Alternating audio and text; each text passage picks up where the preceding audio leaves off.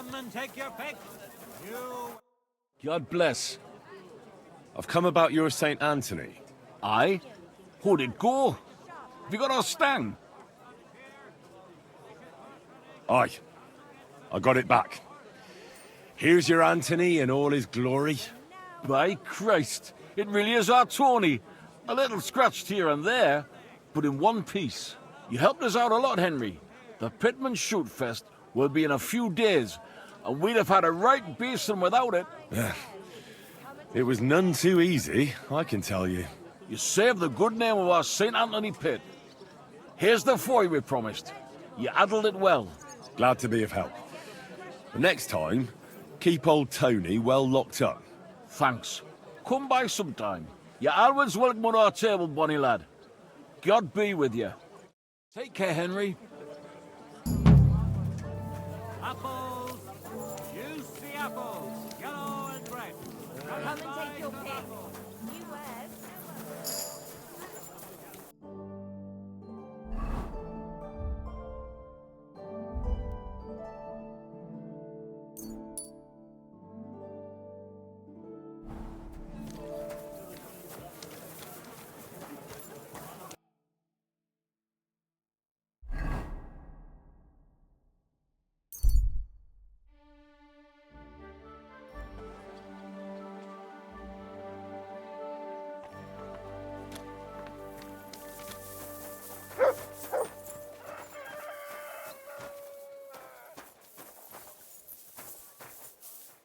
Here, Mutt!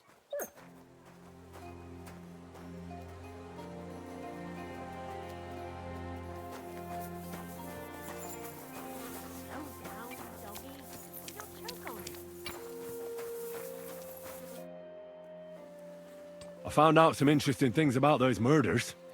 Just like you said. That's wonderful news. But wait a while. I promised Catherine we'd wait for her. You know Catherine?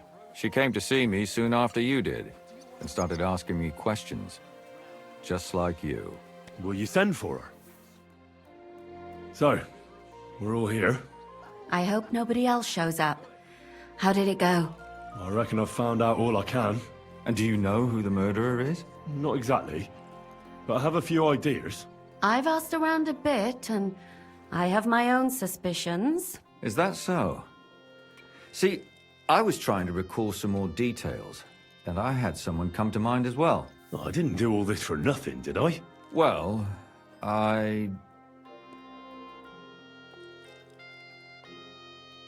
Catherine, who do you suspect? Well, I think it was that priest, Prokop.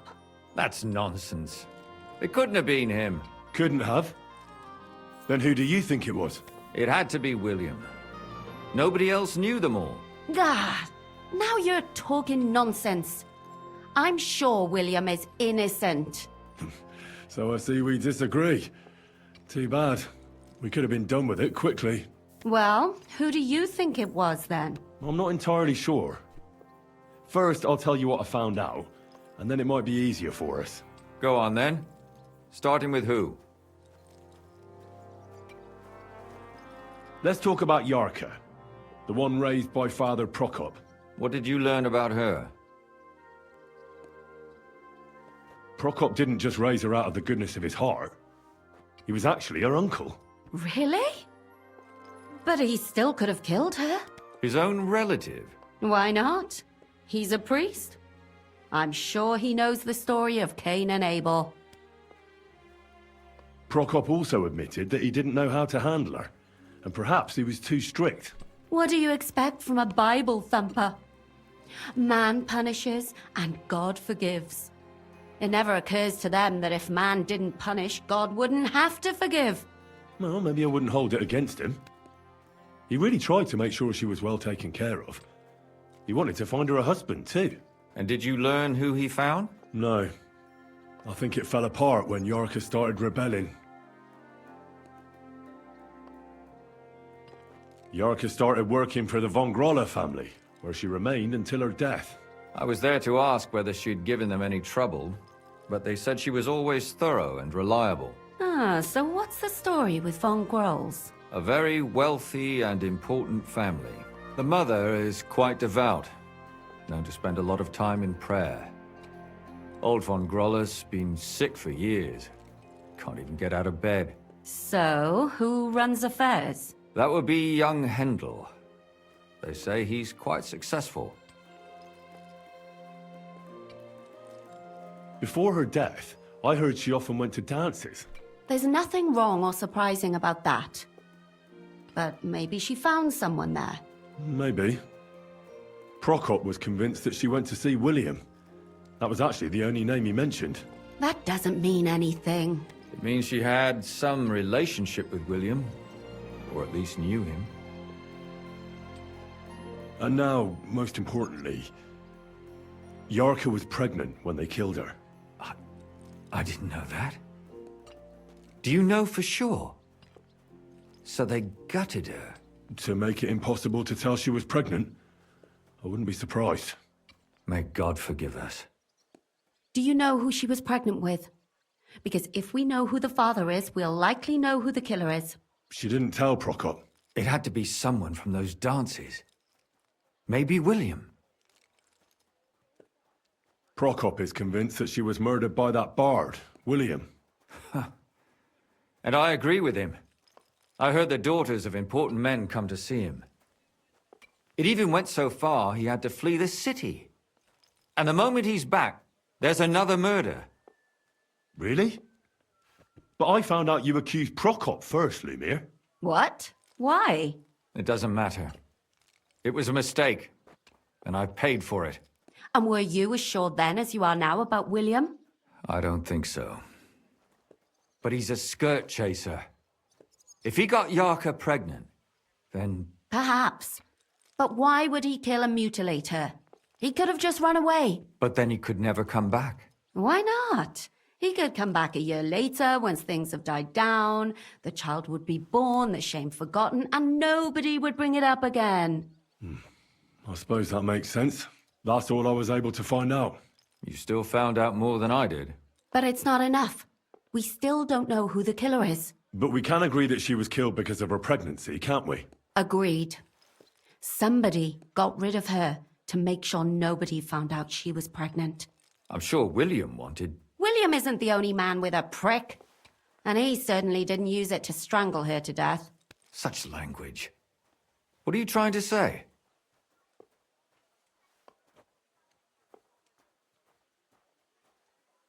That William isn't the only man in the city. It could have been anyone. And now we'll never find out. I'm not saying it couldn't have been him. Though I don't think it was. It just seems foolish to only focus on him. I suppose you're right. Let's forget it. I managed to find Stanya. Alive? You found her alive? I did. Alive and well. Hiding with the charcoal burners. So, she's not one of our victims? She is. She just managed to escape the killer. She said she was attacked on her way home from the baths. She heard somebody talking in a side street, but it was empty. But when she walked by, someone grabbed her by the throat and started strangling her. And how did she manage to get away? She was holding an empty pitcher, and she smashed the killer in the face with it. He either got startled or hurt, but he let her go. Did she get a look at him? Did she take his eye out or something? No, she didn't stop to find out. Just ran. Which is probably why she survived. And what about the blood in the bedroom? She cut her hand on the broken pitcher. She didn't stay in her room for long. She was still so scared that she grabbed her things and ran off to her beloved charcoal burner.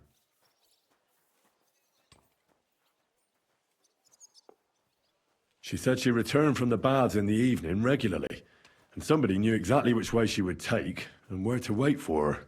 You mean someone followed her beforehand to figure out where to ambush her? Who knew that she went to the baths? Apparently everyone in the tavern. She didn't hide the fact. She also said she was sure it wasn't Mole. He may be a pig, but the evening she ran home, he was in bed snoring. Well, according to Stanya, the murderer had a terribly strong grip. Her neck was bruised for almost a month. Doesn't almost every man have a strong grip? Depending on what they take in hand every day. A tankard, a quill, Or a hammer. Except none of our suspects are miners or blacksmiths, eh? According to Stanya, the murderer didn't say a word the entire time. That's strange, right? I'd expect him to at least call her a whore. The only word he uttered was when she smashed him in the face with the pitcher. He said Scheisse. So, we're looking for a German? Even I say Scheiße sometimes, and I'm not German. Besides that, she also recalled hearing two voices in the alley. Someone was talking to the killer. So we have a witness. Now, just to find him. Or an accomplice. If I remember correctly, the other one must have seen the whole thing, right? And he didn't go to report it.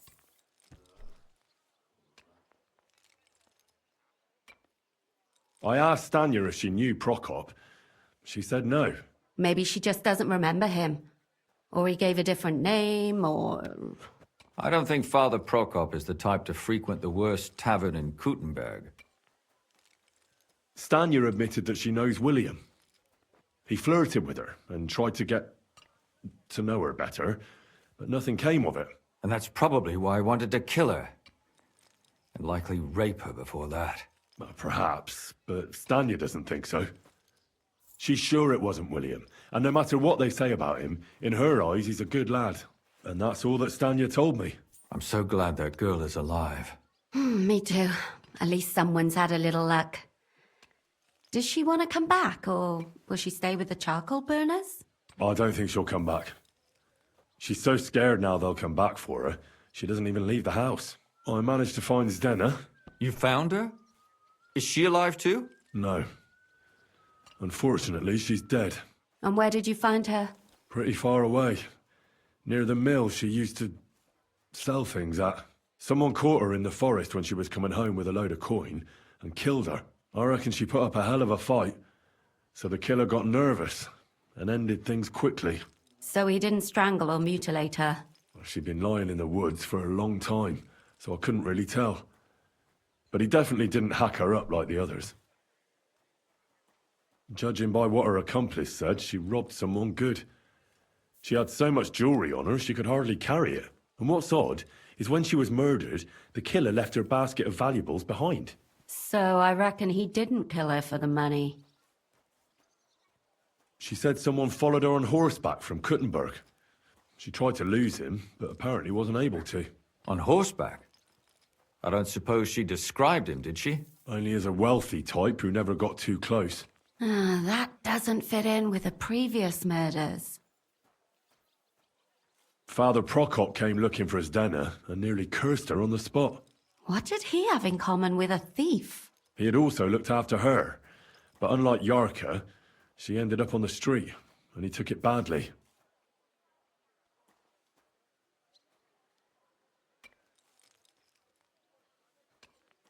Zdena tried to rob young von Grolle. It's possible she succeeded. Von Grolle? Yarka worked for them, didn't she? That whole family is suspicious. Assumptions. Nothing more. I'd say it's pretty obvious. Why else would I have found that ring on her? They just left the ring by her body?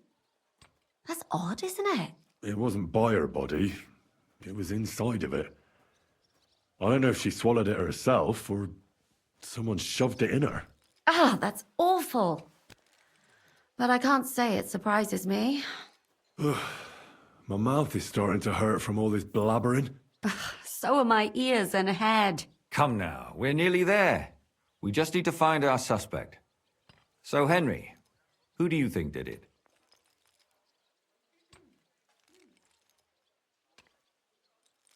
I suspect one of the von Grolles. What leads you to think that? Are you sure it wasn't William? Folks, if you value your life, stop drinking. Alcohol is the scourge of mankind. The devil's temptation. Look at me. I used to spend all day and night in the tavern, drinking away... Alice had a young and wealthy suitor.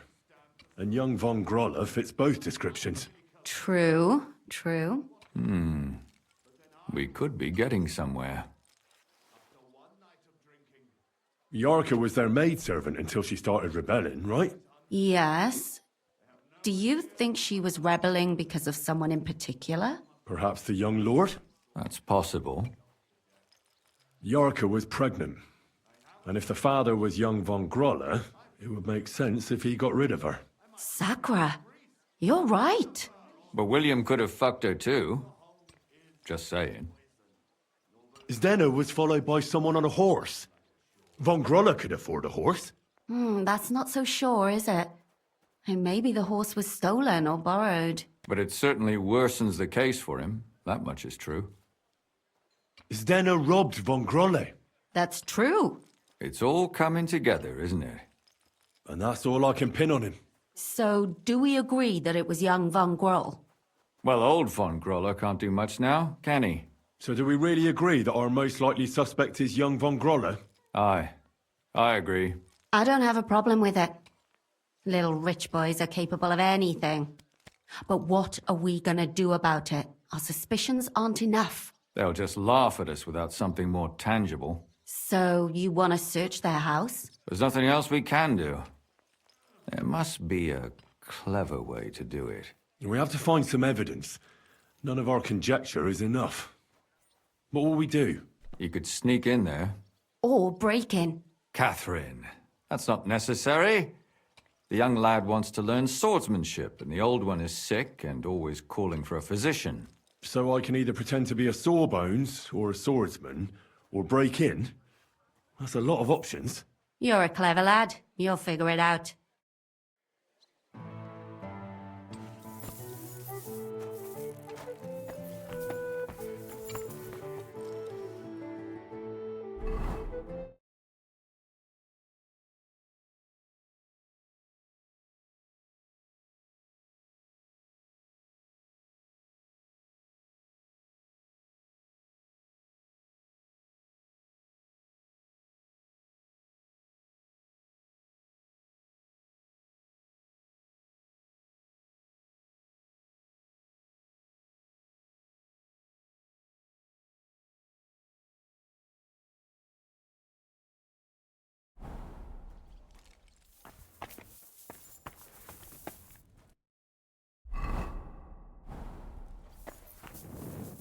How are your knees?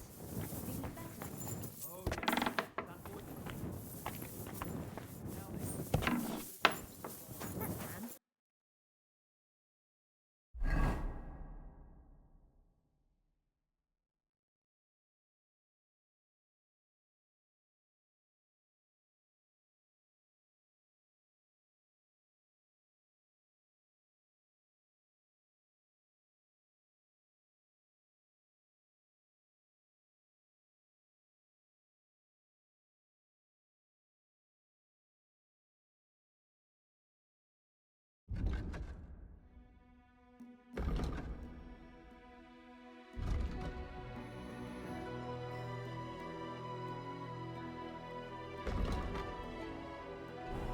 At least you know when to round up the cattle and gather in the hay. Look what I have for you.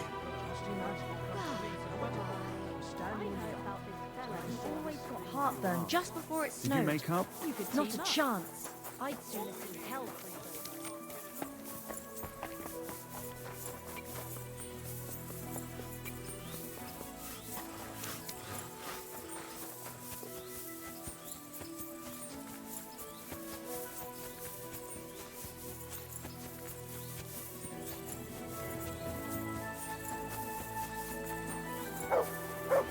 over.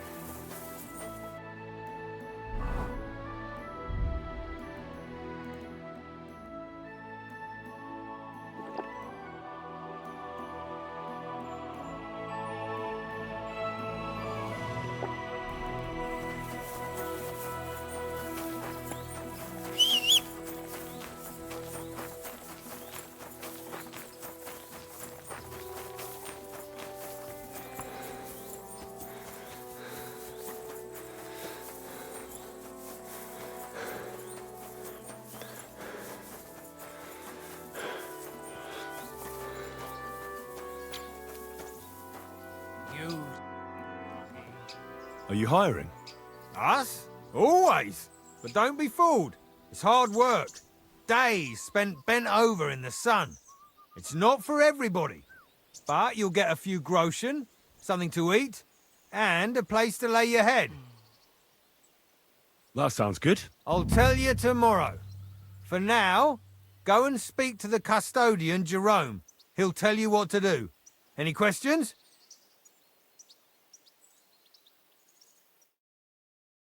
What's in that building in the middle of the vineyard? Vineyards aren't just vines. They need a place to sort, press, and wash the grapes. And we also need a place to lay our heads. We spend half a year up on this scorching hill after all. What's the master custodian like? Jerome? He's my cousin, and he gave me this job. Can't complain about him. And the others? I don't know, but I've never heard any complaints. You'll see for yourself soon enough. What if I'm not up to it? You have 2 arms and 2 legs, and that's all you need.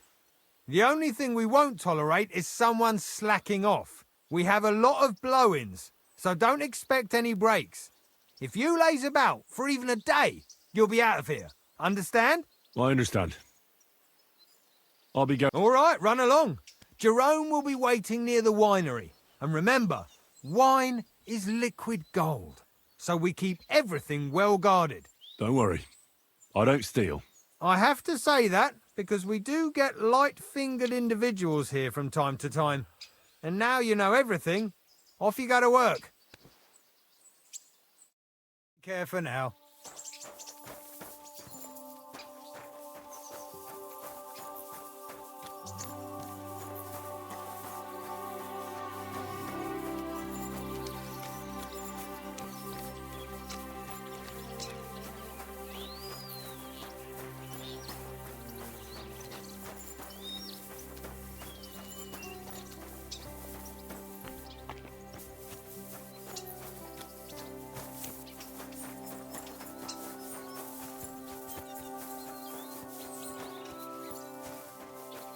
I'm always glad to see polite people like you.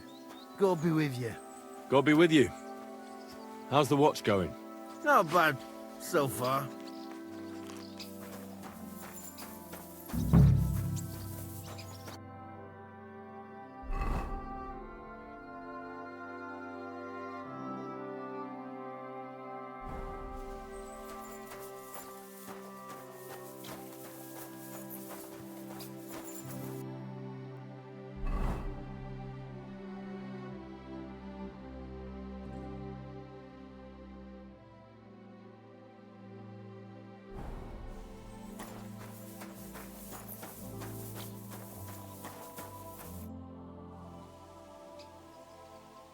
I'm supposed to report to you. I'm new here. Excellent. Another young shoot ready to sprout and produce the delicious fruits of labor. Right. The shoot.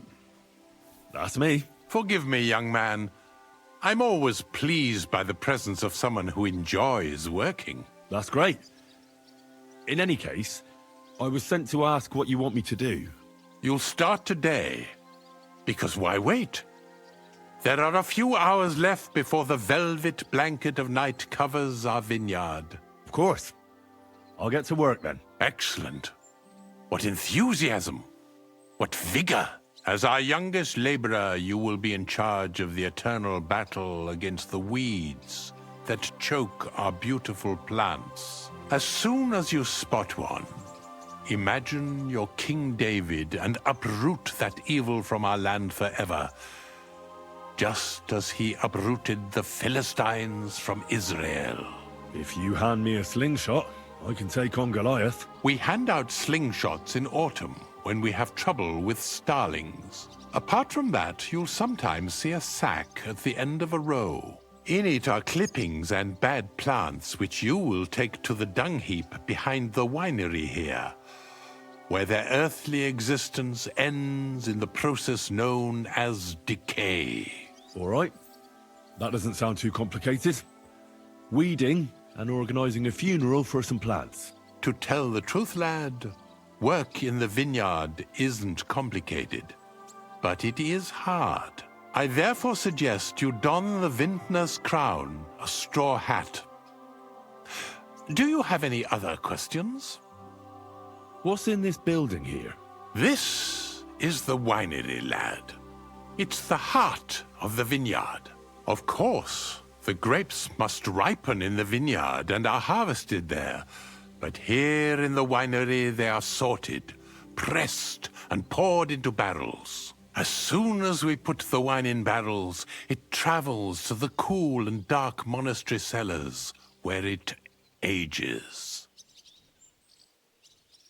Where can I lay my head? I shall take you there right away. I have to show you where to take the sacks in any case.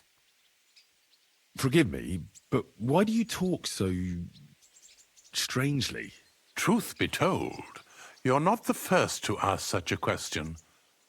But the answer is simple. Our time on this earth is too short and precious to leave behind something ordinary. And I'm quite adept at speaking, unlike other human activities. So why not at least leave behind a pleasing impression? I wonder what I'll leave behind. I don't know, lad, and neither do you. But eventually the loom will run out of thread, and it's up to us what we leave behind. Whether it's a plain cloth or an ornate tapestry. I'll get to it then. May God bless your work.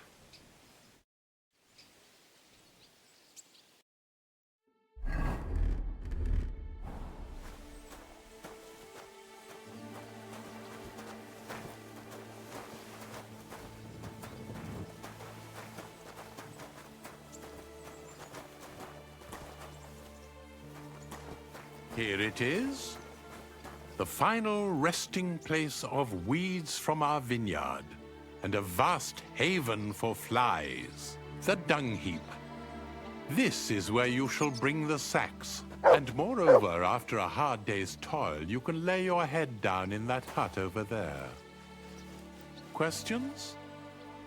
Now I know everything, I can get started. Wonderful, lad. Now, get to work. The vineyard is large and there's plenty of work.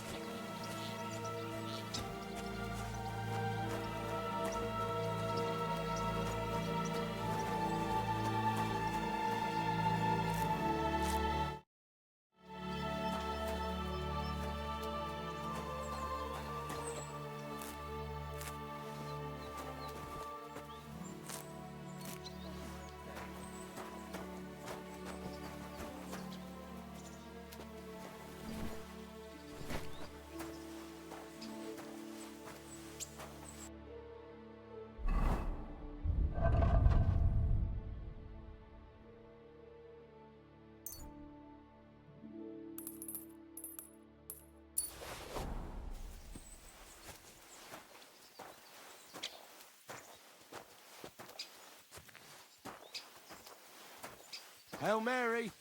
Blessings of the day.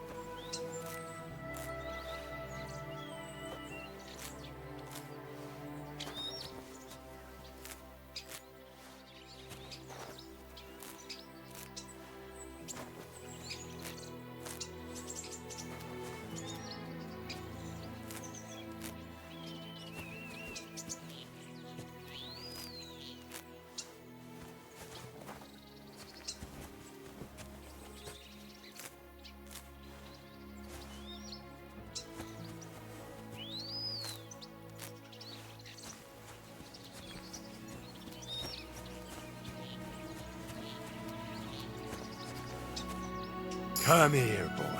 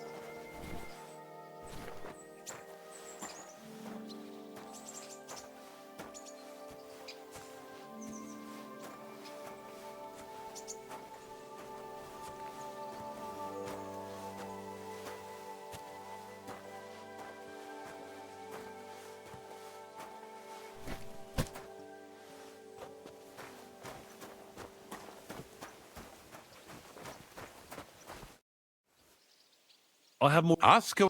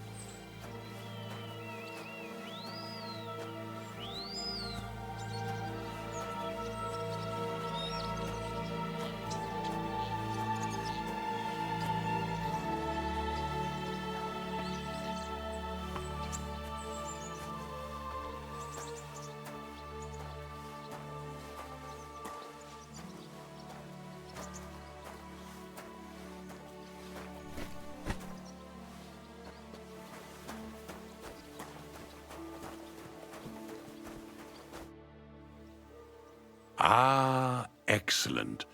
Our youngest laborer returns after a day surely filled with hard work. I did the best I could. Lad, your exemplary diligence brings me great joy.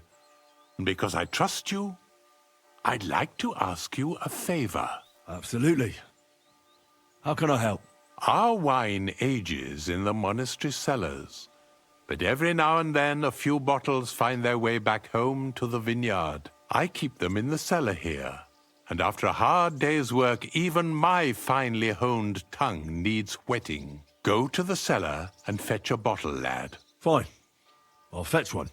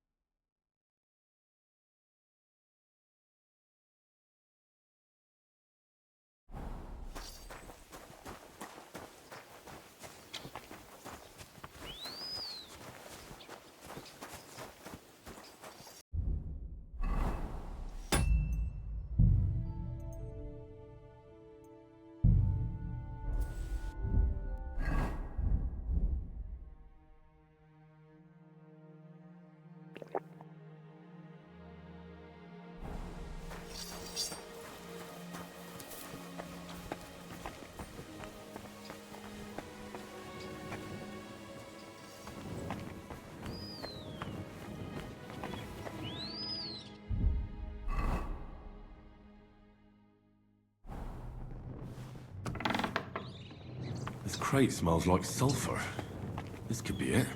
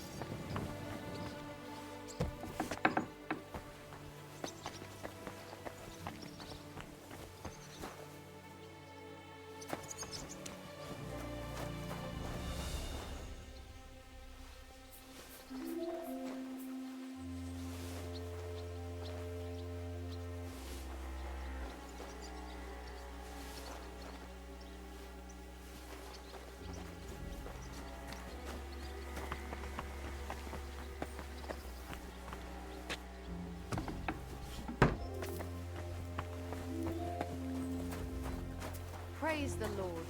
Blessings of the day. Here you are, Master Custodian. A bottle of wine and the key to the cellar. Ah, well now, I nearly forgot about that. At my age, thoughts are as fleeting as swallows in autumn. Well, as long as they come back in the spring. Sadly, not always, lad. Some stay in the warmer climes forever. And that's exactly why I need wine. You get some rest. There will be more Sisyphean tasks to do in our vineyard tomorrow. I could eat. I bought a lovely U-boat the other day for a great price. What good's a boat of you, for God's sake? What a waste of money. Didn't you hear that the king himself announced that everyone...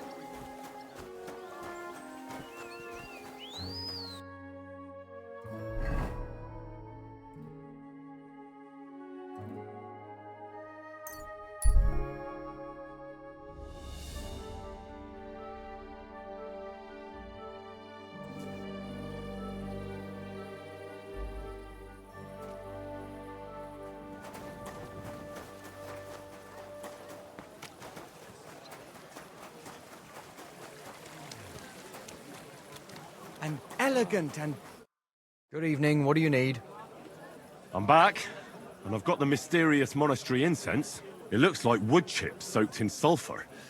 It stinks a bit. They were smoking barrels with this.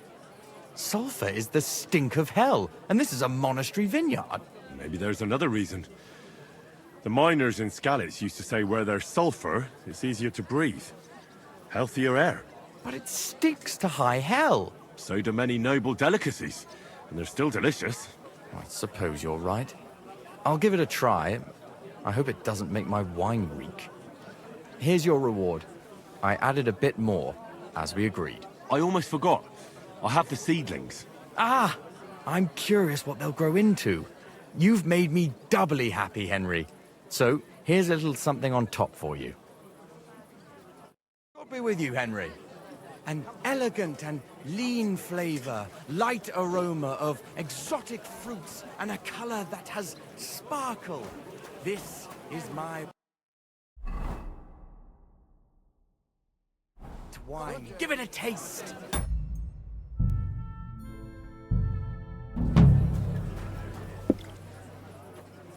The taste is full and intoxicating. The smell of a summer evening and the color of the most Greetings. precious ruby. That.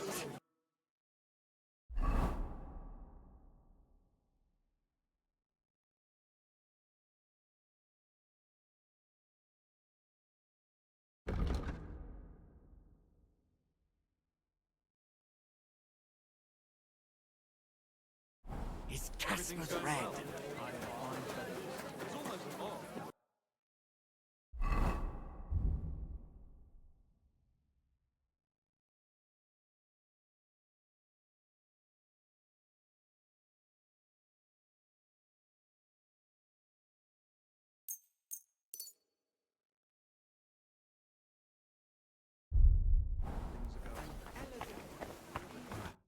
Grüß dich. I'll have a look at the ware.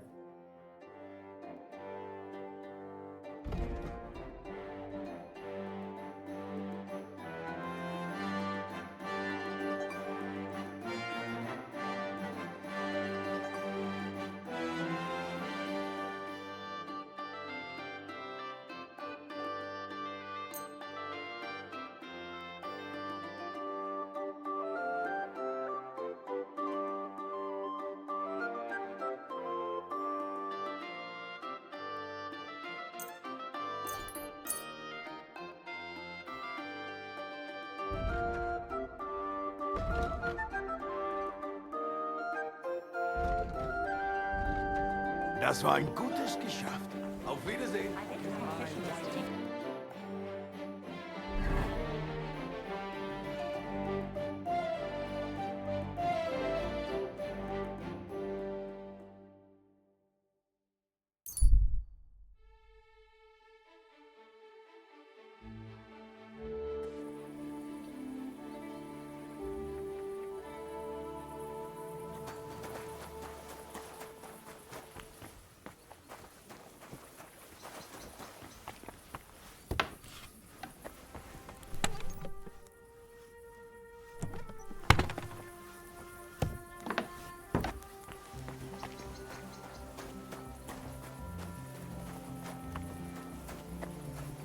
Here, girls.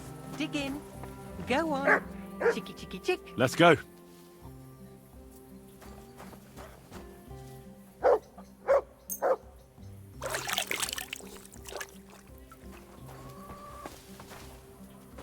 Come here, boy.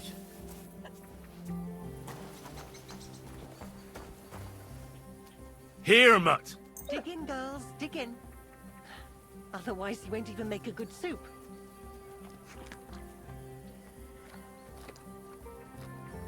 Here, mutt.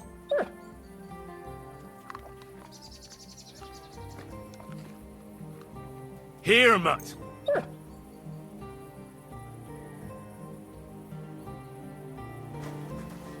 Chicky, chicky, chick. Here you go. Chicky, chick.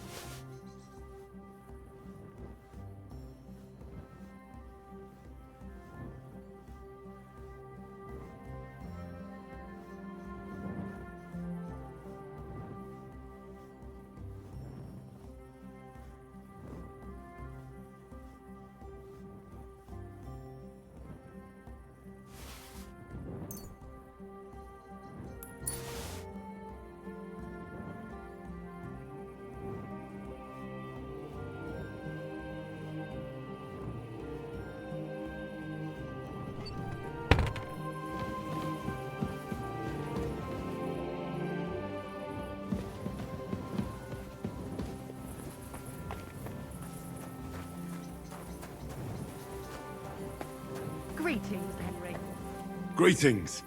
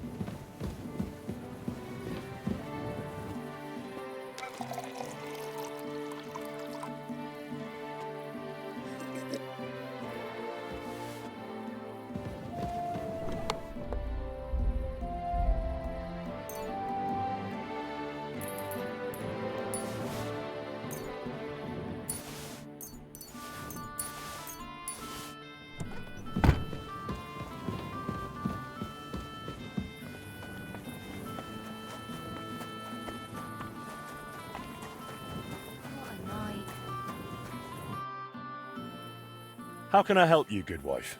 Master Henry, I'm glad to finally meet you. I'm Blanca, Boris of Broadswife. It's a pleasure.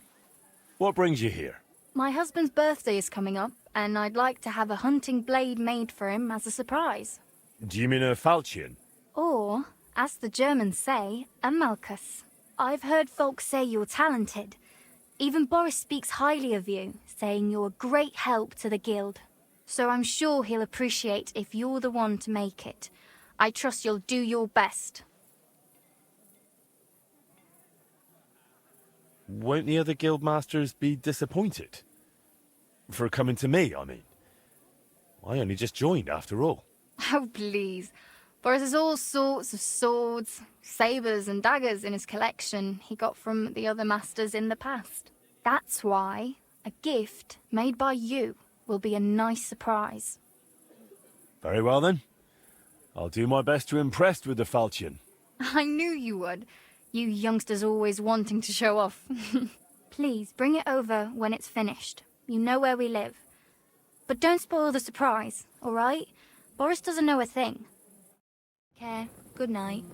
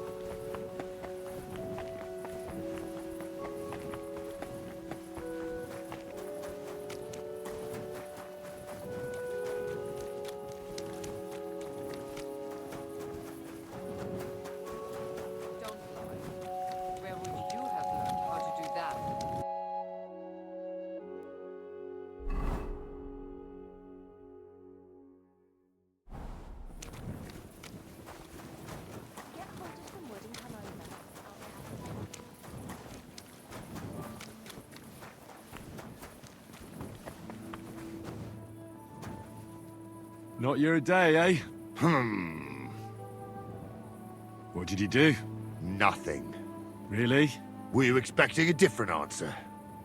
How's it going? I expect that's not very comfortable on your back. Fuck my back. I can hardly feel it anymore. But recently some joker passed by and put a dead fish in my breeches. What if I freed you? I'd scarp her, obviously. Not your day, eh? Hmm.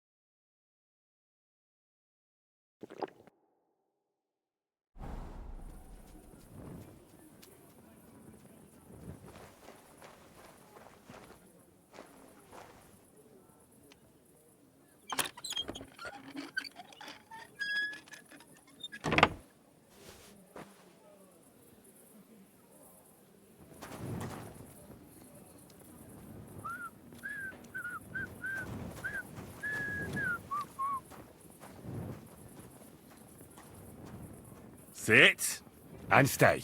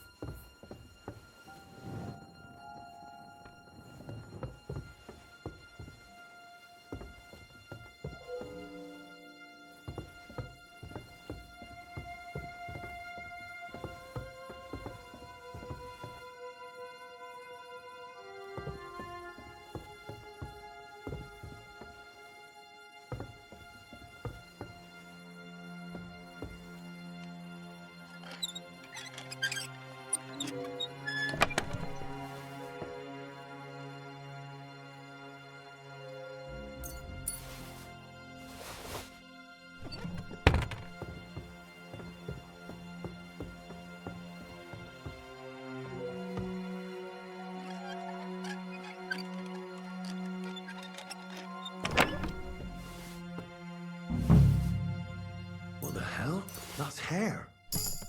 All kinds of brown. I bet it belonged to those dead girls. If this isn't proof, nothing is.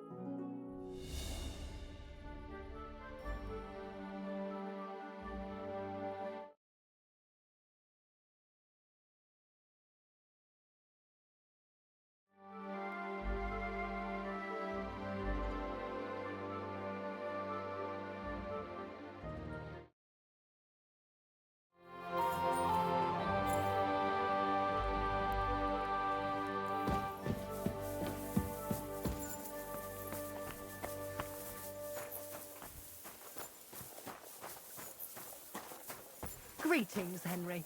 Greetings.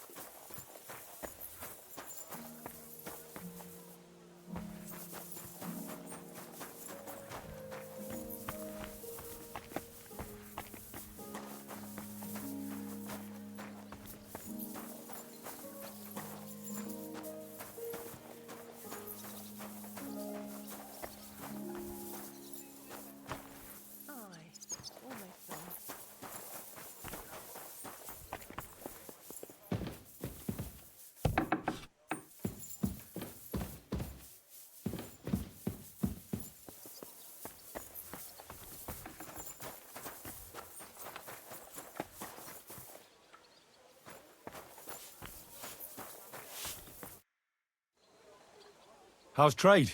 I've got the coin for you here. Thank you very much.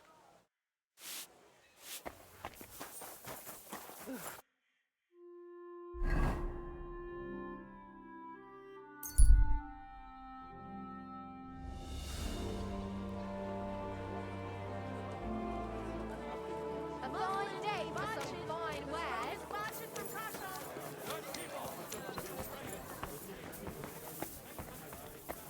Pay attention, you know there's thieves running rampant around here. Those are just rumors.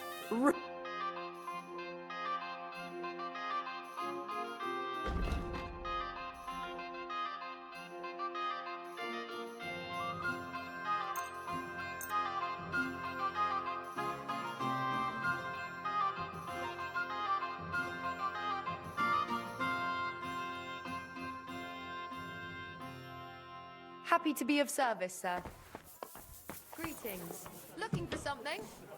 You're in the right place.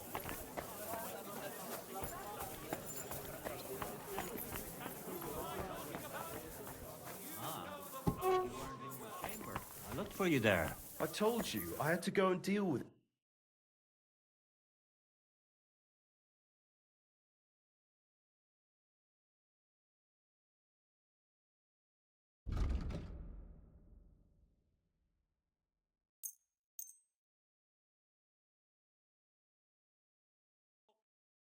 I'd like to discuss the price. Very well.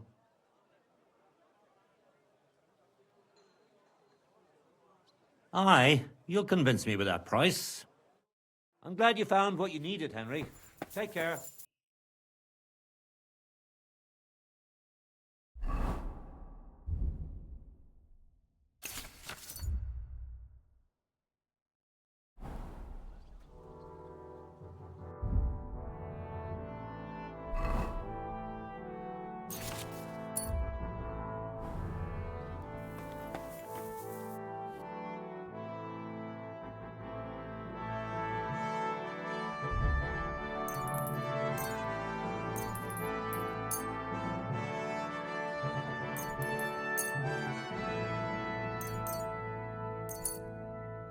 Pleasure doing business with you. Take care, Henry.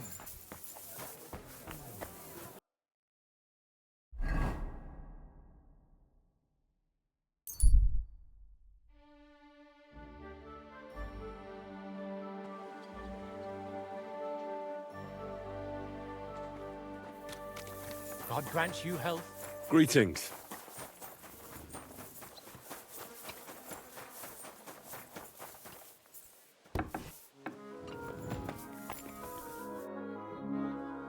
I need to discuss that visit to the Von Grollers.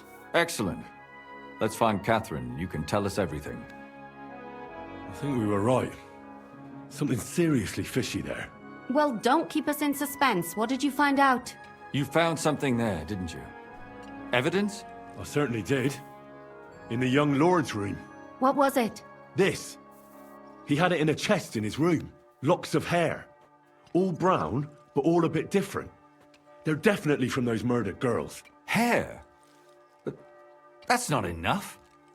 That definitely won't suffice as proof. Why wouldn't it? He took them as a keepsake from the dead girls, as a trophy. It was him! But nobody will believe us. We need more than just hair.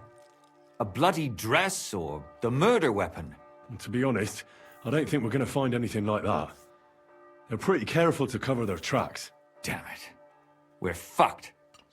If we at least had a witness. And what about 3 witnesses at once? Where are you going to find 3 witnesses when you don't even have one? I don't yet, but... Look, we're almost certain young Hendel did it. So what if we set a trap and catch him in the act? And how do you want to do that? I mean, we don't know who he's planning to murder next. We'll set someone up. Some brunette. You want to sacrifice some poor girl? No, nobody's going to get hurt. We'll be keeping our eye on her the whole time. The only one I can think of is Stanya. And I highly doubt that she'd want to risk her life again. She won't have to. I'll do it. But you haven't had anything to do with him. He'll see through it immediately. It'll fail. We'll wait until the lad's out of the house.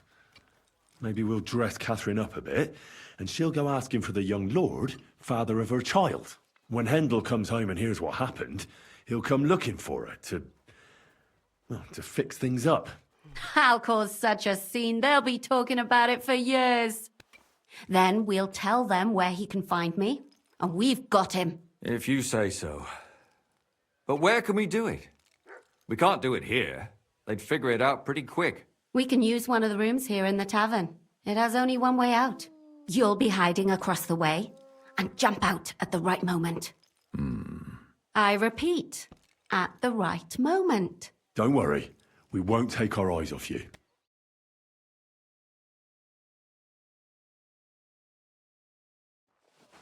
Where's Hendel? I need to talk to him! Do you hear me? I have to talk to him about our wedding. I won't be left alone with his child. What are you screeching about, you ninny? There's no Hendel here. Certainly not for the likes of you. Do you hear that, folks? He fucks me from all sides. Gets me with child, and now he doesn't want to know me. Get rid of her. Disgrace. Oh, so a poor woman has to suffer because of a man's lust. As if it wasn't already bad enough before. What lies are you spouting, you strumpet? Goodman Hendel never laid eyes on you. Besides, you're too old for him.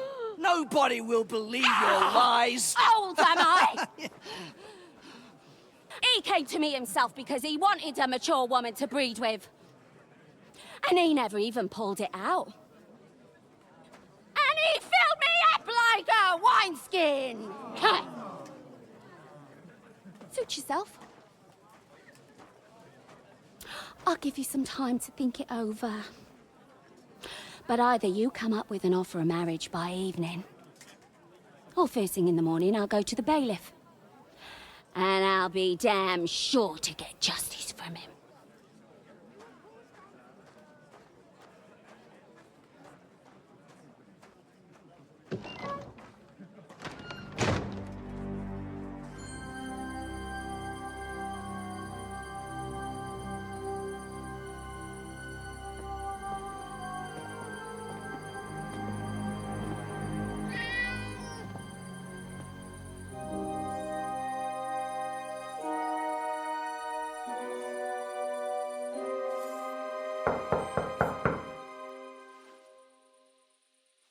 It's open.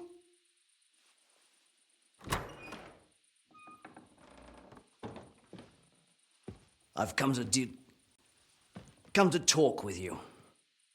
Where's Hendel? Hendel, you wanton whore! Debauching my son! A nanny goat like you! The others were at least young, but you! Oh, Christ, the trials I have to endure! A husband with both feet in the grave and a son who'll fuck anything with a hole in it. Slice her up, so no one will recognize her, and in case what she says is true, gut her too. Gutting, is it? I can help you with that. Get that bitch, you fool!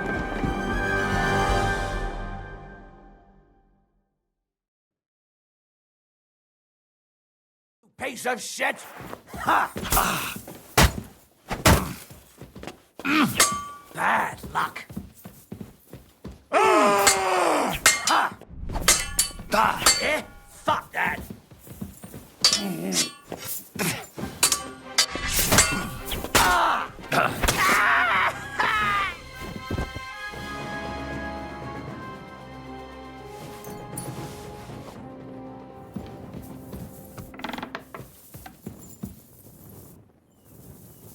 No! Catherine, we... Catherine, wait! What should I wait for? I'm gonna cut that bitch's throat. How dare you? Hands off, you heretical scum! Shut up! Let her speak. I still don't understand what actually went on here. I have some questions for you. I'll tell you nothing, you serpent! Nothing! You can't keep me here! Let me go! I'm a woman of worth! If you won't speak now, then the executioner will loosen your tongue when your feet start burning. But why wait, right? I'll cut your ear off. Maybe both of them. All you need to talk is a tongue. No! Let me go! Why did you do it, for Christ's sake? Don't blaspheme, you heathen. Come on, answer him or it's gonna hurt. My husband, he drank a lot, ran around with whores and didn't pray enough. And God punished him for it. I couldn't allow the same thing to happen to Hendel. And why kill those girls? Why not just talk to him about it? I tried, but he wouldn't listen to me. He told me he wanted to sow his wild oats before finding a wife. So your own son didn't listen to you? And you started killing the girls who seduced him and emboldened him with their brazenness?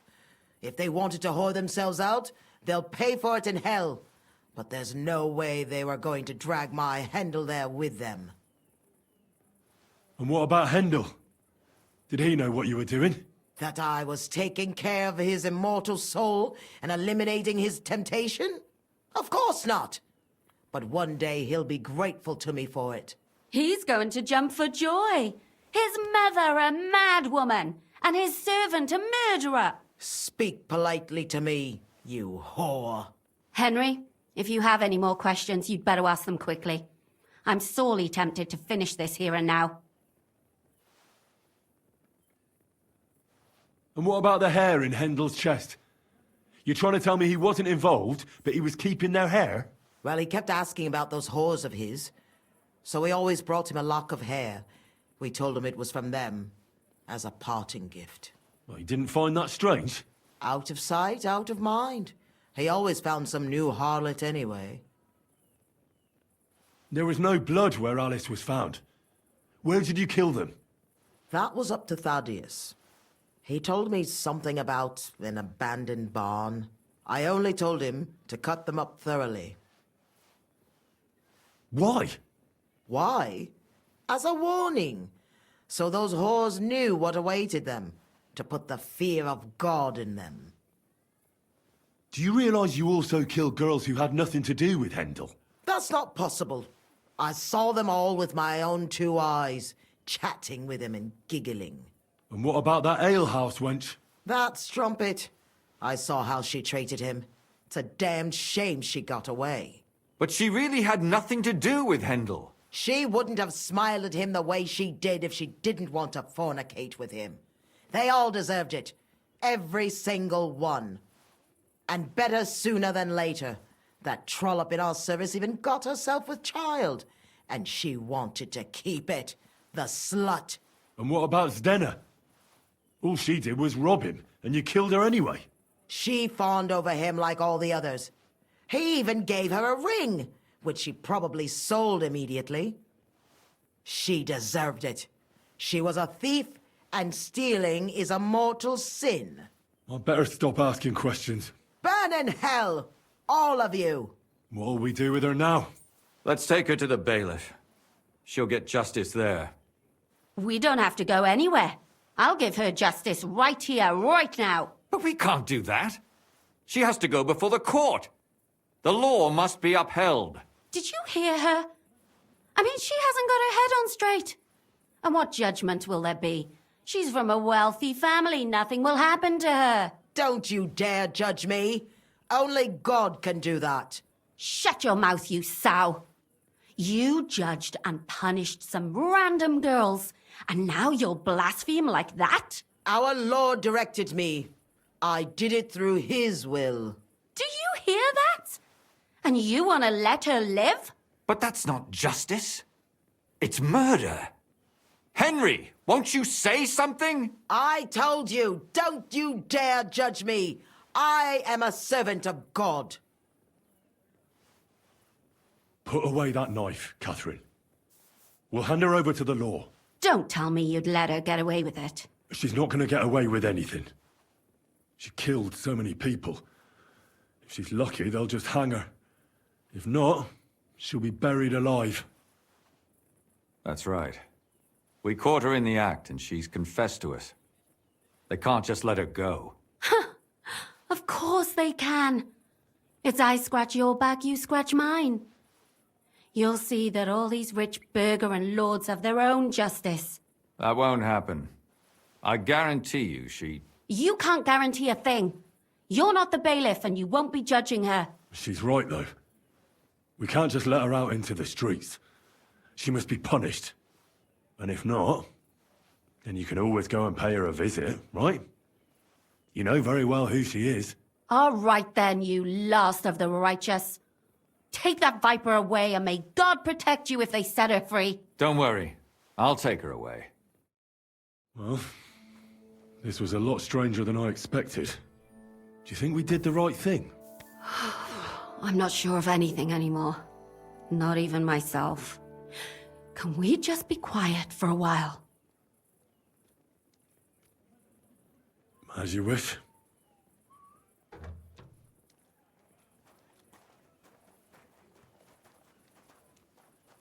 But still, it was damned odd. Aye, that it was. Let's go and see Lumia. I wonder how he fared.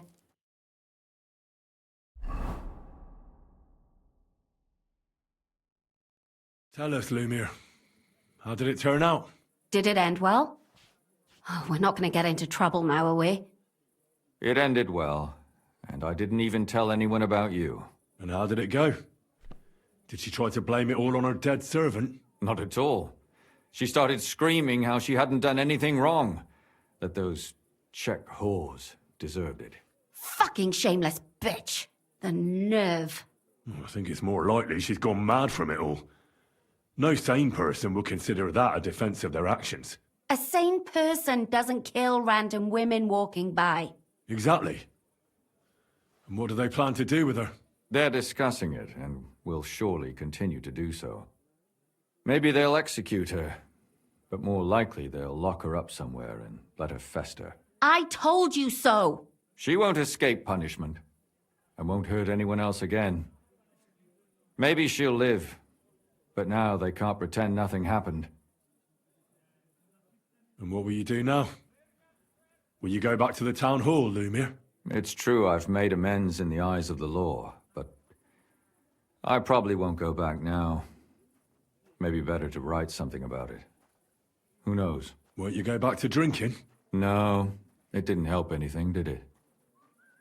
If I had just persevered instead, I should have pitied those girls, and not myself.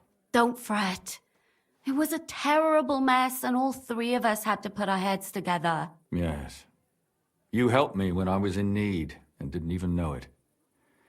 Maybe I'll just keep helping as long as I can. Helping others is the best thing a person can do in this world. And what will you do, Catherine? Will you stay here? My work isn't done yet. I have to work in the tavern here, and then we'll see. Maybe I'll find work elsewhere. Do you think we could have done better? Everything can always be done better. But most important is to do it well and quickly. Catherine is right. I'll still be kicking myself. Maybe to my dying day. But none of us did anything bad. That's not entirely true. I'm talking about innocent people. No more girls died because of you. And that's good. Well, let's go our separate ways. Thank you, lad. You prevented future murders. And you also saved me. And for that, I will be eternally grateful. I thank you both. Without you, the devil knows how it would have turned out. Here you are, as a keepsake. And perhaps as a reward. And if you ever pass by, look us up. Yes, here is a reward, Henry. And Lumiere, we shall certainly meet again.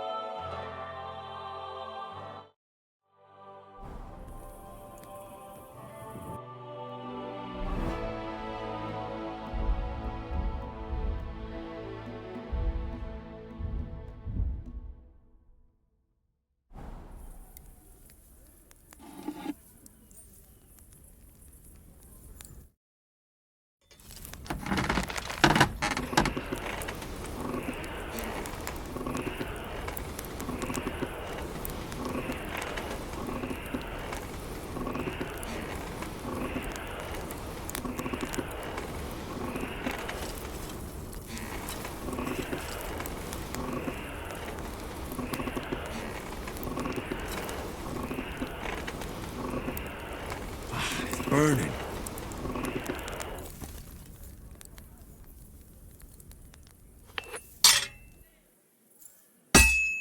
I should do it more evenly.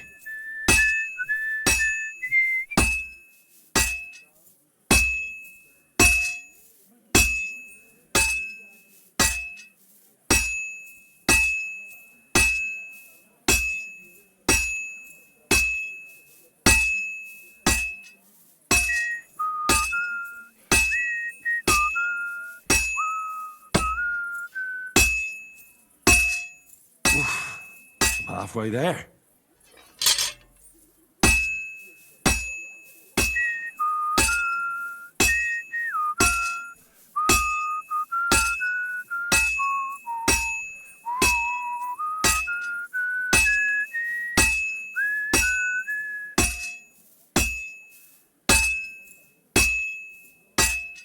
Just a bit more, and I'll be done. That looks good. Now just to temper it.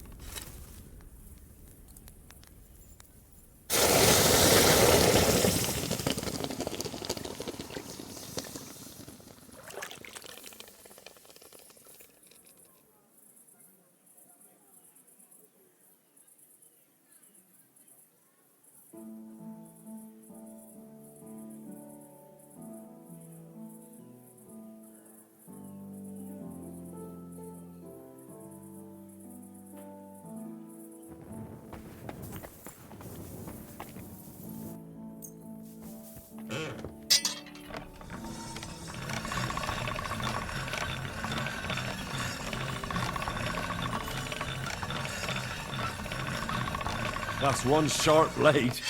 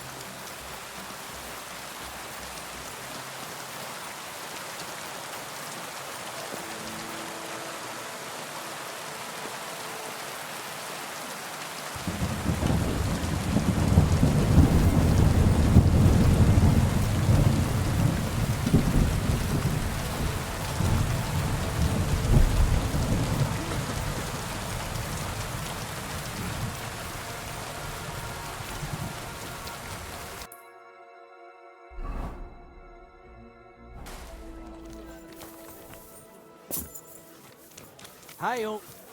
Good day.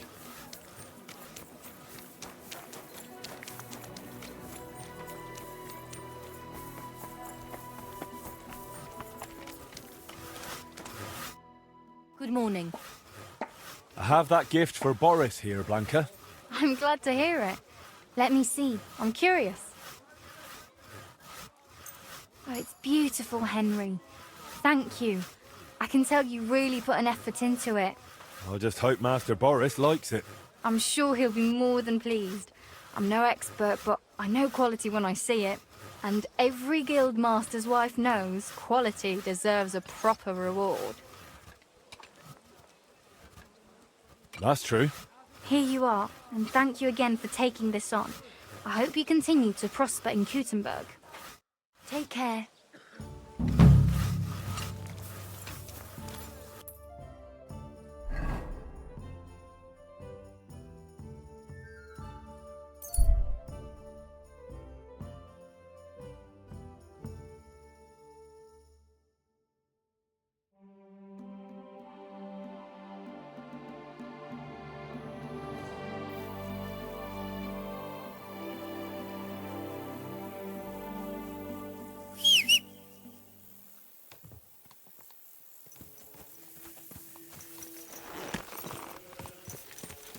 Go!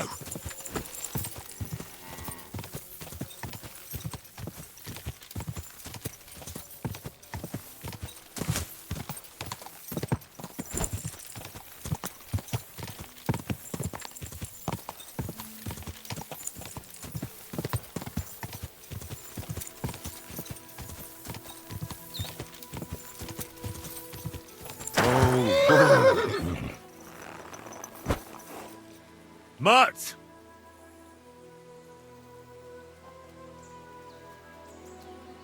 You silly mutt.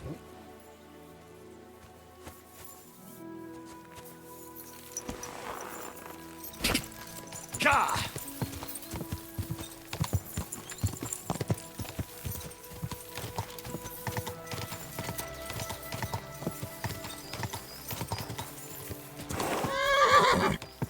Whoa, whoa.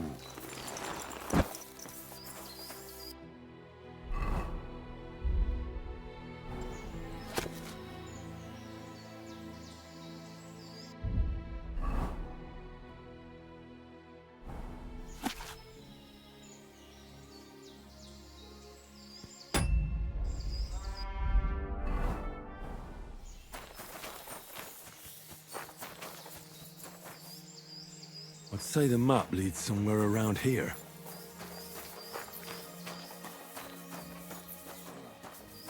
Right.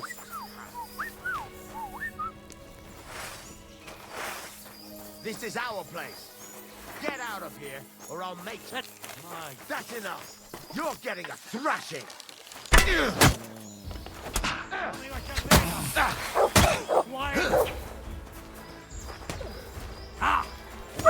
Take that! You won't get away with that, bastard! Mutt! Here, Mutt! Fuck. He's run off.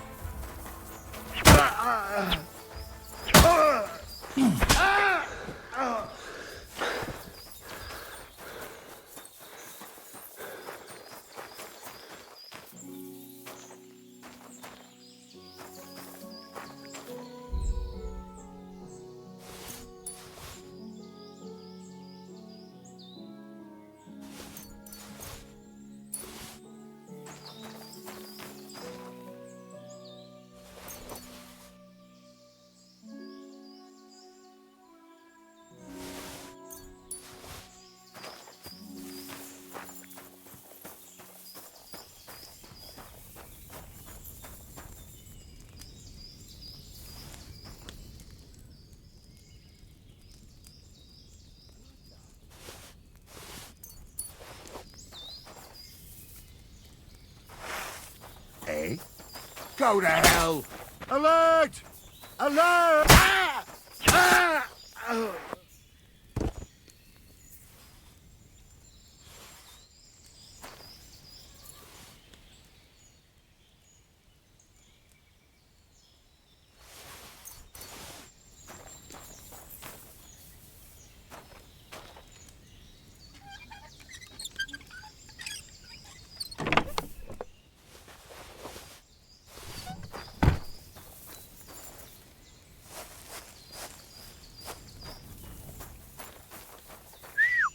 God, where is that dog?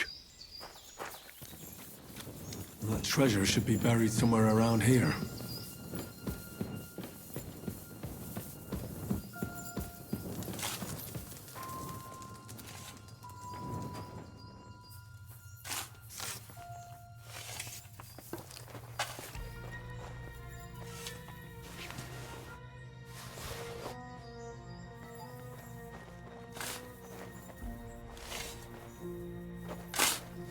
Huh?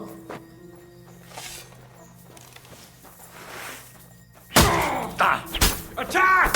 Come and help us!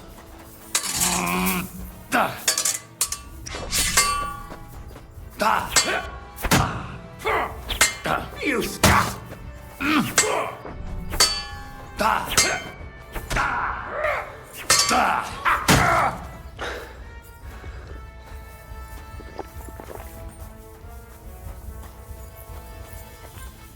Show your stuff!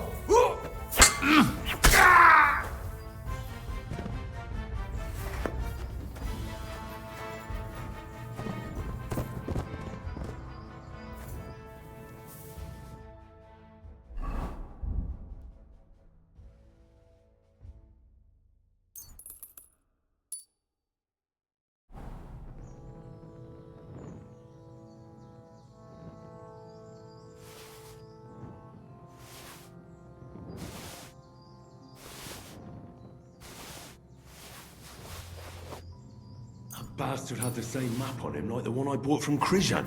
What the fuck is this supposed to be?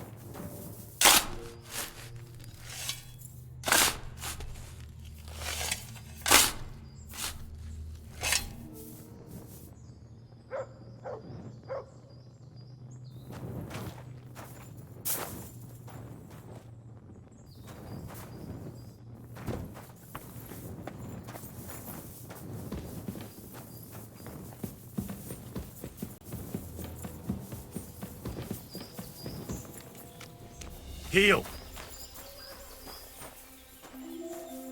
Here, mutt!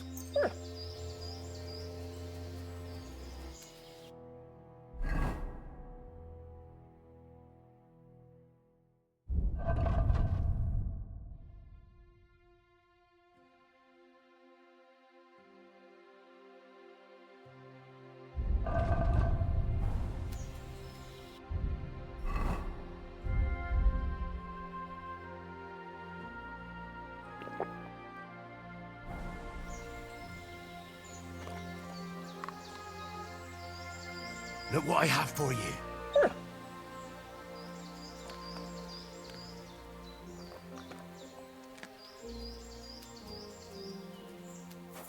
Here you go.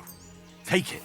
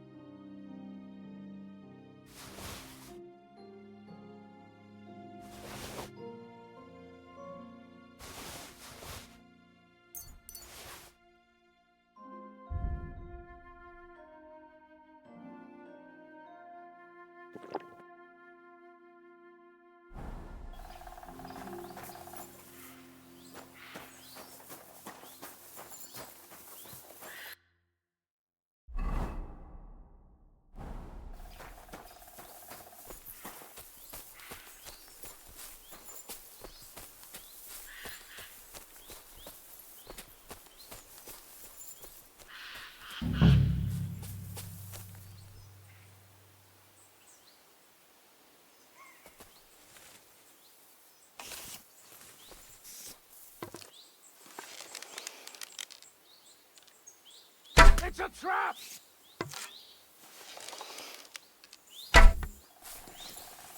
At him!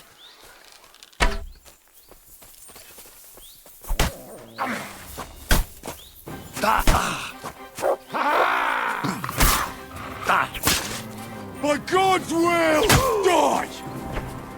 Do it! Take that! I'll rip your arse up!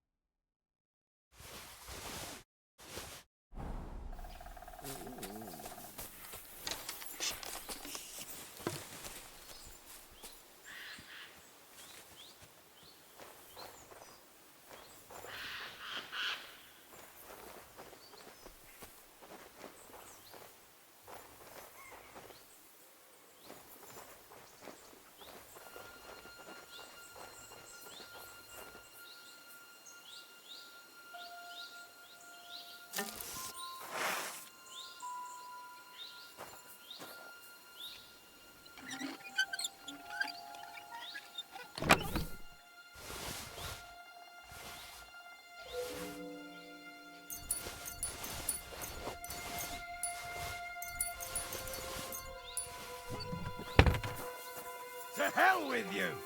Attack! Everyone, get over here!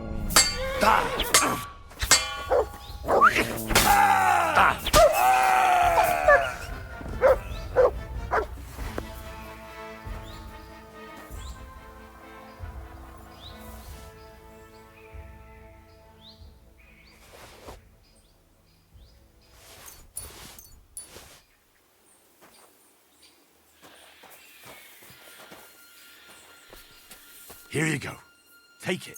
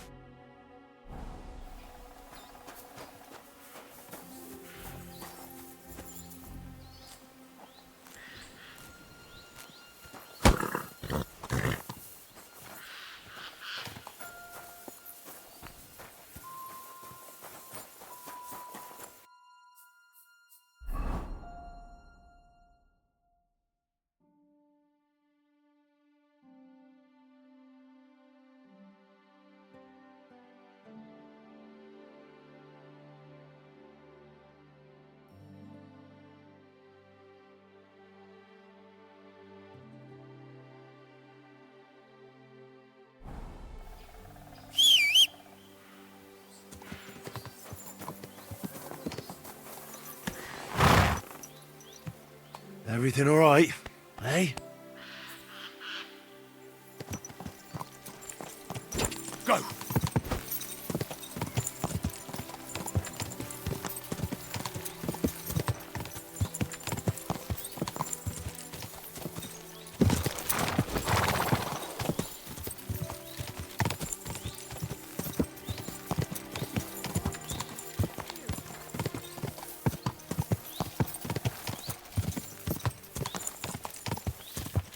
Quick!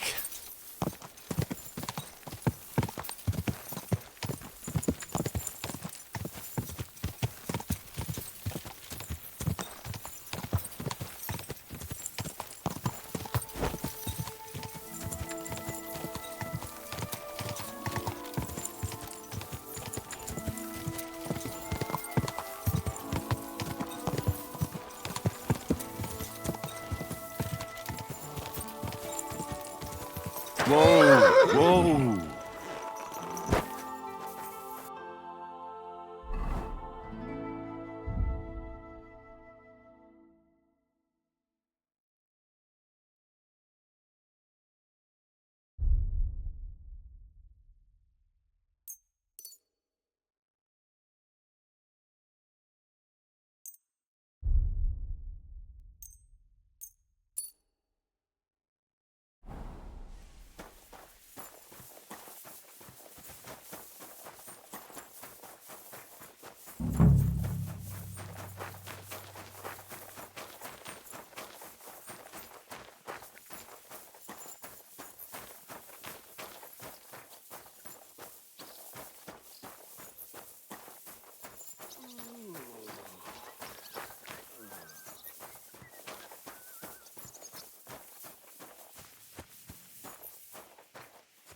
You have a kind master, eh?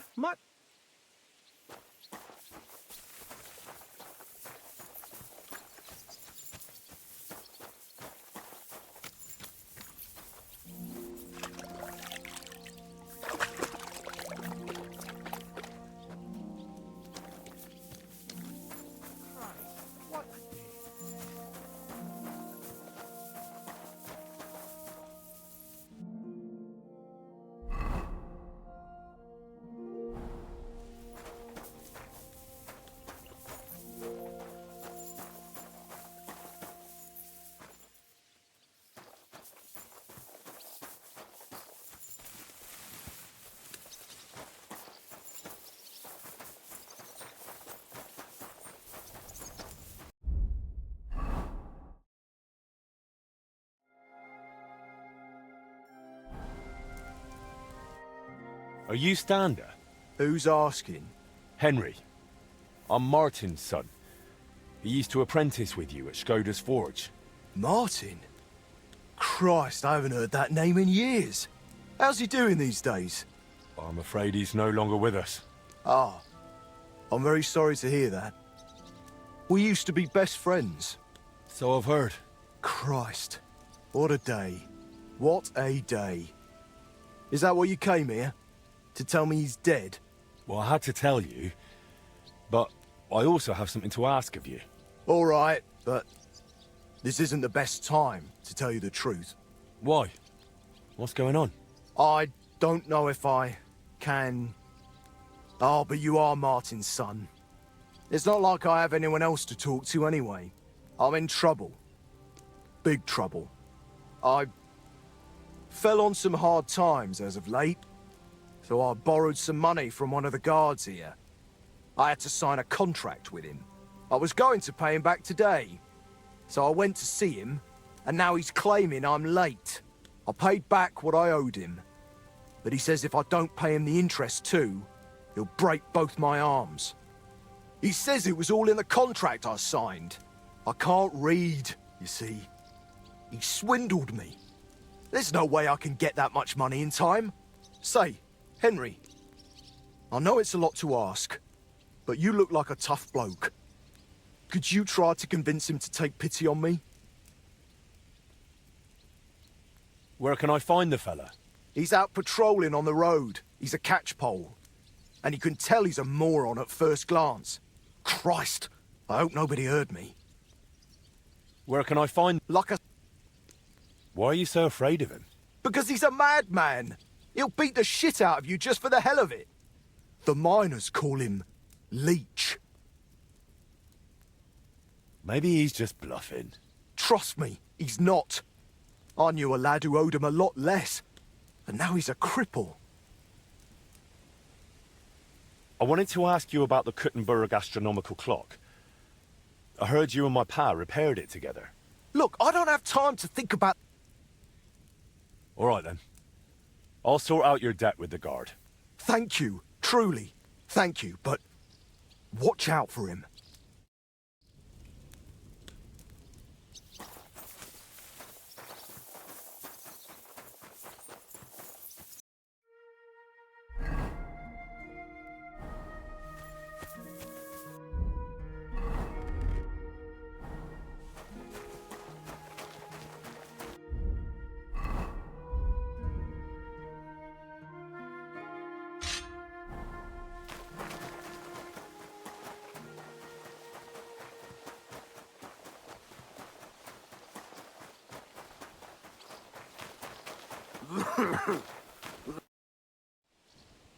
Stander said you want some money on top from him. And what's it to you?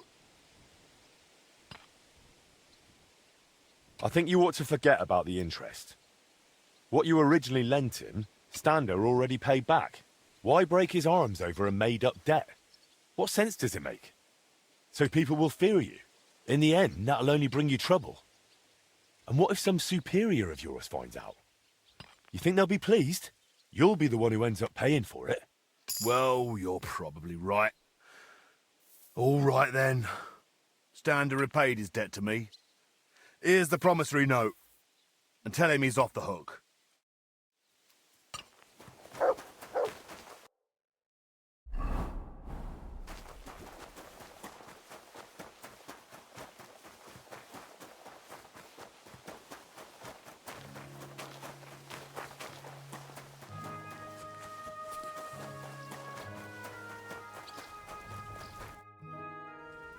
I sorted out those problems of yours with the guard. He'll make do with what you originally owed him. You're even. Here's the contract. Thank you! Truly thank you! You wanted to talk about the astronomical clock. But why with me? The guild assigned me Skoda's old forge, so I'm fixing it up. And while I was cleaning, I found a plan of the astronomical clock. Magdalena told me the two of you tried to repair it on your own back then. Wait. You're the master of old Skoda's forge now? That I am. Well, I'll be. And Magdalena is still living there? She is. That's good. How's she doing? She's doing all right. She was sad to see how long the forge was in disrepair. And living in a half-broken down house must have been tough. Poor thing. When old Skoda died, she must have been through a lot. I have to go and see her. I have to see her and apologize. I just have to. I don't want to be here anyway. You reminded me of the old times in Skoda's forge and damn it. I'm a blacksmith, an armorer. I was almost ready for the master's trial. Oh, only I can't fight for my place in the sun. I never could. That's why I'm rotting down here in the mine. But maybe it's not too late.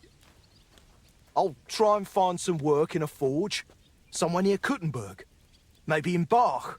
But first, I'm going to Skoda's forge to see Magdalena. And nothing is going to stop me.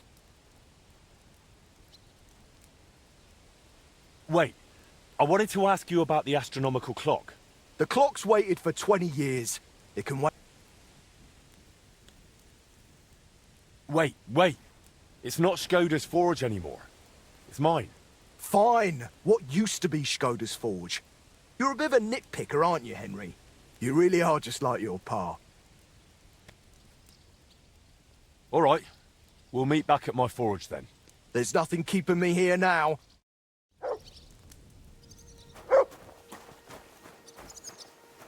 What is it, Mooc?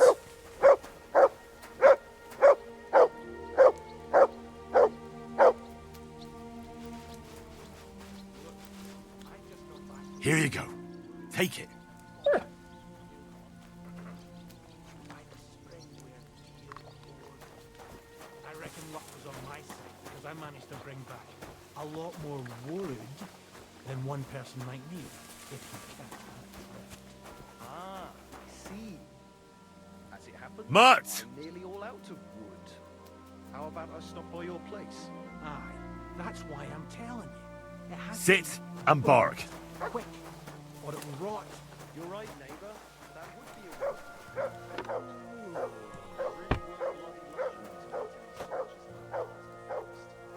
I heard they gather wood.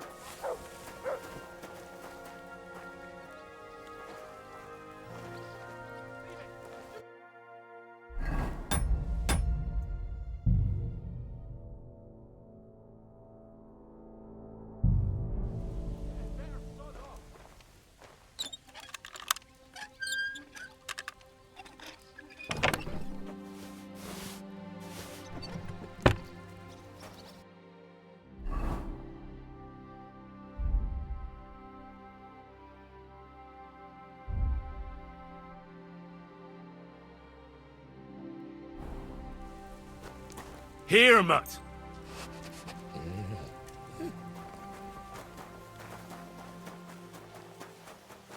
I heard you're in need of money, friend.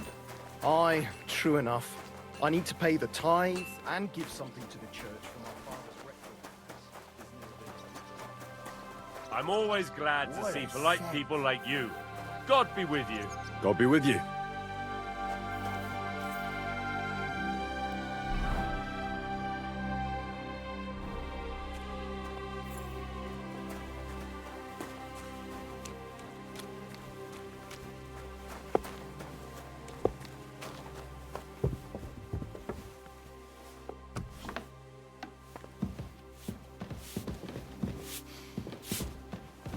What's that pleasant scent?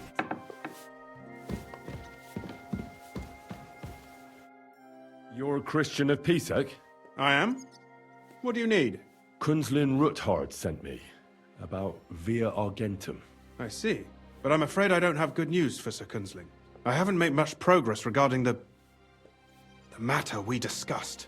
I just don't have the time to investigate. I'm always needed somewhere, and there's always someone following me around. Well, that's why I'm here.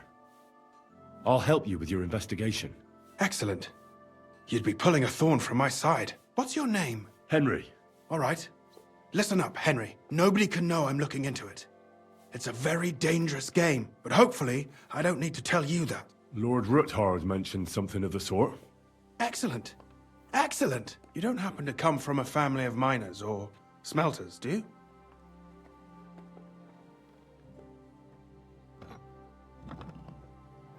I'm from Skalitz, so I know a little bit about mining. My word. You didn't work in the mines, did you? I visited the mine once, but not to dig. So I expect you don't know much. Well, no matter. I'll be happy to tell you everything you need to know. Now, follow me, please. We need to talk somewhere in private.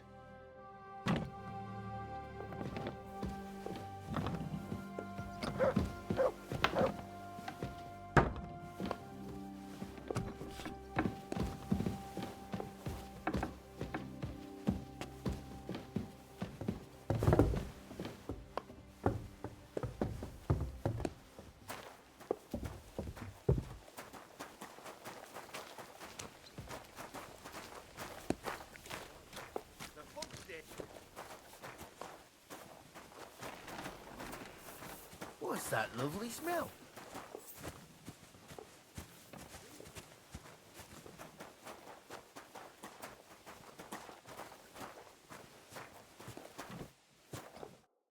Where should I start looking? Straight to the point. I like that. We know for a fact the silver must be getting lost somewhere on its way to the mint. That means it would be best to discreetly inspect all operations and find out where the problem is. First of all, you should ask miners from every shift how many corves they mine in a day. After that, we'll compare the numbers to the mine record books and see. But the yields aren't the same every day, right? True. That's why we have to focus on one particular day.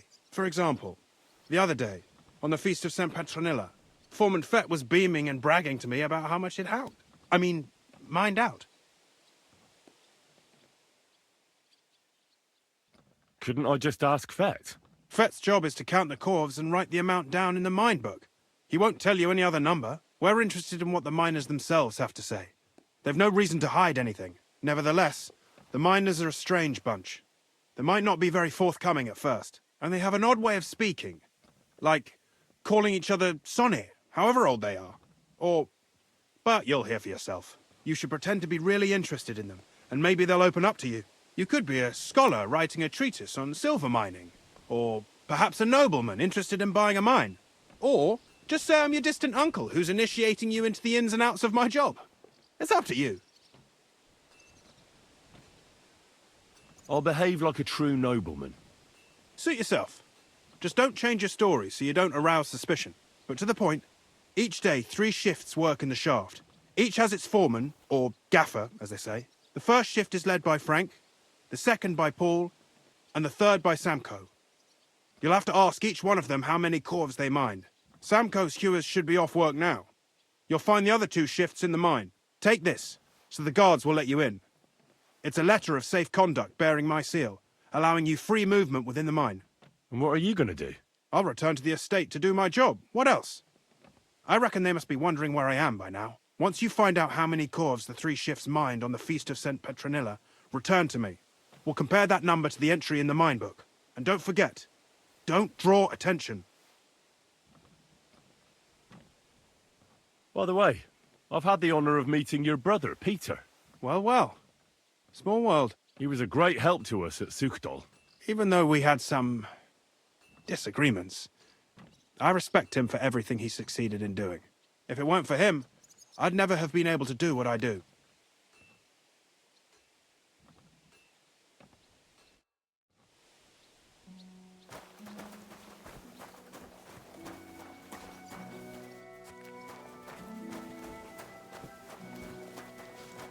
Here, Mutt!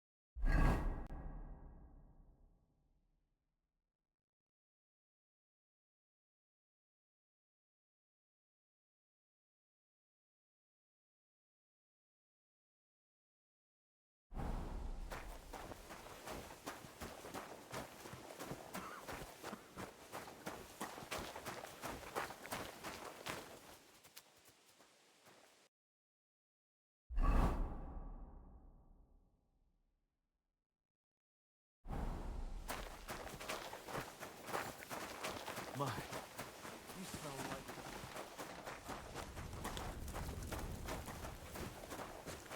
God be with you. Keep the peace, and we'll stay friends. God be with you. Christ, what a day. Are you Foreman Samko? Aye, I am. Who's asking? My name is Henry. Steward Christian sent me to you. My family runs mines, so I came here to gain experience. Why should I care? Didn't you see we're off graft? Sir Christian told me to ask about anything that interests me, and that you'll tell me. Ah, Sonny, I'm so tired. I haven't even got the strength for gabbing. I wouldn't mind having a game of dice, but minus rules. Then I'll tell you everything. What'd you say?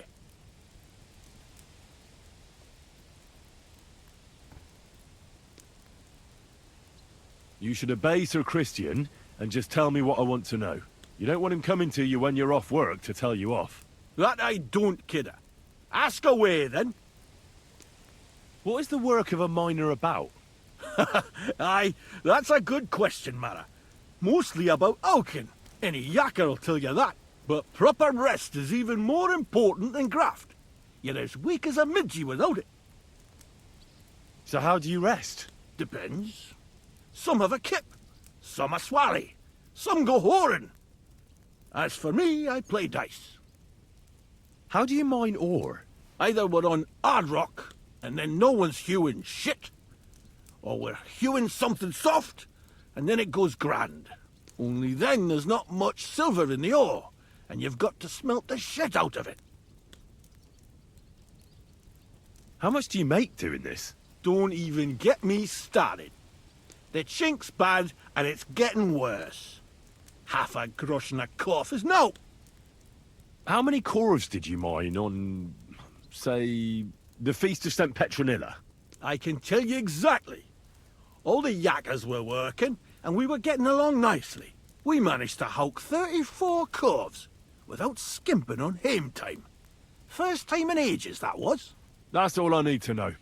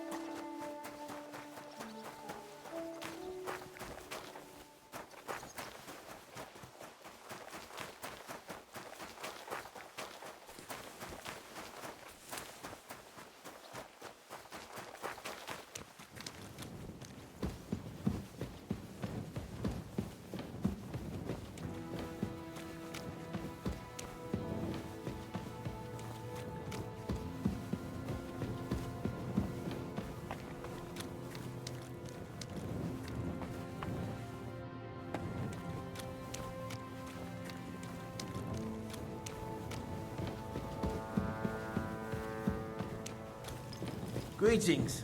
Greetings.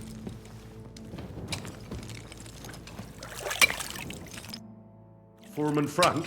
What you looking for, Sonny? Can't you see we're hewing? Sir Christian of Pisek sent me. My name is Henry of Scallops. Our family rented a mine, so I came to gain experience. A nobleman in the pit? I'll be damned. But you can't just amble around. You'll count your creels. I just have a few questions. The more we gab, the less we gar. But make it snappy, man. What do you want to know, like? What is the work of a miner really about? What's it about? Bugger all, kidder. No great shakes. We gans through the roads, Bella. Hewing off from rock in the dark and breathing in the stithe.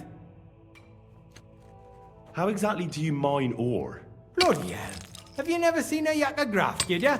You take a kevel and ding away at the rock till it crumbles. And if you keep ganning at it for a couple of years and don't croak from the stithe, then you'll keel over from exhaustion or get scrushed by the ceiling of the road you're hewing. How do you get the ore outside? Same way it's hewed, in the dark and in coves.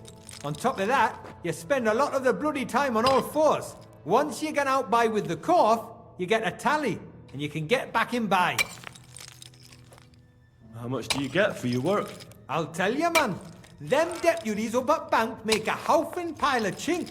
But us buggers, the ones doing all the graft, we earn a pittance. Can you give me a more specific number? Sometimes, not even half a grosh and a corf. That's near way to make a living, man. I wonder, how much do you mine in a day? That depends on how much ore you howk out of this or that face. It varies. How much did you mine, say, on the Feast of St. Petronilla? Listen, kidder. Aren't you a bit too curious? Nobleman or not, you don't need to know that.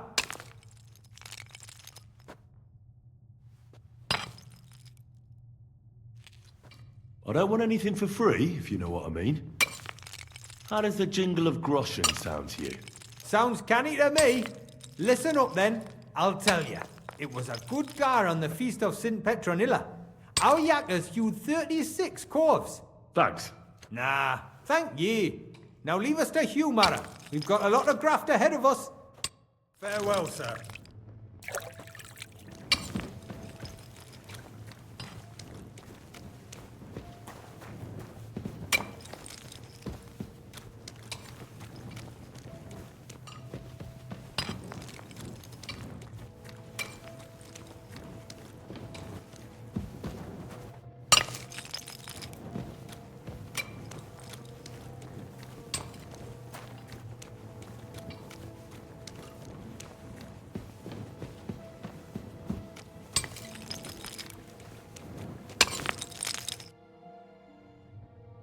Where can I find your foreman, Paul? What you doing here, kidder? Who let you in, by? I've got a letter of safe conduct from Christian of Pisek. I'm a nobleman, and I'd like to learn more about mining silver. My apologies, sir. Just mind you don't come a cropper. I just need to ask your foreman a few things. What gaffer's gone doing there to pray? Don't know if he'll be up for talking, but... Why wouldn't he be in the mood for talking? Young Jaybird, one of our Maras, got scrushed the other day. He hadn't even had a full week on the graft, poor lad. It happened the day before the feast of St. Petronilla. You'll find Paul at the lowest level, by the roof fall. He's praying for the salvation of his soul. You'll hear the wind howling in the attic down there. It can be heard as far as that cursed road. I hear it's haunted. Don't fret, but St. Barbara will look out for you. See you soon, my friend.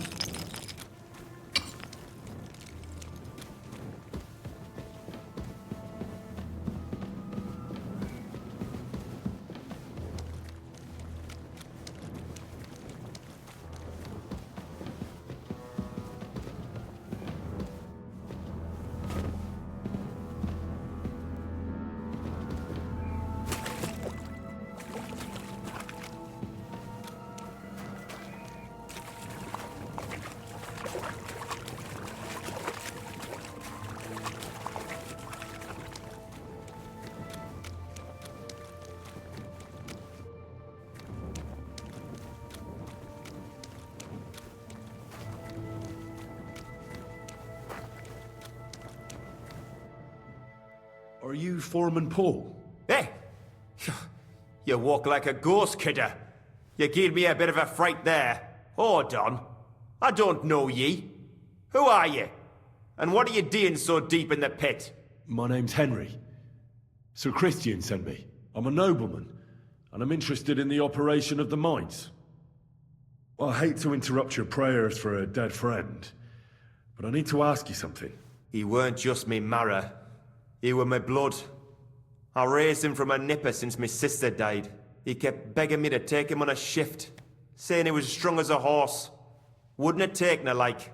And now, I can't forgive myself. Come on, it wasn't your fault. Accidents happen. It's God's will. I suppose you're right. Will you pray with me for his soul one last time? Aye. I'll pray with you. You're a canny lad. Repeat after me. Almighty and merciful God, our Father, you are the giver of gold, silver, bronze, copper, Almighty tin, and iron, merciful God, all our Father, ores and metals. you are the giver I ask of that gold, you bless me brother silver, who has died in this bronze, mine, copper, and may tin, the holy angels save iron, his soul from and damnation. all ores and metals. Bring his soul to I ask that eternal you glory bless my through brother, our Lord, who has our died in Saviour this and mine. Redeemer, Jesus May your Christ. holy angels save his soul from The angel of damnation. the Lord declared Bring his to soul Mary, to eternal when she glory conceived the Holy through our Spirit. Lord, Hail our Mary. Saviour and Redeemer, Mary said, Jesus Behold, Christ. I am the handmaid Amen. of the Lord. Be it done unto me according to thy word. Hail Mary. And the word was made flesh and dwelt among us. Hail Mary. Pray for us, O Holy Mother of God, that we may be made worthy of the promises of Christ. Pour forth, we beseech thee, O Lord, thy grace into our hearts, that we, to whom the incarnation of Christ, thy Son, was made known by the message of an angel, may by his passion and cross be brought to the glory of his resurrection. Through the same Christ our Lord. Amen. So, are you going to answer me now? Aye. Thanks for praying with me. Ask about out. What is the work of a miner about? What it's about? It's about hewing the face and hauling the ore to the banking coves. Over and over again. Proper graft, that. Can be real dodgy, mind.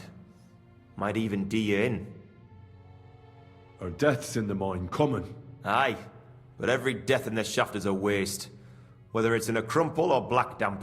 Unfortunately, we still bury a yakker or two a month, you know. That's life like. How is the ore mined? First, we have to survey the shaft and find ore. Then the place gets scored and set ablaze. We set up timber around. The hewers take their tools and start dinging rock and hewing ore. Nothing to it. How much do you make doing this? Depends on how much we hawk. How hard the rock is, How much ore's in it? It's not really worth it, though. Half a grosh and a corf isn't much of a fight. So how many corves did you mine, say, on the Feast of St. Petronilla? That weren't a good day. Nobody was in the mood for ganning on after what happened to Jaybird. But even so, we managed to hawk 30 corves. That's all I need to know.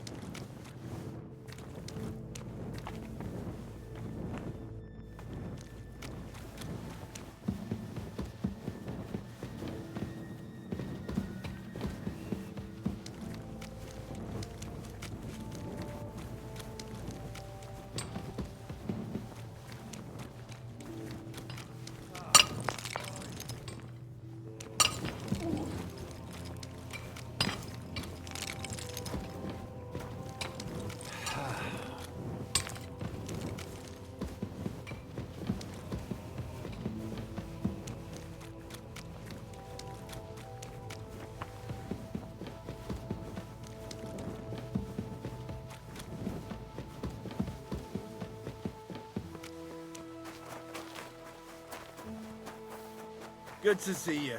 Greetings, Master Guard. You pooch.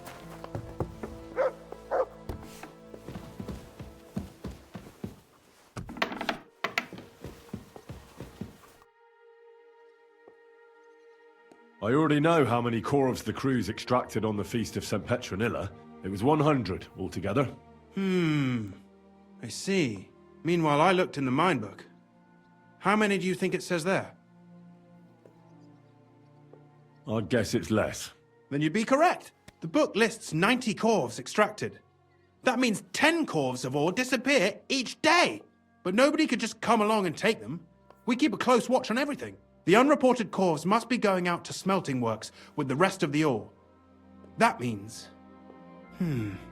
What does it mean? that this is fraud of colossal proportions, and that Foreman Fett and Herman the ore merchant are in it up to their ears. Should I go to them and accuse them? Well, accuse? We want to hear everything they know. That means you need to talk to them. But be very careful. Being involved in the theft of silver is a capital crime, so it should be in their own interest to cooperate. Make sure to promise them no one will know about their crime. You can mention my name. When you've talked to them, come back to me and we'll figure out what to do next.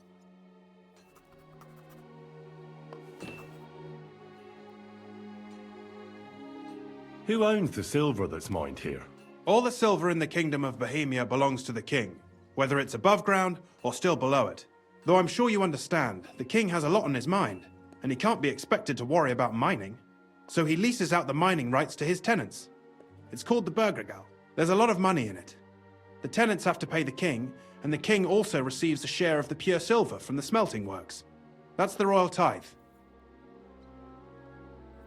What is this path of silver, anyway? It's the whole process, from digging the silver ore out of the ground and processing it, to minting silver coins. Silver is found in ore veins underground.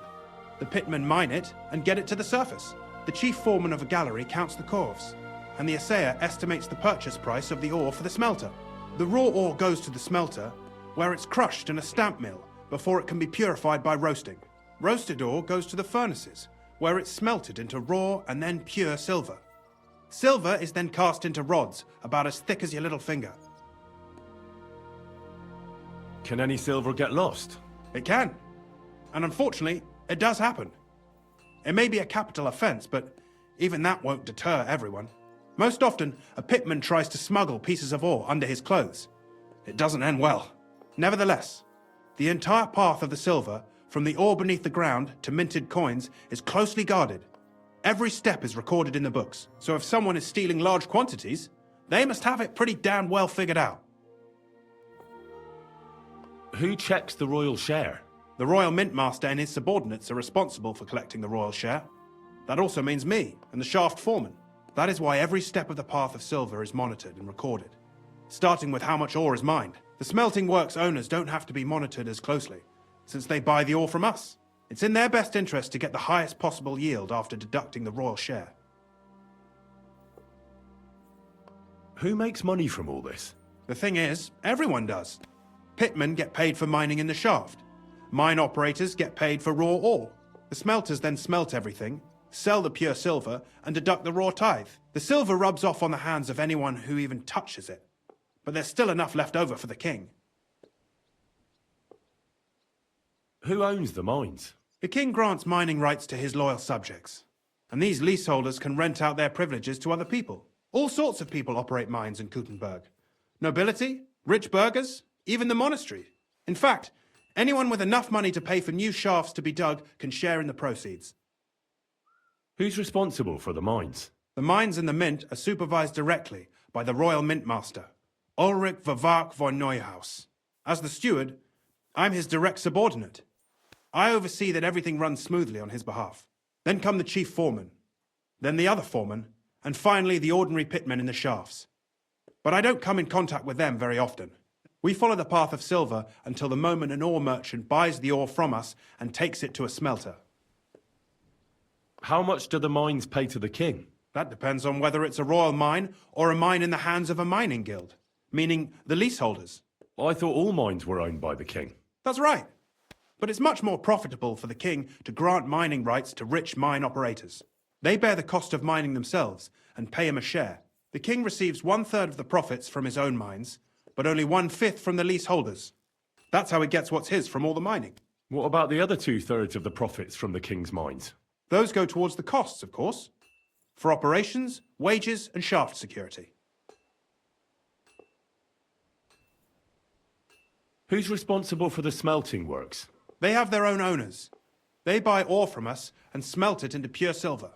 Then they deduct the royal tithe and they can sell the rest. And not just silver. Processing the ore yields a variety of other materials that can be sold just as well.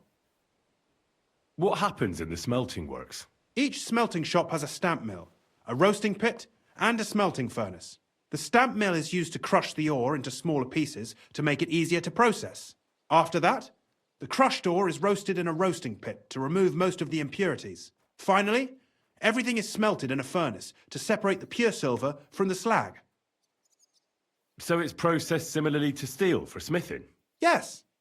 But in steelmaking, you don't have to weigh and record every step thrice. How are groschen made from the silver? The royal share from the smelting works goes to the mint in the Italian court. There, the coiners hammer it out into silver sheets for cutting the coin blanks. Then, in the Italian court's preghouse, our minters cut out and punch new groschen. How many mints are there in total? Only the main one is left, the one in the Italian court. There used to be more of them throughout the kingdom, but King Wenceslas II united them all. It was he who contributed the most to the rise of the Prague groschen and the wealth of this region.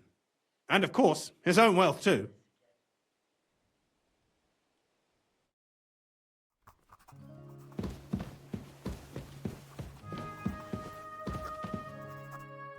Gepriesen sei der Herr. What do you need?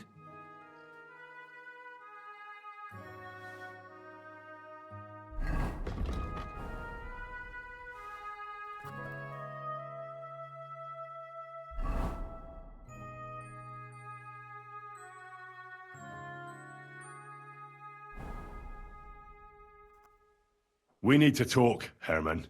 And who might you be? Henry. But that's not important. Sir Christian sent me.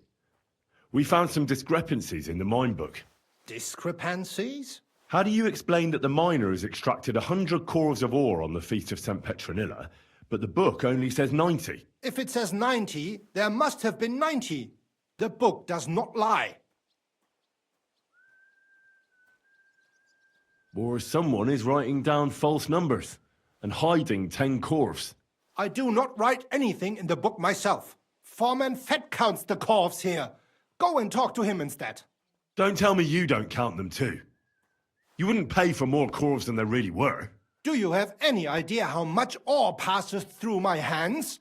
How am I supposed to remember how many there were ausgerechnet on the Fest of St. Petronilla? Besides, miners can lie and say they extracted more than they did. They like to show off. All 3 crews agreed to report more. I seriously doubt that. Look, you don't have to be afraid to tell the truth. Me and Sir Christian agreed to settle the matter quietly. We're not going to punish anyone. I am innocent. It was Fett's idea.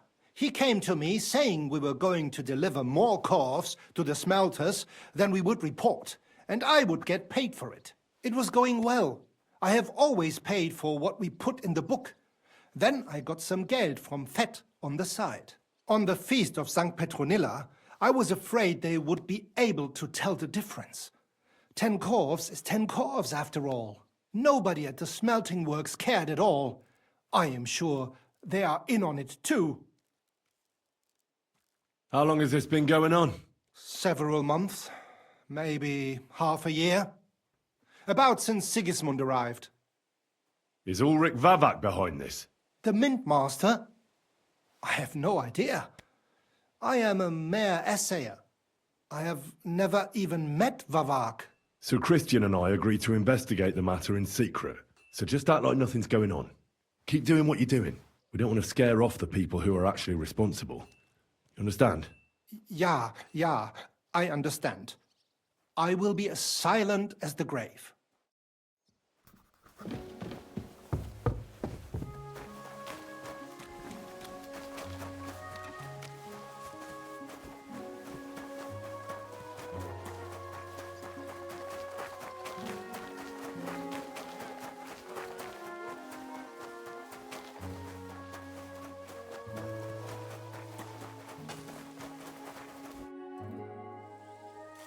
A word, Foreman.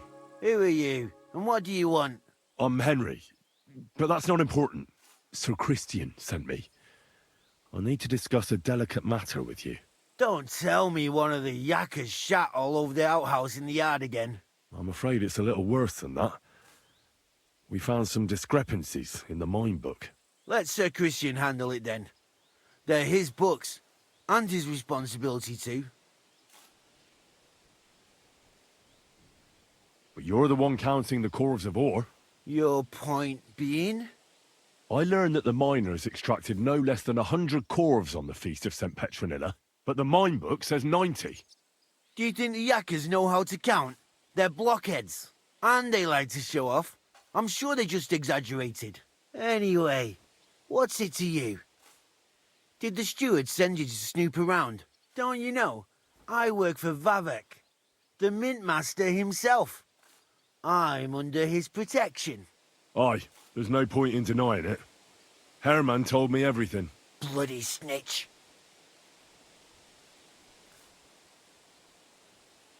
He had no choice. If you tell me everything you know right now, you'll go unpunished. I can guarantee that in Sir Christian's name. Keva, you're all I need.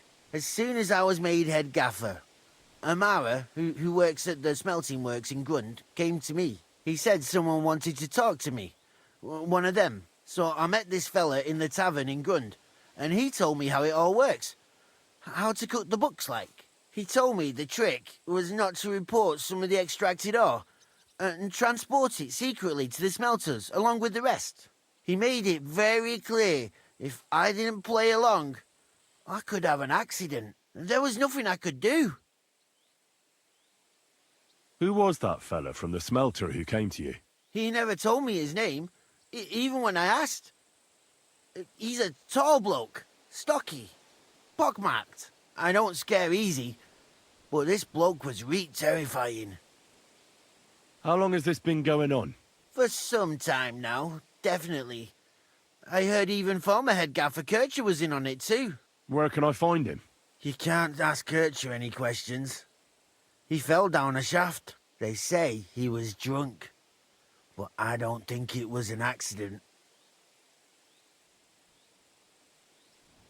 Who pays you on the side? You have to pay the miners for what they actually extracted. I get the extra chink from the smelting works. It's enough for the yakkers and for Herman. Do you think the Mint Master, Ulrich Vavak, is behind this? I don't know. I've got naught bad to say about Vavak. He treats me canny whenever he shows up. He says if Christian gives us hassle, he'd sooner replace him than me. He really said that. The Mint Master himself. All right. Just carry on as if nothing's happened. No one must find out we know about the fraud. Christian won't give you any trouble, nor will anyone else. Is that clear? Clear as a bell, Mara. I'll be silent as the grave.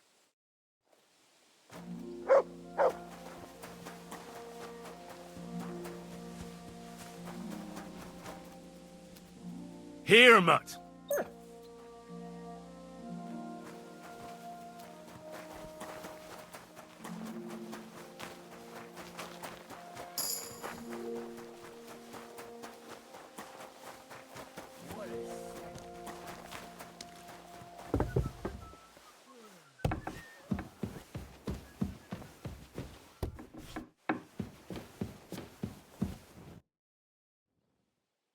I talked to Fett and Herman. And? Did they confess? They did. I mean, I made them. It's just as we thought. The trail leads to the smelting works. Did you tell them to keep quiet and act as if nothing's happening? I did. Let's see what we've got so far. Those 10 unreported corves leave for the smelting works from here. If silver's going missing, that's where it must be happening. You'll have to go and look around and talk to the owner, Buresh. I reckon that'll be tricky, though. How so? Buresh is a very cautious and clever man. I reckon he won't be happy to have someone snooping around his property. But he's the only one who can give you permission to walk round the smelting works without the guards bothering you. Something like your letter of safe conduct. How can I persuade him to give me one? Like I said, it won't be easy. Nevertheless, I found a way you could gain his trust, at least a little. You'll pretend to be a nobleman interested in buying some smelting works, who'd like to get a closer look at his operation. I've already passed myself off as a nobleman here, so it won't be new to me. But be careful. Buresh won't be as easily fooled as the simple pitman here. You'll have to dress like a real nobleman. That means no plate armor, or, God forbid, bloody rags. But listen, don't carry a weapon. Buresh has a morbid fear of someone threatening him. That's why he has a bodyguard with him at all times. You must come to him dressed to the nines and act impeccably, so as not to arouse the slightest suspicion. In short, be charismatic as you can manage. What else should I know about the smelting works before I go? In the smelting works, ore from the mines is crushed, ground, and then smelted. They extract silver along with all sorts of other materials from it. Then they give part of the silver to the king for the minting of groschen and sell off the rest, along with the other materials, to craftsmen. What should I wear? Like I said, so if you don't have anything of the sort, visit a tailor in town. If you're charismatic enough, Buresh, and make sure you wash up before you go. You can't go and... What should I know about this Buresh before I talk to him? He's the slyest fox of them all. He comes from somewhere in Moravia, and he moved to Kuttenberg a few years ago. He started to prosper soon after, and not even Sigismund's arrival stopped him. He quickly joined his side. Now he's doing better and better. But whether that means he's involved in something shady, who knows? I got it. I'm ready to go. Here, I've written you a letter of introduction to take with you and give to Buresh. I reckon he won't be thrilled, but he won't turn you down. Ask him discreetly, in passing, how many corves he took from our mines on the feast of Saint Petronilla. If my guess is correct, it should be 90. It still doesn't prove anything, but at least it'll give us a clue. You could get something out of the workers. One of them is bound to know something. When you're in the smelting works, keep your eyes peeled. I'm sure something is going on there. Good luck, Henry.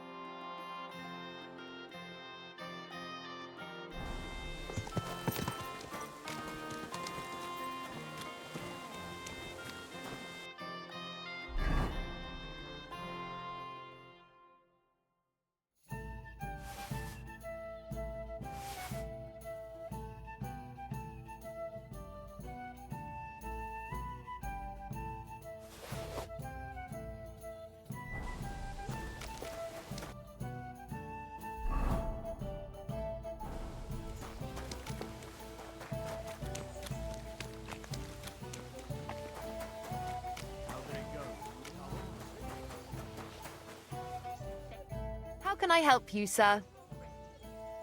What do you...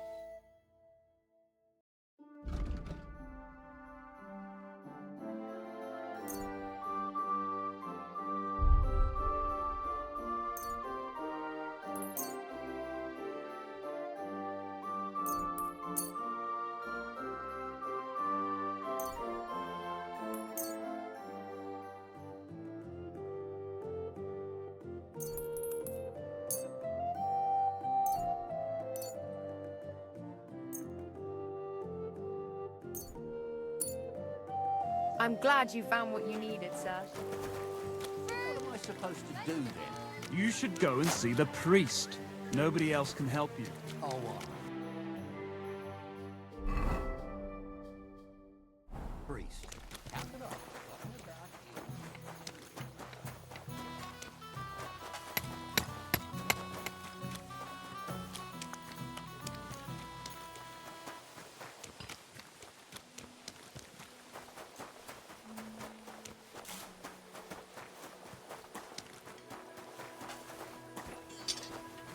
You're in a foul temper today, aren't you?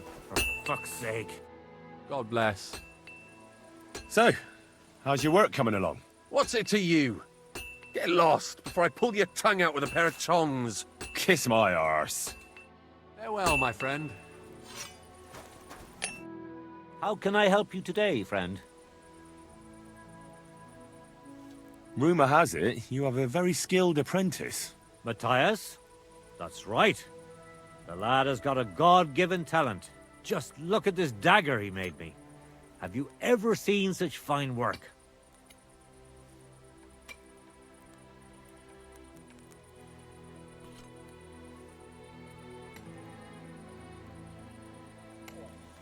Well, I have to say, I expected more. What do you mean more, you bastard? Do you even know anything about smithing? Well, I'll say. I've forged all sorts of things in my life. Daggers like that are 10 a groschen. Know what, you master of masters? I bet my apprentice is a better blacksmith than you. What do you say? How would a bet like that work? You'll give me a few groschen as a deposit and forge a hunting sword. And if you forge a better one... And of course, you'll be the judge, right? Well, of course. But I'll decide fairly, don't you worry. And what if my sword isn't better? Then you lose and I keep the groschen. What else? Do you take the bet or... I accept. I'll knock you down a peg and make some money while I'm at it. You haven't won yet, Master Blacksmith.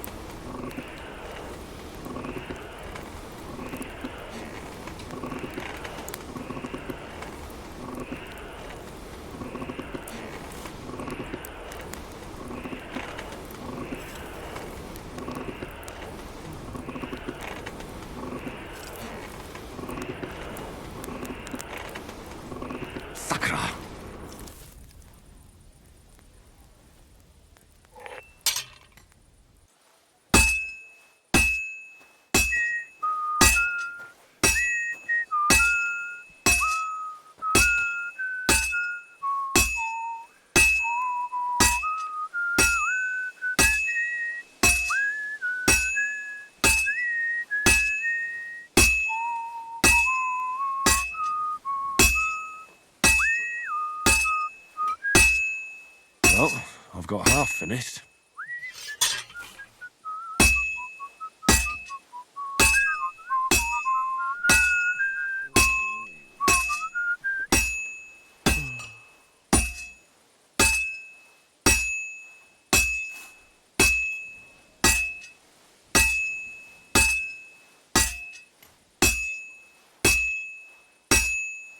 Looks like it's almost done. That looks good. Now just to temper it.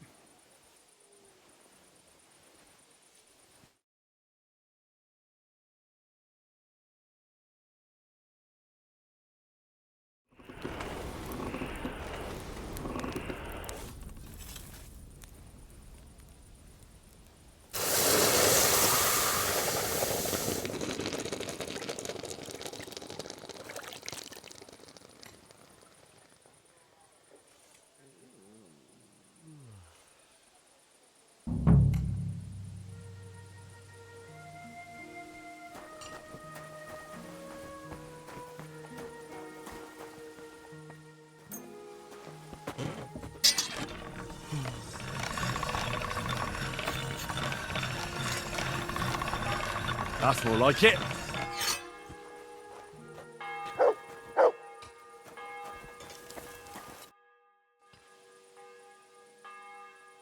I don't mean to be rude, but I heard from Grosh the innkeeper you got into a fight with Tomlin from Horshan over a woman. Look, stay out of my shit.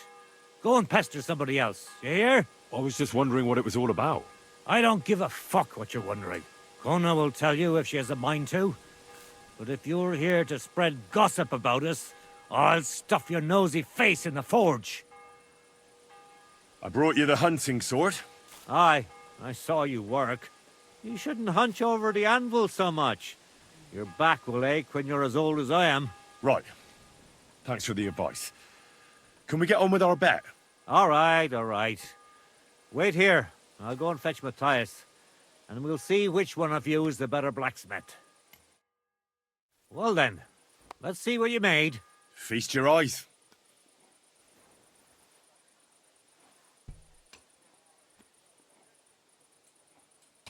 What about you, Matthias? Here it is, master.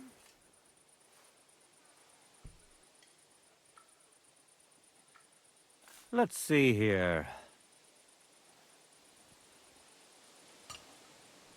That's impossible. Such balance. I'm sorry, Matthias, but his sword is better. What? Listen, lad. You're wasting your talent here. If you're ever in Kuttenberg, ask for Nicholas Crondell.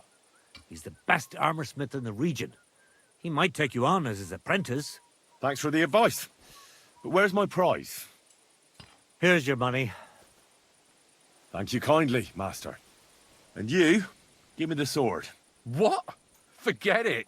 That blade of yours will fall apart any moment anyway.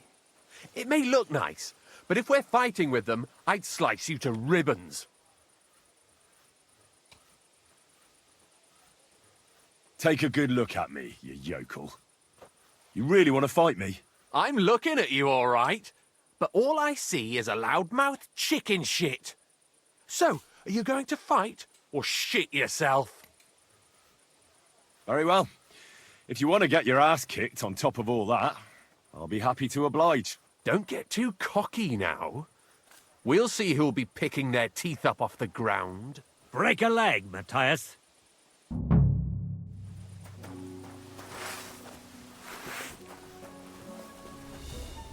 Oh! My God! What are you doing? No chance! Mercy! Spare me!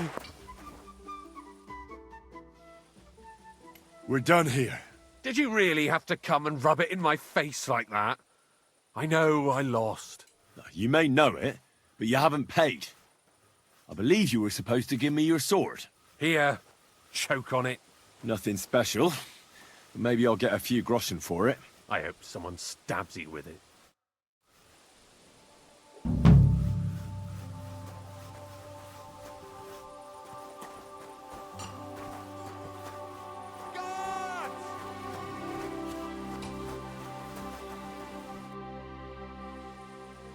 What does your job actually entail? You mean smelting? Well, in the scrusher, we scrush the ore brought from the mound and chuck it in the furnace.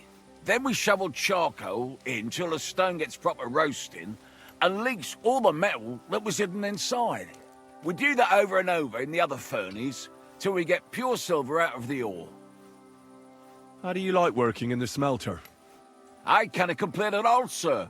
We get a nice pile of chink from the yield, and we're dry and warm. What can you tell me about Master Buresh? I can't complain about him, sir. He's an honest bloke, and he pays us well. From what I've heard from the other smelters, it's a lot worse elsewhere, like. Have you noticed anything suspicious around here? Nothing. Nothing at all. I graft all day. No time for looking around.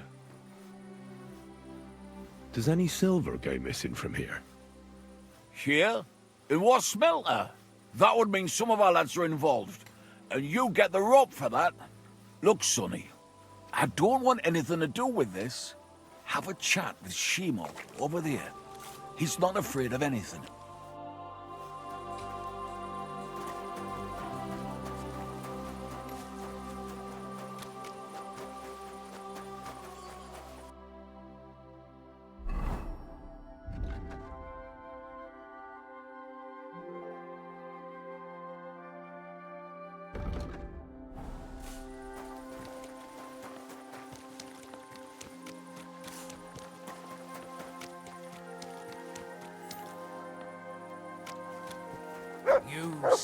What's that?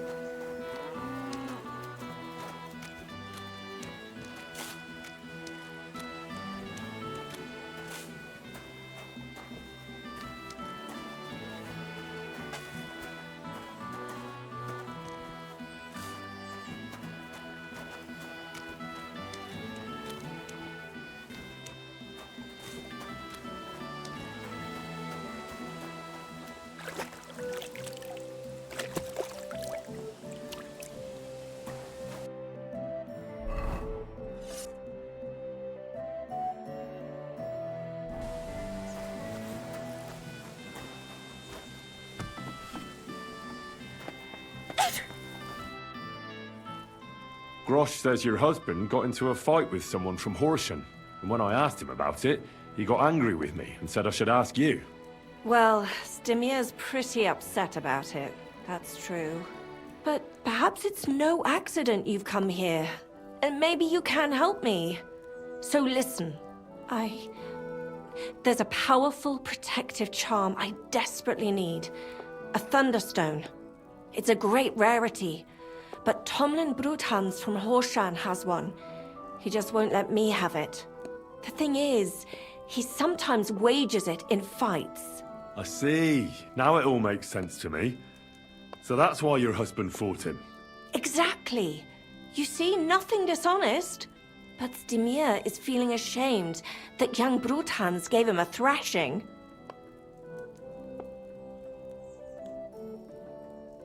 What is a Thunderstone? Well, they're formed when there's a violent storm with forks of lightning and peals of thunder. The biggest of these are thunderstones. They fall from the sky with a mighty boom and burrow deep into the earth. After a while, they work their way back up to the surface. And if you're lucky, that's where you'll find them. Correct me if I'm wrong, but you want me to fight Tomlin and win the stone for you? Well, yeah. And I know I'm asking a lot, but I'm really desperate. And I have no one else to turn to. I prayed fervently to the Virgin Mary and implored her for help. And now you've shown up. Besides, by the looks of you, you have the strength of a bull, perhaps two. So she surely sent you to help me.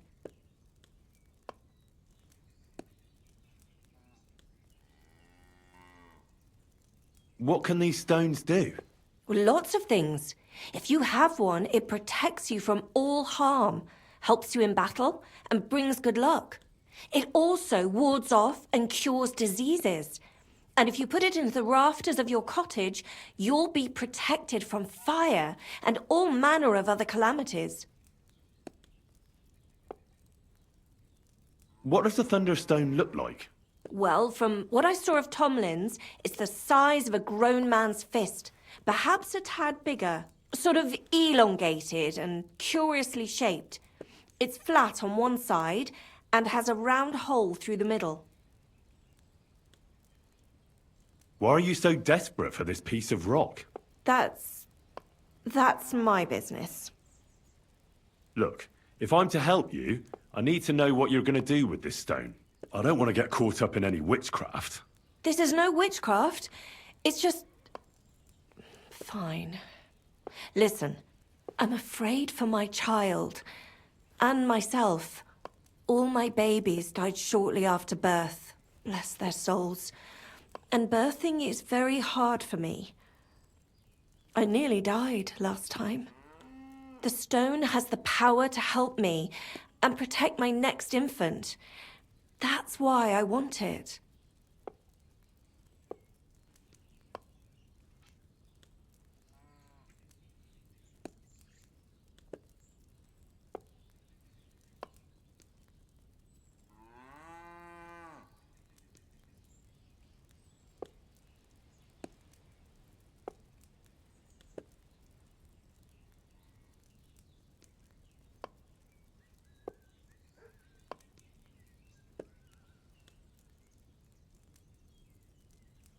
Look, this Tomlin seems pretty handy.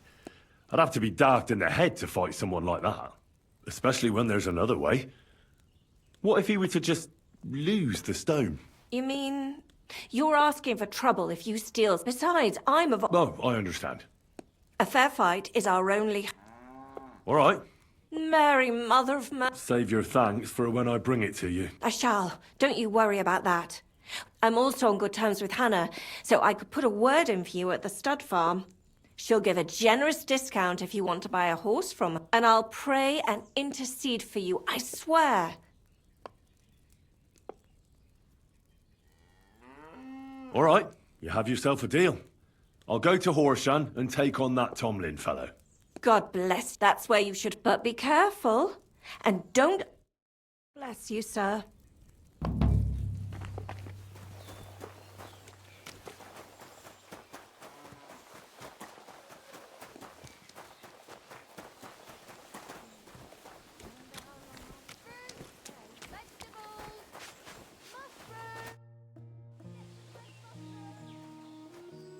Show me your wares.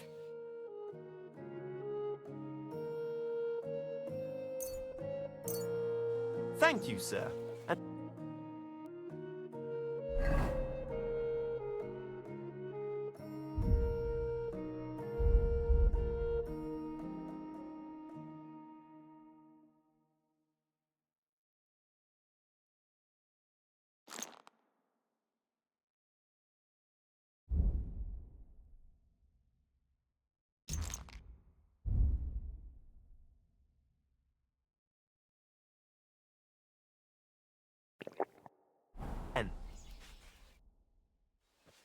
How goes it, innkeep? Shitty. Absolutely shitty, just so you know. Exactly same shit as yesterday. And I can't wait to see how shitty it's going to be tomorrow. What happened? Ugh. A pack of filth has taken a liking to my tavern. They come in here like they own the place. Make a mess and steal. They hold nothing sacred. The poor women have to lock themselves away. They're godless swine. And the guards do nothing about it? Phew. Without orders, they won't do a thing. And Lord Buresh, who pulls the strings round here, may be a good customer, but won't lift a finger as the year is long. Then how many of them are there? Maybe I could help you get rid of them.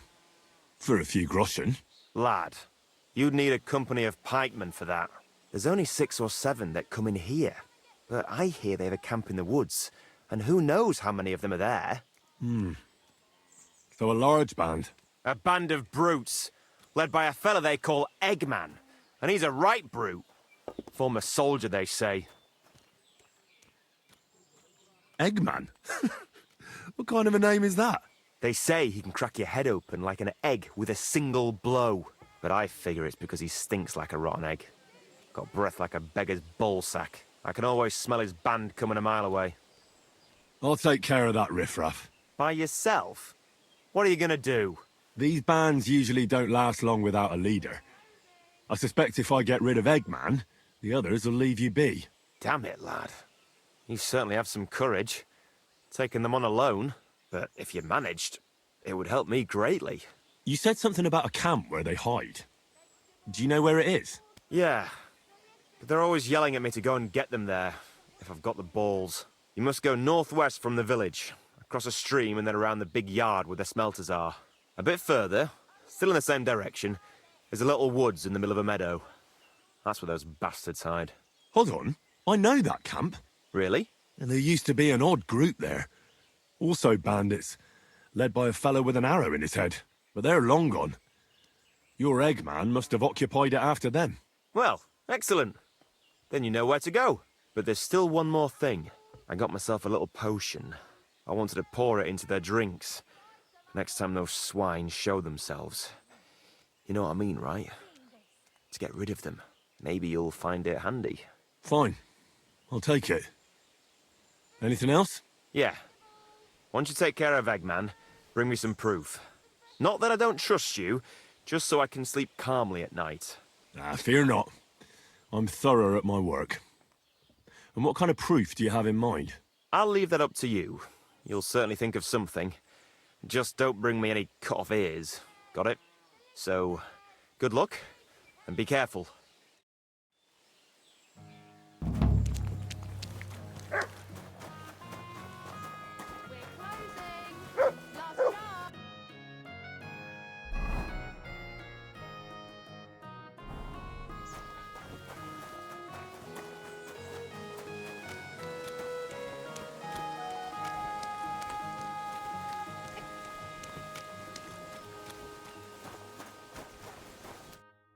Greetings, Master Buresh.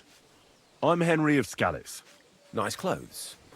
You've got good taste. Thank you, Goodman. Likewise. Christian of Pisek sent me. I'm supposed to give you this letter with his testimonial. Skalitz, you say? That's where the royal mines are. Am I right? You are. Unfortunately, the mining has ceased since King Sigismund's attack. That truly is unfortunate. Christian writes that your family is interested in running a smelter. But I'm not selling any. I know. I just want to see what it looks like in the smelting works. Well, if Sir Christian wishes it, I won't deny you the opportunity. With this letter of safe conduct, you'll be able to move around unfettered. The guards will recognize my seal. But I don't want you disturbing the workers with any unnecessary questions. If you want to know anything, ask me. Can you tell me what happens with the mined ore in the smelting works? We weigh in the delivered ore and crush it so that it can be sorted for roasting. Roasting mainly separates sulfur from the ore, which is why the place smells like hell itself. Then the roasted material is smelted in the furnace, and the slag is separated from the matte. The smelting process is repeated until we're left with pure metal. It's then cast into bars that can be sold. After we've given the royal share to the king, that is. How many corves of ore do you process here per day? We don't measure in corves here. I have several ore merchants working for me. They buy ore from various mines. When they deliver it here, we don't measure it by the corf, but weigh by the quintal. We process a large amount here, up to several thousand quintals a day in total. How much silver does that make? That, of course, depends on the quality of the ore we process that day. 20 quintals of ore usually yield about a pound of raw silver. That then yields a harivna of pure silver. We can make between 100 and 200 harivnas of pure silver per day.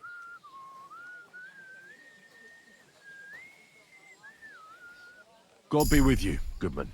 Don't forget, there are limits to my permission. And above all, mind you don't have an accident. Smelters are dangerous places.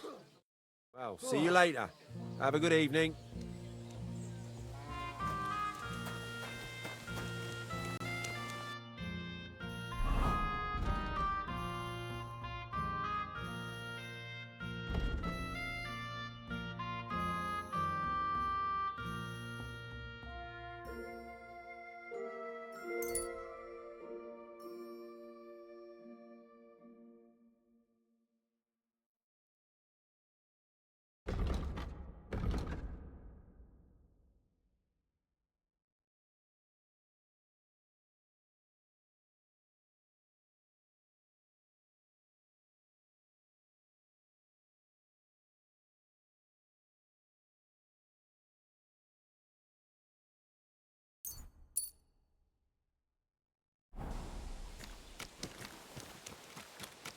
We're closing.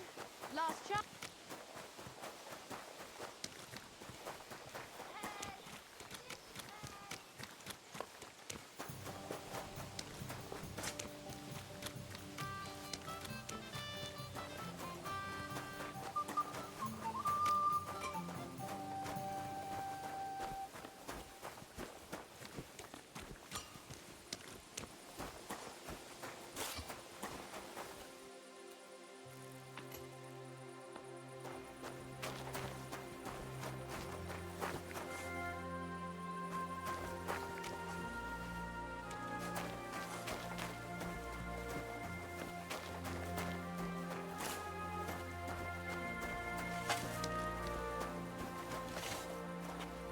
My respects. God bless you.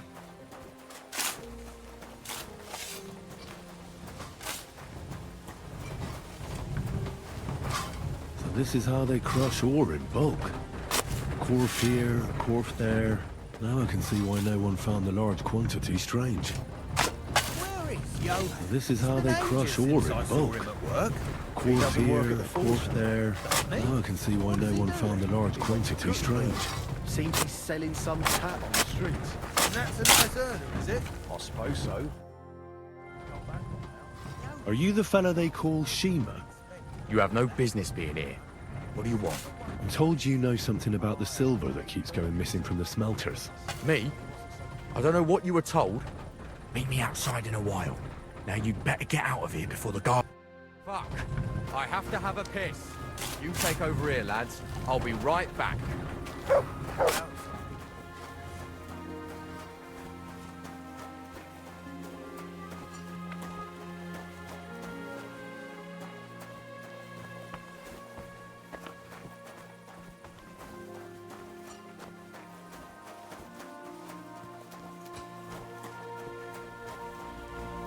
At your service, sir.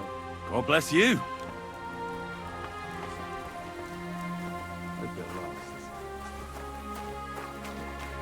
All the delivered ore is here in one place. Nothing suspicious. It looks like it must be pure silver that's going missing.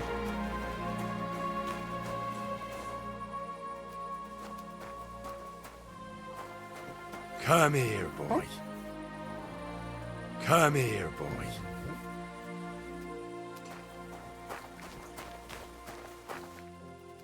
Here you go. Take it.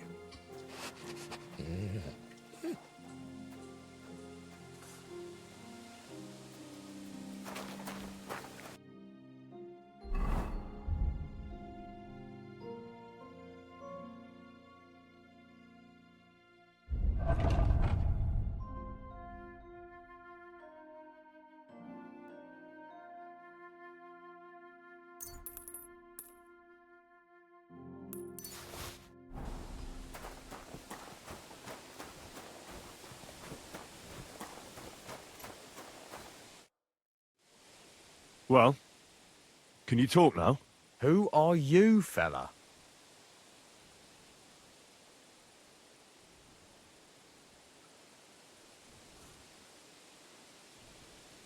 Henry.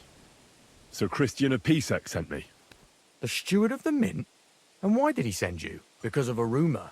They say silver keeps going missing from the smelters. The silver must be going missing from here. I've been tracking it all the way from the mines. From the mines? So Sir Christian really has some suspicions, doesn't he? Why should I talk to you about such things? How can I know it's not a trap?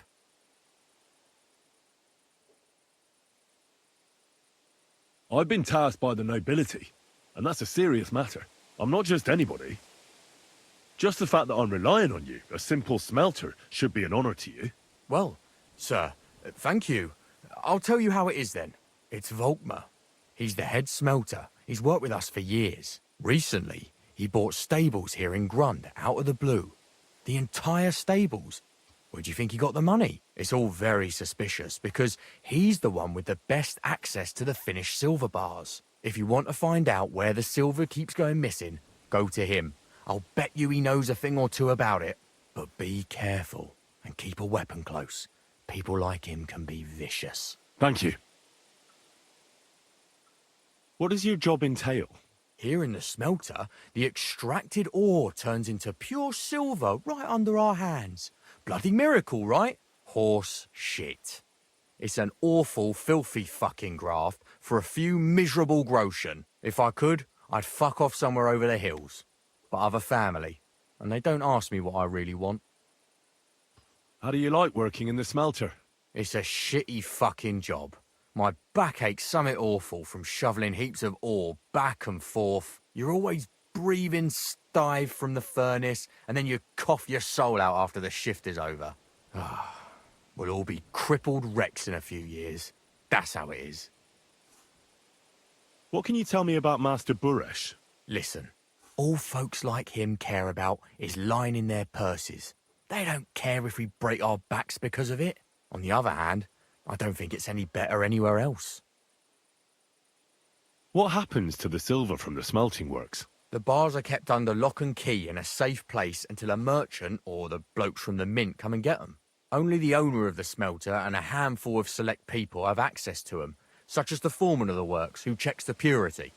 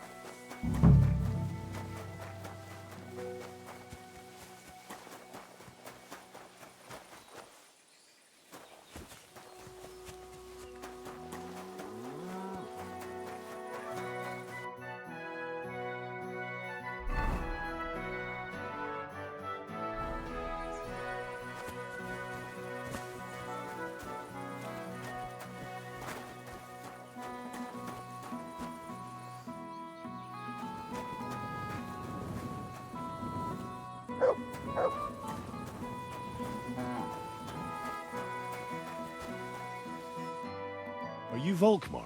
I'm not. Horseshit. I know these stables are yours. You must be the snoop who's sticking his nose in everything. I beg your pardon?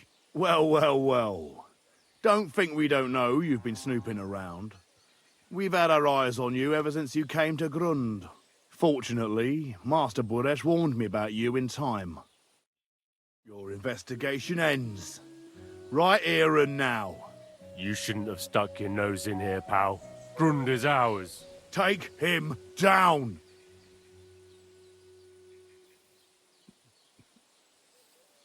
Have you gone insane? You want to attack a nobleman? I suppose you have no idea who's behind me. You won't avoid punishment. You're really a nobleman? But that's... Oi!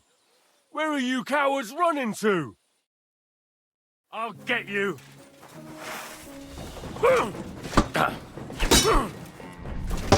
I feel quite hungry!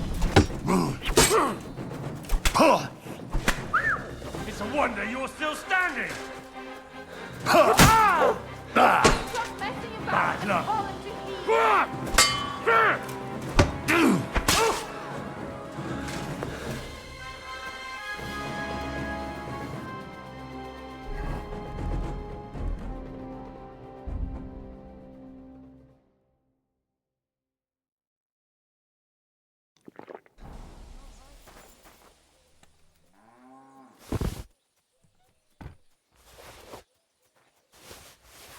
Are you all right? You look like someone gave you a thrashing. Don't worry. Nothing's wrong.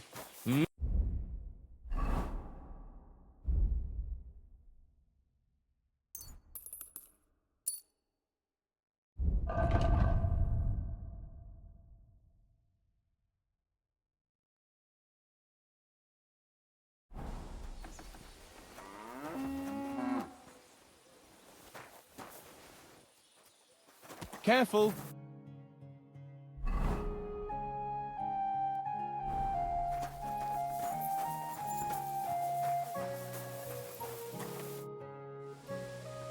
Now, spill the beans. You're responsible for stealing the king's silver? Not me. It's Buresh. If I didn't play along with him, I'd lose my job. All my life. It's true. As Volkmar is my name, I swear on everything that's holy.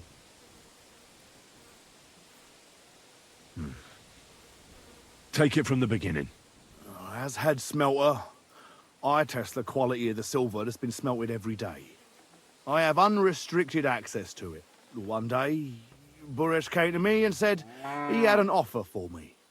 He said if I accepted, he'd make me rich. He gave me his man to assist me. I'd take some of the king's silver bars and add them to Buresh's yield. The books were cooked, so no one found out anything. Everything was going well, and Buresh was happy. A few weeks later, he sent me to the mines. I was supposed to make a deal with the new foreman, Fett, and pay him off. In the end, I had to force him to cooperate, just like Buresh forced me. Oh, with threats. Why didn't Buresh take the silver himself? Why did he need you? The Mint Master's men watch over the transport of the king's silver. They take turns. Buresh had it all figured out. Aren't you ashamed to steal from the king? And which king did I steal from exactly? Wenceslas or Sigismund? I didn't care, man. I earned some nice chink, and that was that for me. Moving on, where does the unreported silver go? There are mined-out shafts near Old Kutna, where nobody ever goes. Buresh has a secret mint in one of them. They counterfeit coins in there? Yeah, I suppose so. But what they actually do there, I've no idea. I've never been there. Buresh only told me about the mint a while ago.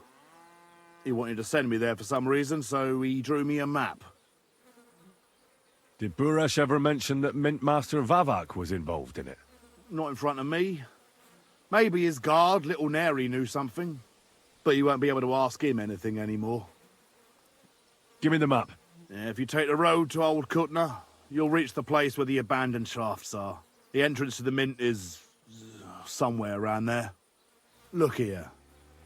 Can I ask you a question? Why are you doing this anyway?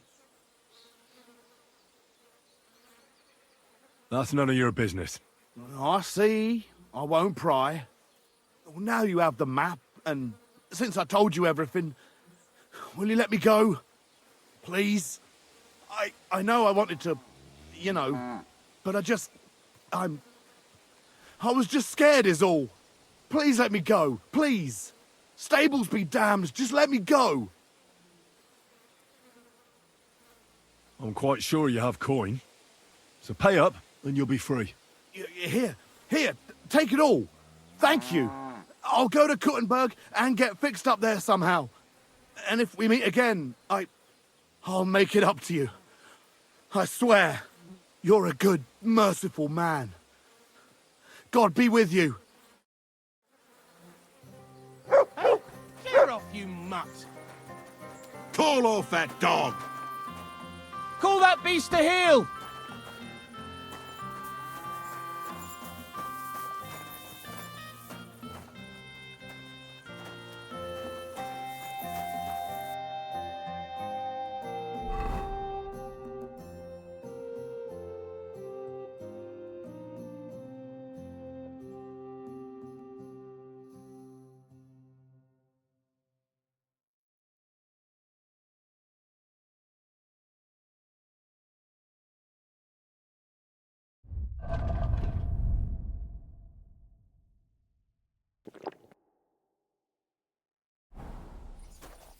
What are you doing? Call that beast to heel!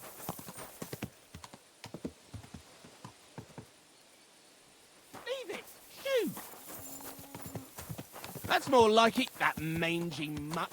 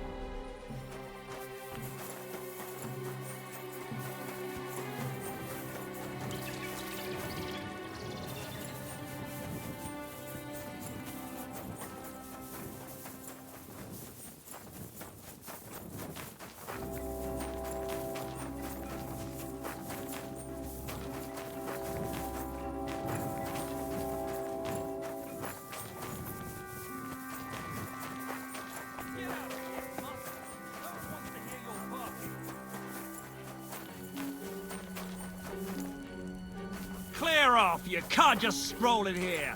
You can't just stroll around here without so much as a by your leave. Well? Are you going? Away with you!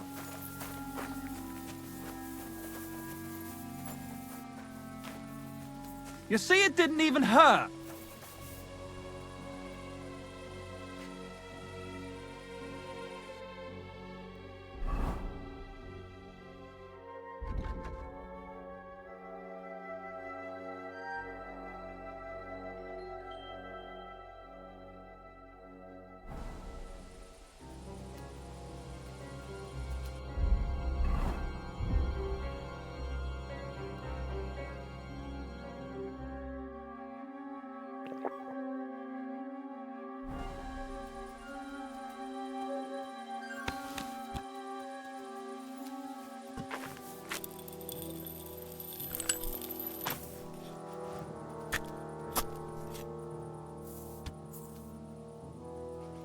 Calm down now.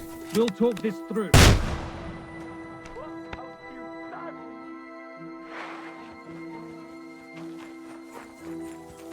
Sick! Gods!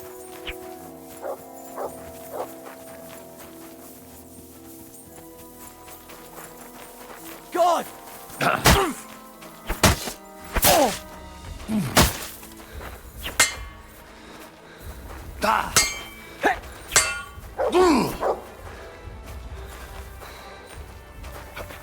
Come here.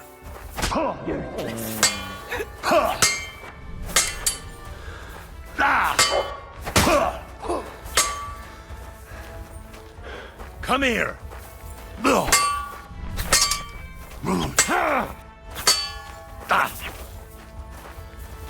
Fucking animal!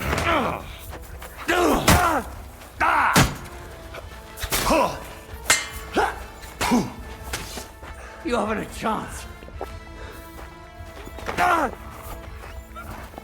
Bad luck.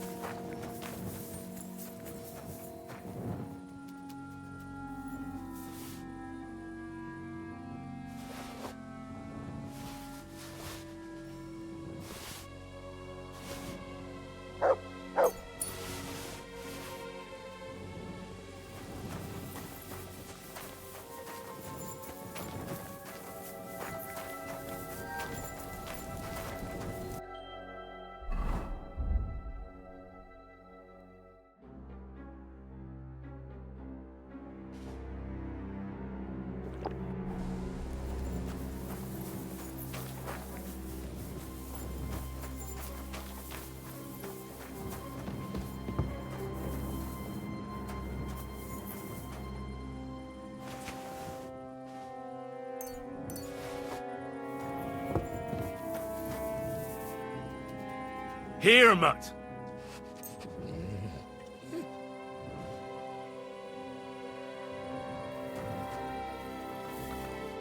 Look what I have for you.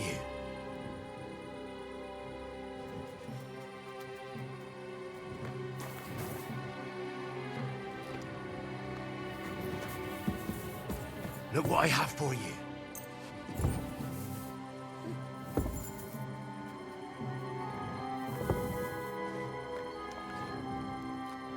Here you go. Take it.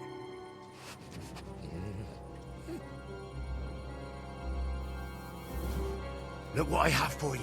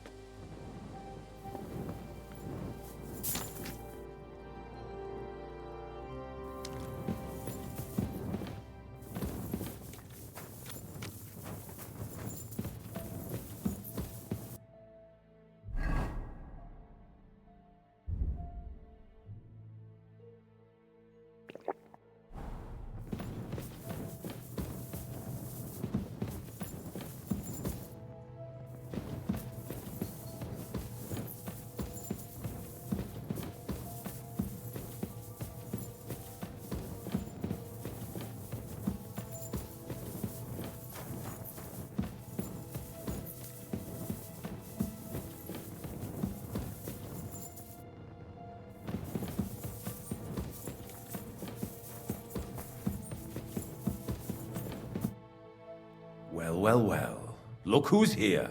I knew from the start you didn't come to the works for nothing. But I underestimated you, an embarrassing mistake. I reckoned you wouldn't find anything, and even if you did, little Neri was supposed to get rid of you. It turned out the other way round. Congratulations. His wife and children will surely be beside themselves with joy. What to do with you now, snooper? We could come to a reasonable agreement, or underground no one will hear you scream. I need evidence that Ulrich Vavak von Neuhaus is involved in this whole affair. The Mint Master? That's not true. Wouldn't you rather discuss the price of your silence? How much will you pay me? Well, what's the price for your silence? You can't buy me, Buresh. That's the wrong answer. Can't leave here alive! Finish him!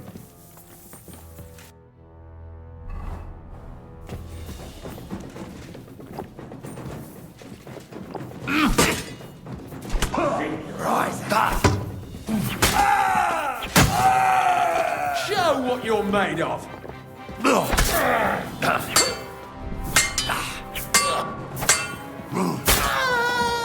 Come on, then!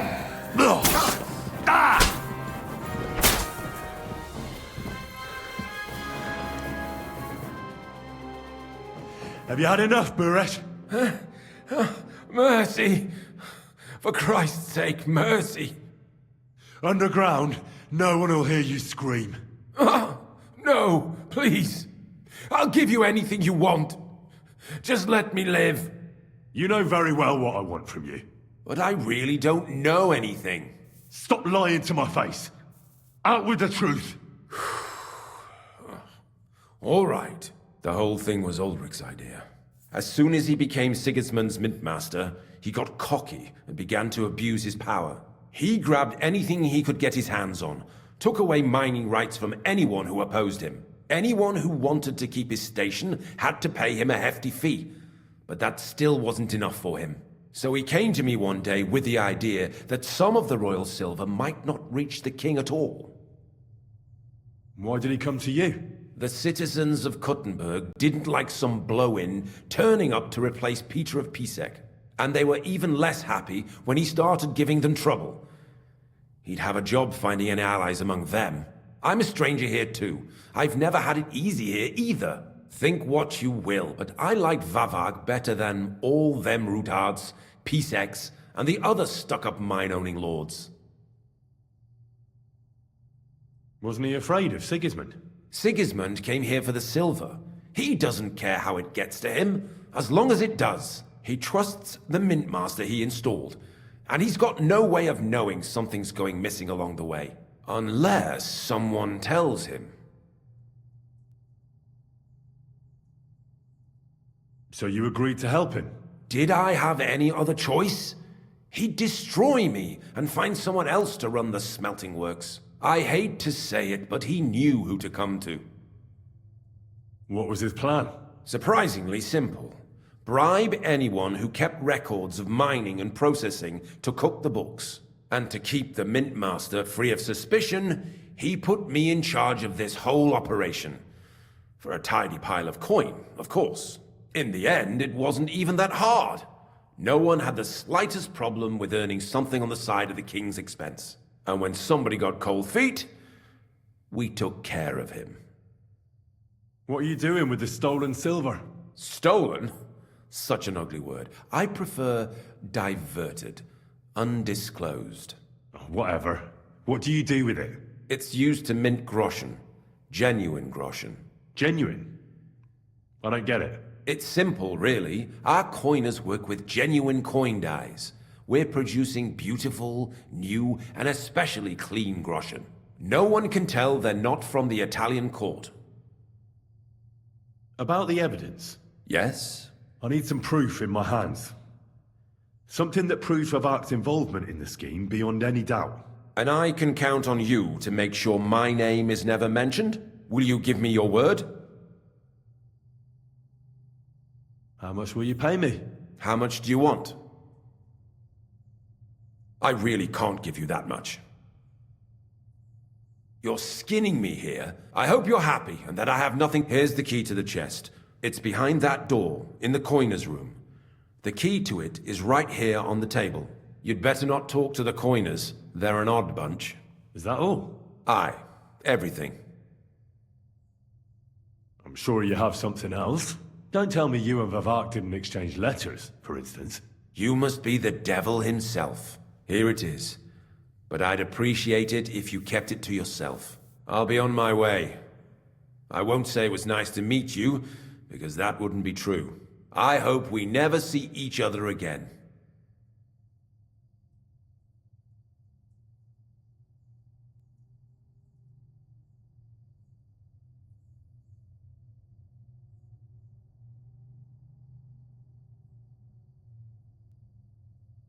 Likewise.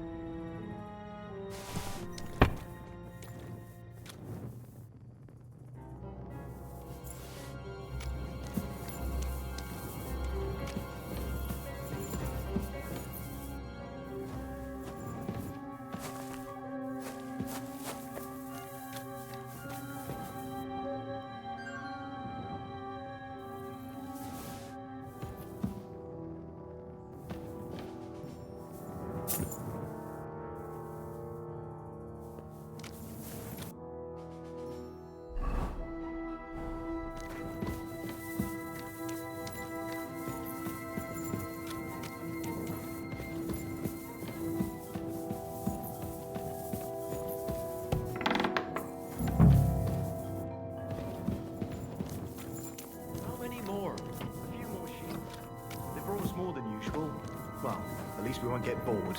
Ah, well, since we can't go outside, there's nothing else to do here anyway. But tell me, brother, is it that bad in here? Hot meals every day, wine in the evening. They even bring us some wenches every once in a while. But it's still a prison. So, I'm here to help you. what are you doing here? Get out of here. If the guards catch you, there'll be trouble. You don't have to worry about the guards. I took care of them. What about Master Buresh? He was here with them just a while ago. I talked to Buresh. I reckon he'll be on his way now, heading somewhere far, far away. What? I came to get evidence against Mint Master of Vavak. Where can I find it? There are some books in that chest over there, but it's locked. And only Master Buresh has the keys. Leave that to me. I still need the genuine coin die from you. It's another piece of evidence. Everything we do here is clean. Completely. Except you're minting using stolen silver. How are we to know where it comes from? It's none of our business. We're just pawns. We're not hurting anybody. Nobody's saying any different. Like I said, I'm here to free you. The guards are dead. You're free to leave. Hang on. That's... It's just the books you're after, isn't it? Well, so take them and go. We won't tell nobody nothing. We never saw you here. Tell me more about this place. I don't know if we can. Look, he made it this far. I reckon he knows more than we do anyway. You're probably right. Well, what do you want to know? How did you end up here? Through our own stupidity. We used to work in the mint in the Italian court. Then, one time, we got a bit drunk on the job. Well, more than a bit. And the foreman got pissed off and sacked us. But then, the mint master himself came to us and offered us a job on the side. He said we'd work somewhere else, for him. And so, here we are. Who's in charge here? The mint is run by Master Buresh and his people. Especially that big fella. What's his name? Neri? They're the ones that bring us food and drink. But other than that, the mint master runs this place personally. He visits every week, a friendly bloke, always asks us if we need anything. We're well taken care of. Why are they keeping you here? Well, it's not that we can't leave exactly. It's just discouraged. It was pretty dangerous around here, what with the bandits and the like. Don't you miss the world above? Sunshine, daylight? Not really. Come to think of it, we've got everything we need down here. They even brought some wenches here for us once. But I'm not really into that, anyway. We've got plenty of food and drink, and good drink at that. And coin. When they let us go, we'll be rolling in it. Why don't you want to leave? We're just supposed to stay here. And we're told not to go far. The mint master would be angry.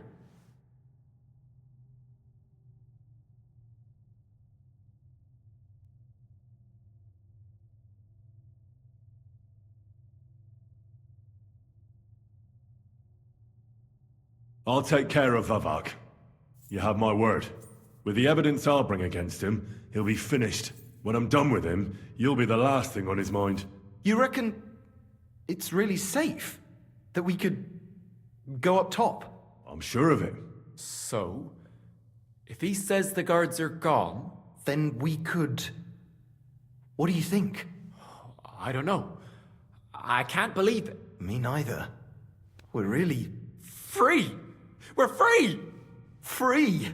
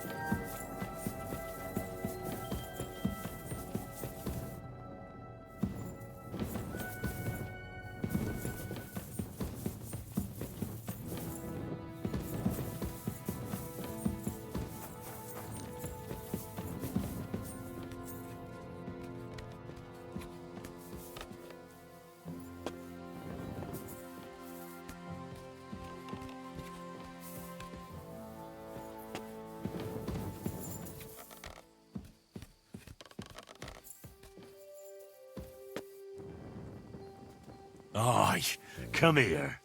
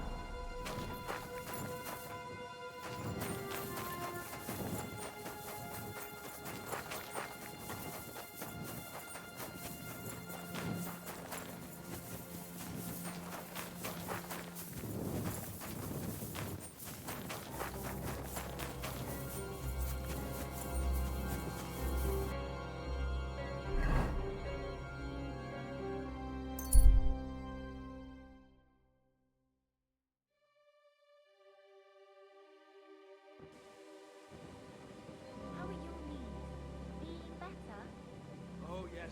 That ointment of yours is a gift from heaven. Now they only ate with You silly donkey.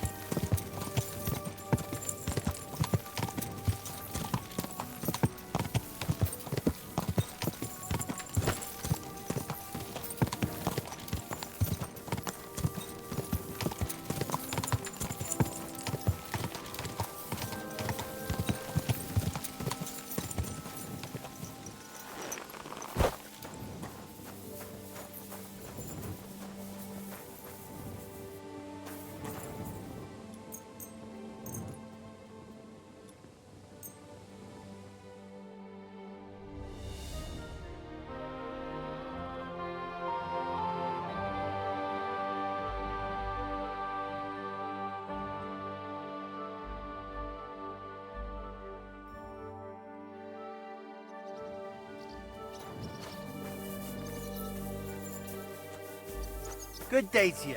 Give my greetings to Christian, and don't forget a torch. I hate sleeping.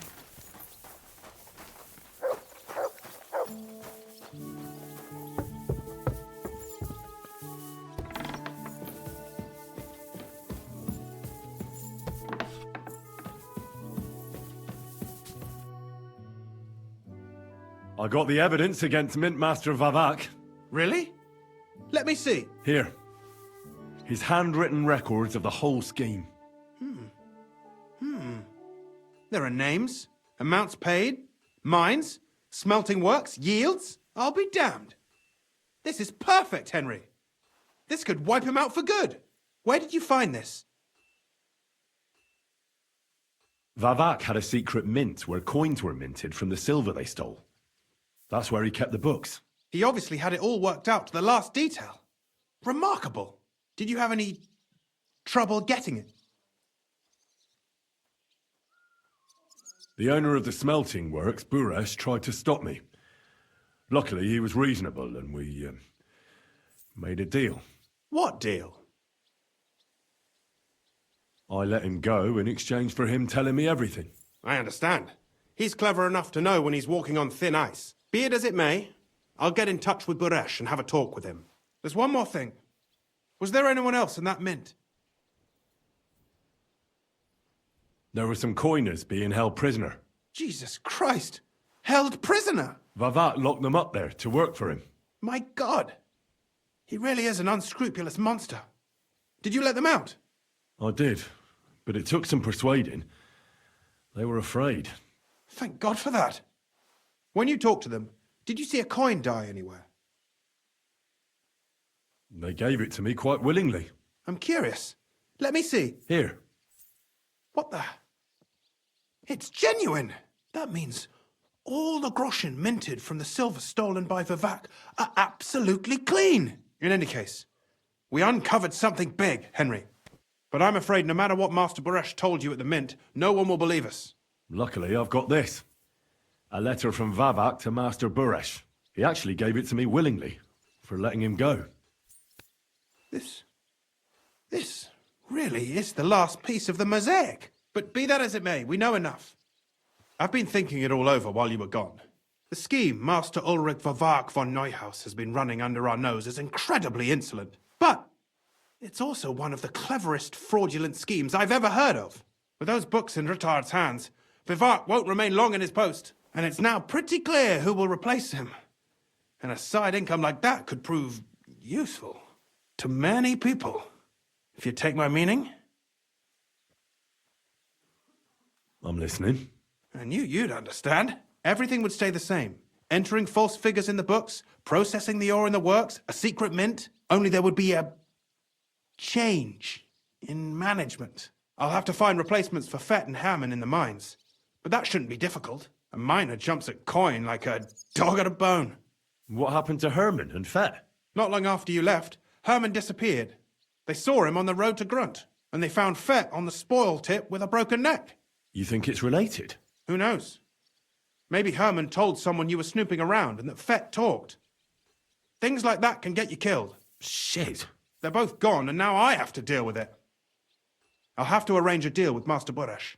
But knowing him, he won't be opposed to a reasonable agreement. And I'll take care of the coiners myself. Nothing really changes for you. You can blackmail Vivek all you want, but keep your tongue tied about the whole scheme. I've got a little something here for you, as a bonus. And I'll give you something extra for the genuine coin die. All you have to do is nod.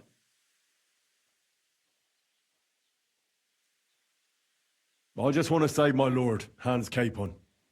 That's why I'm doing this.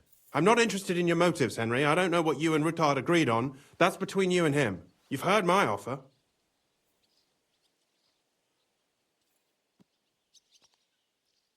Doesn't that mean you'll be stealing from Rittard? Do me a favor. Rittard will want to be in on it. How can you be so sure? If there's one thing I've learnt about silver, it's that it's got one special property. It never stinks. It surely doesn't smell bad to you either, eh?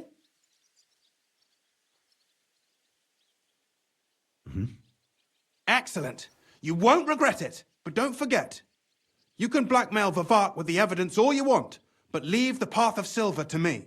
Here's your secret records and copies of the books from the mines and the smelting works for comparison. Thank you.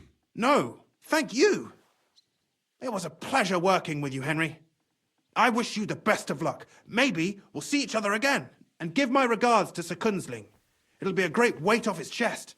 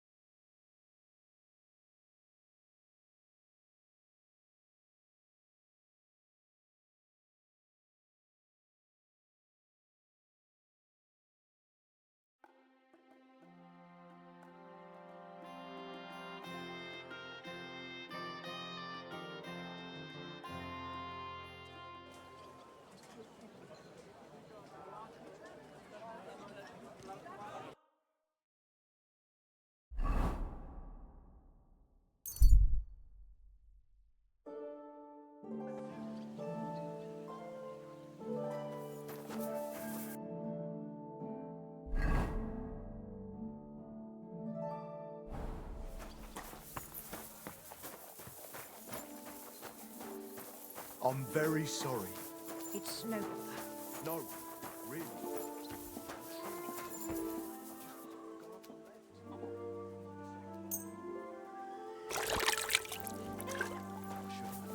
Don't worry about it. You only said what was on your mind.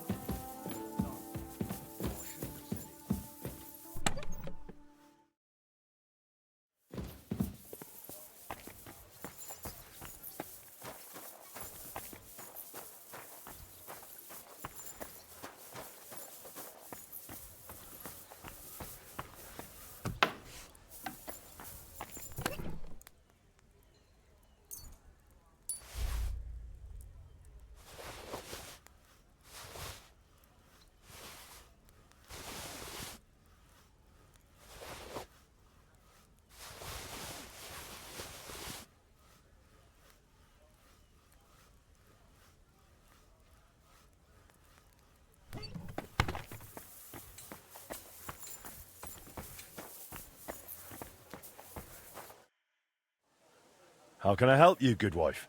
My husband owns a couple of very fast horses. Sometimes we go riding together, but he's always faster than me. So, I wanted to ask you, could you make me some horseshoes that will make my horse fast as the wind? To beat your husband in a race? Aye, something like that. I'll pay you handsomely if you put in an effort. Very well. I'll forward you a set of horseshoes so light, your horse will barely feel them. Thank you, Master Blacksmith. I'm glad I have something to look forward to, now that life at home isn't worth a damn. What's the matter? My husband, Gerd, he had this beautiful sword forged to make his neighbor jealous. Only ever since then, he doesn't care about anything else. He carries it around wherever he goes, always admiring it. He even brings it to bed. That doesn't sound healthy. He's behaving like a madman. I was hoping if I convince him to go riding with me, and I beat him in a race, maybe he'll snap out of it. All right. I'll do my very best. Hier el volk, mein Herr.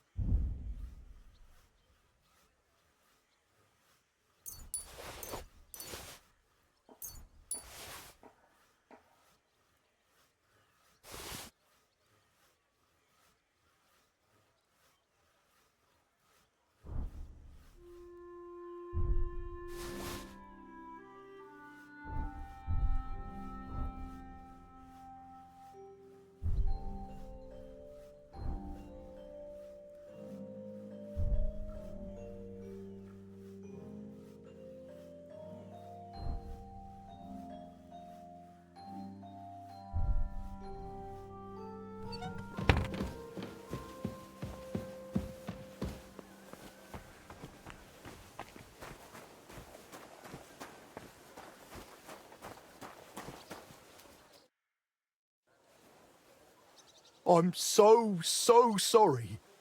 Stander, that's the third time you've apologised. It's all water under the bridge. You don't owe me anything. God be with you, Henry. I was just telling Stander here, he doesn't have to keep apologising. I have to. You deserve it. Everything is better now. As soon as the fire got going again, it's as if things were back to normal. Oh, just like the good old days. When Skoda died, it's like everything went belly up overnight. What do you mean, everything went belly up? Well, everything just fell apart. I found a job in Horshan. Martin stayed in Kuttenberg and Magdalena. I'm very sorry. Really. Stop apologising already. It was so long ago. I'm happy to see you. Really? Yes, really. Now stop your sobbing already, will you? I heard you did something to your arm in Horshan and couldn't smith anymore since. Aye, that's what I get for betting. I bet I could lift a basket full of ore. I did it, but I tore something in my arm. Christ, you men. They took on another blacksmith in my place, and even once my arm was healed, I never got my job back.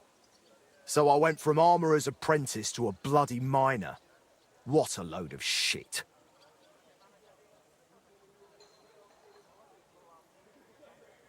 How far did you get with repairing the astronomical clock? Pretty far. We went to see the clock, found what wasn't working, and started making the parts needed. Aye, I remember the sound of hammering long into the night. We hand-forged gears for the mechanism we wanted to set the clock to. I suppose you could call it the metal heart of the clock. It was a hell of a lot of work. Then we hired a goldsmith's apprentice to put the whole thing together. He was a canny lad, only he turned out to be a right bastard and ended up fleecing us. I didn't know that. You know what, Stander? Since you don't want to go back to Horshan... That I don't. I thought you might want to stay and come and live with us. What do you think, Magdalena? Why not? There's plenty of space. This used to be your home, didn't it? Why, That's very kind of you, but I wouldn't want to get in the way. Oh, please. You won't be in anyone's way. You can help me out at the forge from time to time. What do you say? I don't know. Like I said, I could just go to Bach. It's no bother. There's no need. Stay here. Thank you. Thank you. And I'm sorry. Stander? What did he do? He decided to fuck us over and sold the machine to some rich burgher. The lad told him it was some ancient artifact, and the bloody fool ate it up. Martin gave him a proper beating for it, but it was no good. The machine stayed with the burgher, and shortly after that, Skoda died, and the whole thing lost its meaning. Maybe I'll manage to fix it up. You sound just like Martin. He put his heart and soul into the repair, but it's all so long ago now. What's the name of the burgher who kept the mechanism? Looking to get it back, are you? Forget about it. Martin tried it back then, and it was a wonder they didn't call the catchpoles on him. It's been 20 years. Maybe his family doesn't even know what they have. I doubt it, but it's worth a shot. His name was Vetter, German fella. His house was across from the rat house in the lower market. Aye, but old Vetter is long gone. His son works as a scribe now. But the heart is just the beginning. You'll need other parts too. We had plans for them, but God knows where they ended up. Do you know by any chance? I have a bunch of Skoda's old sketches. Remind me later, Henry. My memory isn't what it used to be. Where can I find Vetter, the scribe? Either at his home or at the Rathaus. His is the last door on the gallery in the courtyard. What does the mechanism look like? It's a kind of large metal target, about a foot in diameter. It has sliding circles and grooved rails attached to it. They're supposedly used to measure the time by the sun and stars. But to be honest, I don't know how. I'll go and talk to the scribe then. Let's hope he doesn't take after his father. I suppose I'll go and settle in.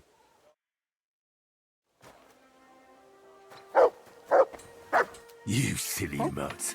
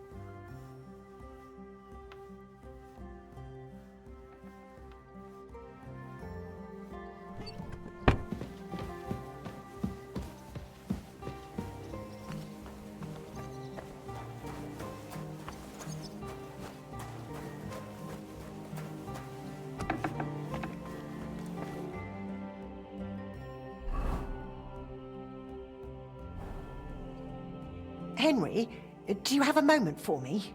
What's it about? Yesterday, I promised the priest from St. James I'd stop by with some eggs, but I haven't been yet. Would you carry them to him, please? I've still got a heap of work around the smithy, and I don't want to keep him waiting. Sure. I'll stop by and see him. Thank you so much. Here you go, and be careful with them. How's trade? I've got the coin for you here. Thank you very much.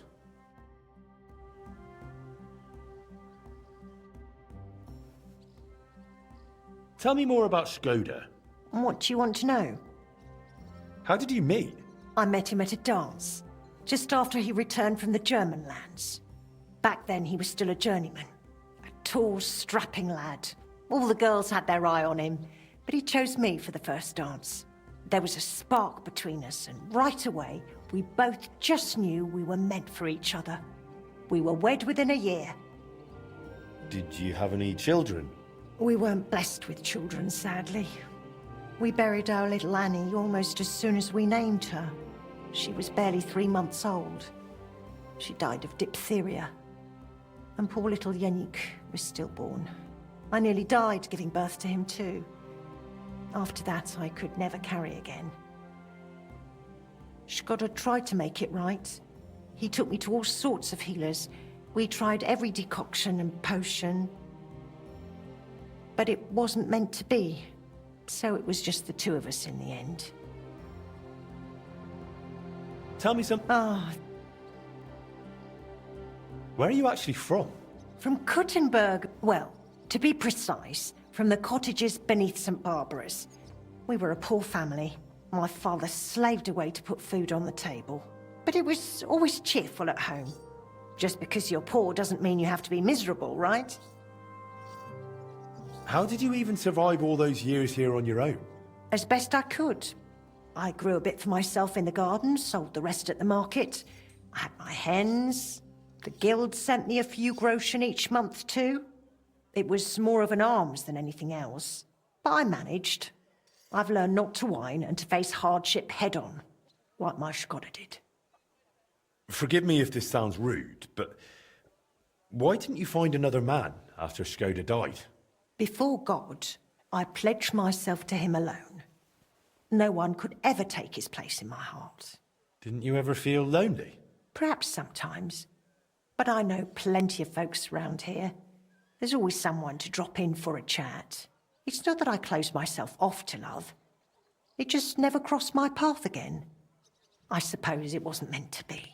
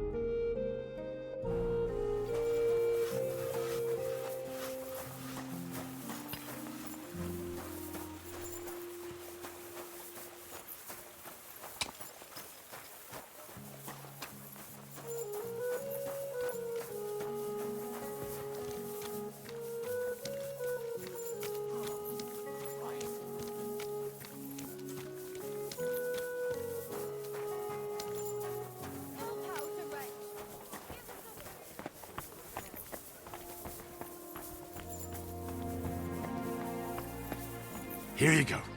Take it.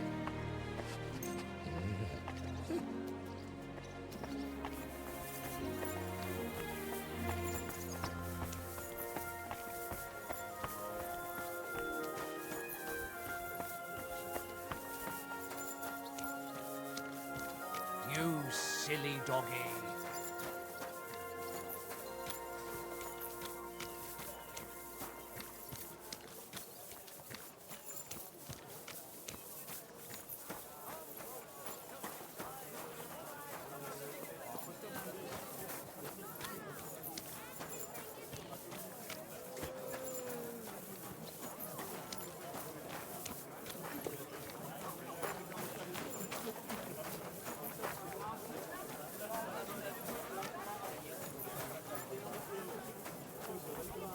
Greetings. Those are just lies. Aren't you going to tell me what happened? There were some folks from Nürnberg here. Greetings. I'll be right with you.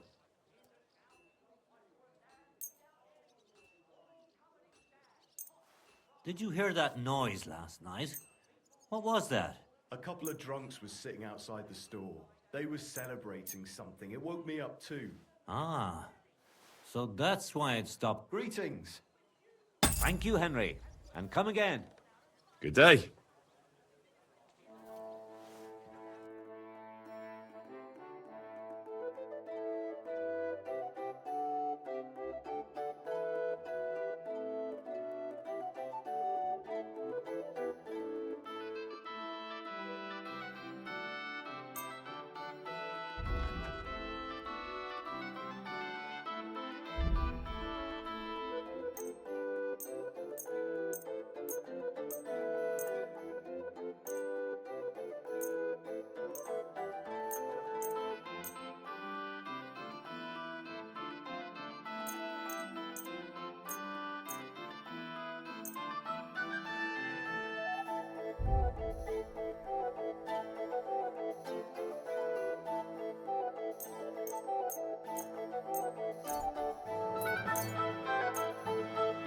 Pleasure doing business with you.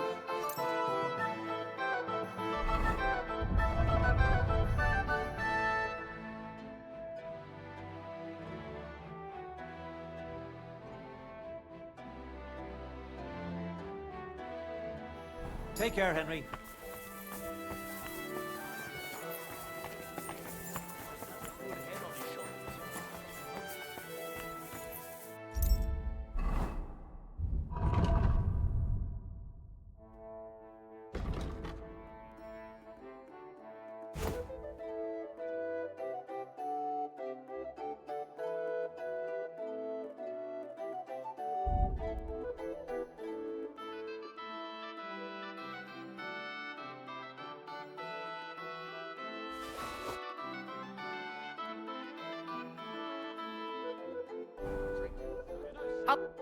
Good afternoon, sir. Show me.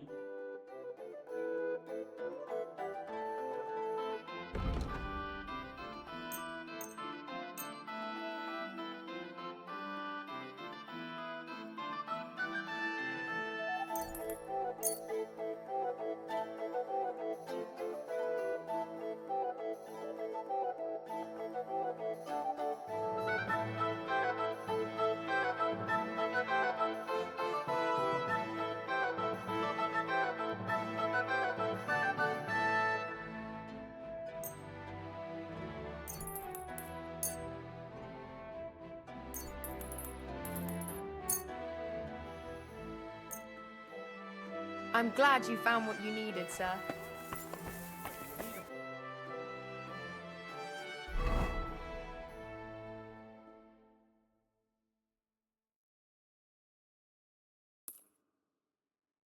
Want to carry you home? Tell me then, what did he give you for it? Sure. I tell you, and you don't make him.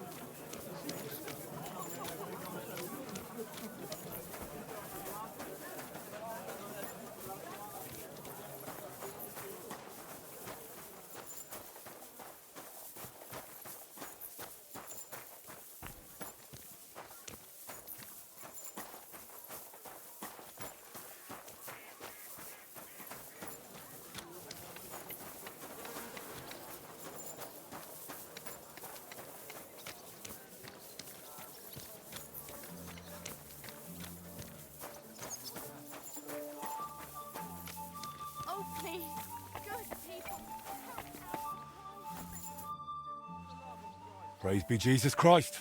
Forever and ever, son. What brings you here? I've brought you eggs from Magdalena at the smithy. Thank you, son. You must be our new blacksmith. I'm Henry. God bless you for taking on the renewal of that wretched place. How are you doing, anyway? Magdalena has told me a bit, but I'd like to hear more from you, too. It couldn't be better. I was a bit worried how I'd managed with the smithy, but everything's going according to plan. I'm glad to hear that. And have you thought yet about making a contribution for a divine cause? What do you mean? As you see, I'm trying to raise coin for the completion of our sanctuary, and without the help of worthy townsfolk like you, I can't manage. All right. And how much do you need? As it's written in the letter to the Corinthians, every man according as he purposeth in his heart, so let him give, not grudgingly or of necessity, for God loveth a cheerful giver. And not only God loveth a giver. If you help with alms now and then where it's needed, people will talk about it. It'll surely come back to your smithy and guild, whether in new commissions or in God's mercy. You can try it right away. Every stone and every beam is a symbol of our faith. Help us build it.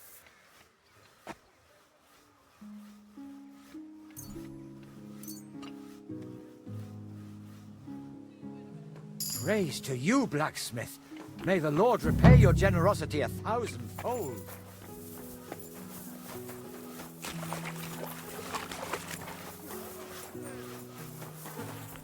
I expect you have some reason for being here. The Lord Jesus Christ be praised. Forever and ever. I'm Henry. I've got pressing news for Lord Ruthard. Take me to him. He's expecting me. Ah, Henry. Yes. Yes, Sir Kroonslin mentioned you. I'll let you in. Shimek will take you to the Lord. I hope he'll find the time to listen to what you have for him. You're not the first to come to him today, see? Well, we're here, but you'll have to wait a while. As you can see, Lord Ruthard has an important visitor, and it seems they haven't finished yet. I understand. And what now, Martin? Did you speak to Jerome Naz? Will he support us? He won't. He lent a lot of coin to Sigismund, and now he's stuck with him. Sakra. He's scared. As soon as he does anything to upset him, Sigismund will denounce him as a rebel and right off the dead. Damn it! Has all his counting groschen not left room for a grain of common sense in that head of his? Jerome is a vain man. I'm sure he's pleased when the Hungarian king himself listens to him. He was boasting that he'll be in charge of some church talks in the Italian court. There is no way we'll change his mind. But you've been to see other councillors too, haven't you? Have you any good news from anyone? Unfortunately not. Some of them are beholding to Sigismund for their office, and some are worried about ending up, forgive me, friends, like you and Peter of Pisek. Christ above! That's exactly what Sigismund wants. To divide us. To paralyze us with fear. Divide et impera. God knows, that ginger fox is a master of dividing and conquering. You are absolutely correct, my lady. Especially when everyone can see your problems. I've heard that Mint Master Vavak is still putting pressure on you. The devil take that bastard! He had the gall to blackmail me in my own home. Gentlemen, and my lady, sorry to interrupt, but I have some new tidings about our Mint Master. I've heard about his crimes against the Crown, and it's no trivial pilfering. Are you sure the accusations are true? I've got proof of everything. Ha! God bless you, lad. Finally, some good news. It seems that this young man came to brighten my day. Who do I have the honor of addressing? Martin, this is Henry, our ally from Liechtenstein. Henry, this is Sir Martin Odorin, Lord of Rabosh, a loyal supporter of King Wenceslas, as no doubt you've already deduced. Sir, my friend Godwin gave me a ring for you. He said you'd help me if I needed it. Godwin? Really? Well, you choose peculiar friends. I'm not sure what you mean, sir. Godwin shouldn't be giving away what isn't his. But I'll help you if need be. Although not on account of that ring. Sir Gunsley. Shimek? What's going on? Mint Master Vavak is heading here with an armed cohort. Right now? So be it. This matter must be brought to an end. Shimek, place a gunner on the upper floor and a crossbowman on the stairs. Then gather whoever you can find and join us in the yard. Certainly, right away, sir. Henry, we're counting mainly on you. I hope your findings are worth a dozen armed men. 100 at least, sir. You'll see. I'll help you into your armor, Papa. But quickly! And then go to your chambers and lock yourself in. What?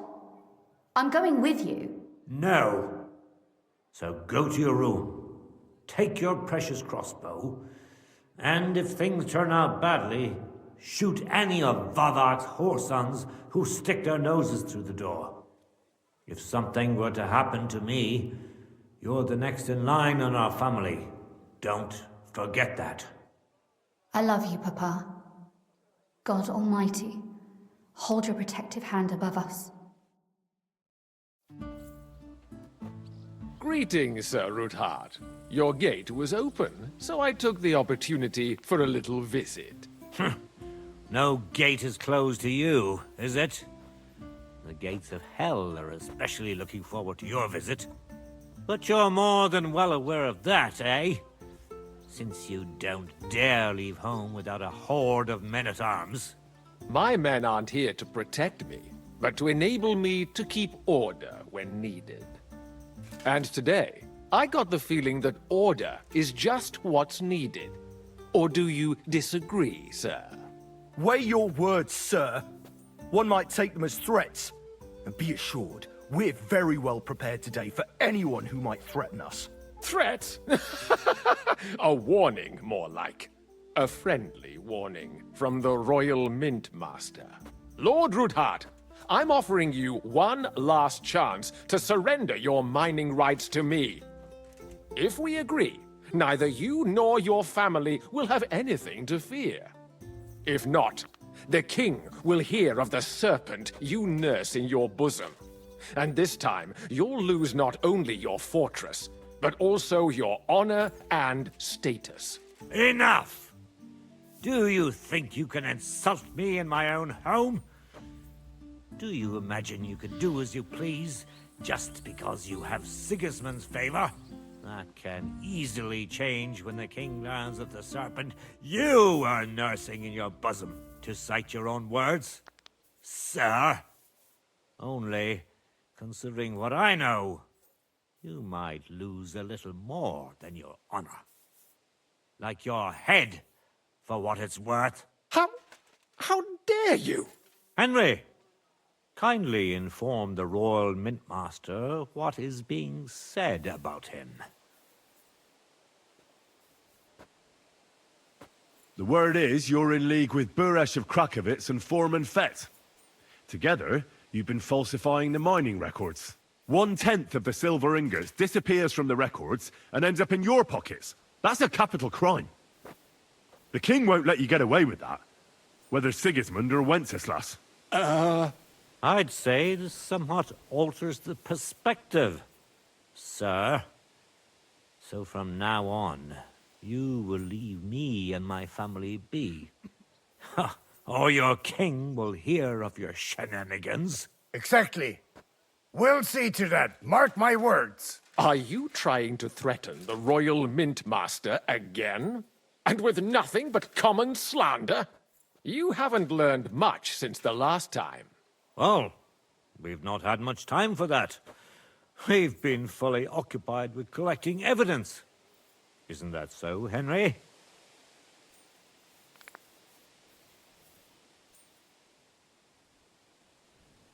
I've got your account ledgers here with me. The real ones, from Buresh, that prove how you carried out this entire fraud. They make quite interesting reading. Wait. So, if I understand correctly, the only thing you have to prove your blatant lies are books that you have on you right here? Of course not. Do you think we're completely stupid? We've got copies here. The original books are safely stashed away under lock and key. That's right. You're finished, Hermes Trismegistos. So, do you want to chance your luck, or come to an agreement? Captain! Sir! This matter is an internal affair of the Crown and my office. I'll resolve it here with these gentlemen in private. Are you sure, sir? Yes, damn it! Do what I say! Wait for me by the gate. Let us step inside. Let's give the Mint Master the privacy he requests. Gentlemen, I expect you'll keep this entire matter to yourselves. And I expect you'll be wanting something in return. The executioner is far from here, so I'll be standing in for him today. God knows what kind of man you are. May God have mercy on my soul. What? You can't just cut down the Royal Mint Master? Wait! We got off on the wrong foot! I'll give you the wrong foot. Right up your ass. You're right. I underestimated you. I made a mistake. You certainly did, sir. A big mistake. The only question is, how much your mistake is going to cost you. Don't do anything rash, Kunzlin. I understand you're angry, but he could come in useful. That's true. Intelligent people can always reach an agreement that benefits everyone, and... You're right. I'm more than angry. Swear you leave me and my family in peace, and our mining rights will remain untouched. You have my word. I swear it. Good. You know what awaits you otherwise. If Martin believes you can be of use to us, I'll leave it to him. I'm not in the mood for this. Right. You said intelligent people can come to an agreement. So let's see. We need to know what Sigismund's planning. Spy on the king? You can't ask that of me. It doesn't sound like you want to come to an agreement. You can't. We can, and we will. This is nothing compared to the punishment you're facing for what you've done. Either you agree to this, or Sigismund learns all about it. Then you'd have to run damn far to avoid the chopping block. Henry's right, so don't even think about double-crossing us. You've a lot more to lose than we do. And don't forget about your oath either. I understand. All right, I'll do as you ask. Excellent. And now get out of my house. Of course. I'll take my leave too, Kunzlin. I've still got some affairs to deal with today. At least I can see our Mint Master out. I'm sure he'll be delighted to tell me many interesting things. God go with you, Martin. I hope we'll soon meet again in more pleasant circumstances. Ha ha! Now that was a good one. The mighty Mint Master strode in like a lion, and then crawled out like a whipped dog. Oof. I can breathe a lot easier now we've got rid of that bastard. At any rate, Henry, I'll take those incriminating books. I'll hide them in a safe place, just in case he gets any ideas. Good idea, sir. Here they are. Thanks, Henry. You did a fine job, and I'll never forget your help. Well, you can return the favor right away, sir. You promised to help me get into Malashov. I did, and I'll keep that promise. There's a secret passage leading out of Malashov, and you could avail of it in the opposite direction. A secret passage? That's a godsend. Von Burgov won't have an inkling. He won't. It's well hidden. We didn't even know about it ourselves for a long time, until Rosa discovered it in the fortress one day. She can best explain to you how to find it. She should be in a room. It's up the stairs. You'll see the door on your left. All right, I'll ask her. Thank you very much, Sir Kunzlin. Don't thank me yet. The worst of it is still ahead of you.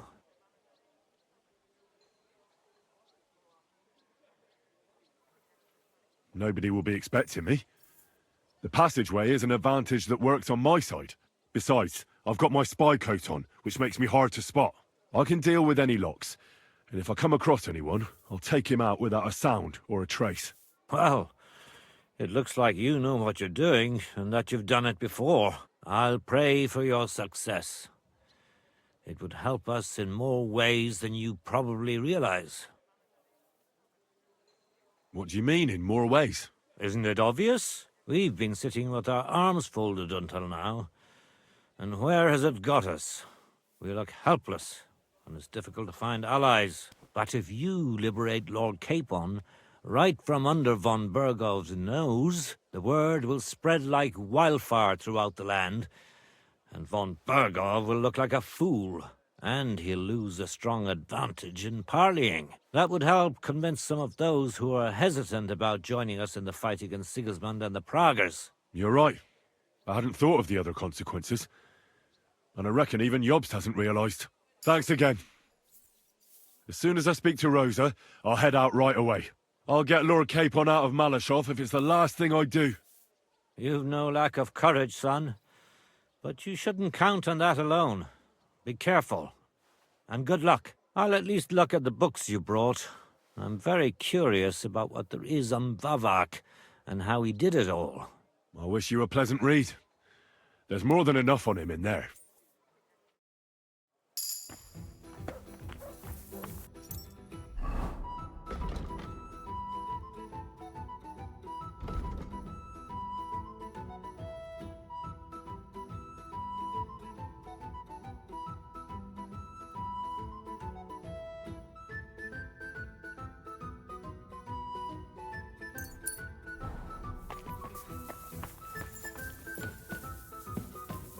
I've got a feeling you're looking for me, Henry. Your father sent me. So I can tell you how to get to our fortress. A task for the lowest lackey, wouldn't you say? Well, you don't need to answer that. Right, yeah. That's exactly why he sent me. But how... What are you staring at? Do you think I was born yesterday? I was listening to you from the top of the stairs. So, this passage, it leads to the cellars, but the outside entrance is hidden underground in a forest, not far from the castle. You can find the exact place if you know where and how to look. Is it in a cave hidden behind a waterfall? Well, no. But it would be nice. Listen, nearby Malashov is Stud Farm, managed by Hashtal, an old friend of Papa's. We had a wayside shrine set up at the crossroads before the Stud Farm. A wayside shrine? How do you mean? Are you a Christian at all? Never mind. It's a big white column. You can't miss it. From the shrine, you should be able to see a group of boulders. Beyond them are the remains of an old chapel. You have to find it, and then there's a kind of... how can I describe it? A window. A gap you can look through. If it's still standing. I hope so too. Anyway, it should direct you towards some ruins. Go there. And now pay attention. Somewhere in those ruins is a stone cross. You have to find it and look where its top points to. If you go the way the cross is pointing, you'll find another one, and again follow the direction it's pointing in. That should lead you to a small clearing, marked by a cross in the rocks. You dig there, and you should get to the passageway. That's a really cunning solution. No random fool would ever find it. That was exactly my intention when I thought it up. Thanks, Henry. I think you're no fool, so you shouldn't have any trouble. And that's not all. Getting into the castle is the easy part. Don't forget, you have to get out, too. You're right. Horses will be needed. For me and for Capon. That's exactly what I was thinking. Fortunately, I know how to arrange that.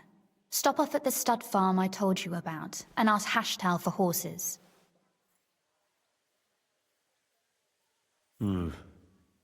Where's the catch? No catch. On the contrary, please tell Hashtal that Papa is still paying for masses for his dead father, as agreed years ago. And even if he's not too keen, tell him we'll pay him for the horses. You got it well figured out. Thanks. Don't know how I'd manage without you. You've done plenty to help, and now it's our turn. Papa said something like that, didn't he? You know, you might not be aware of it, but you saved us from a mountain of trouble. Papa would never admit it, but alone, we wouldn't be able to resist the Mint Master for long. You've earned the right to the gratitude and friendship of our house for all time. Well, I'm glad I could help you and your father. The pleasure is ours, but tell me, would you do it if you didn't need our help in return? My lady, I'd help you any time. Truly? In that case, you certainly won't refuse my request for a little service? But you mustn't breathe a word of it to anyone. Understand? I'm listening. I wanted to ask you, since you're going to be at Malashov, if you could bring me something from there. And what might that be? A book. It has great value to me, and I was starting to worry it would stay there forever. But if you're going there now... And what book is this that's so important? It's hard to explain to someone uninitiated in the mysteries of writing. What do you mean, uninitiated? I happen to know how to read. Really? Mea culpa. You are full of surprises. So if you do find the book, you'll be able to read it. Well, yeah. That's the way it goes with books. In that case, I'm not going to make it easy for you. If you'd like to know why it's so important to me, you'll have to find it first. Fear not, my lady. I'll gladly tear the entire fortress apart to find that book for you. Restraint, valiant knight. I value your determination, but this way would give yourself away immediately, and I'd remain without my book. Find it nice and quietly, then come back. Your wish is my command. It shouldn't be hard. The book is bound in scarlet leather and inlaid with gold. You won't find many like such there. And take this, so you don't get lost in the fortress. Thank you. It is quite possible you won't get back to Malashov again. So don't forget about me. And Henry, be careful.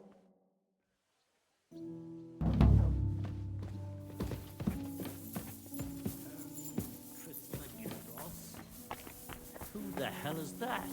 Oh, I see. It's Vavak himself. Did you hear who died? I thought it was old Bart, but then I heard him coughing his lungs.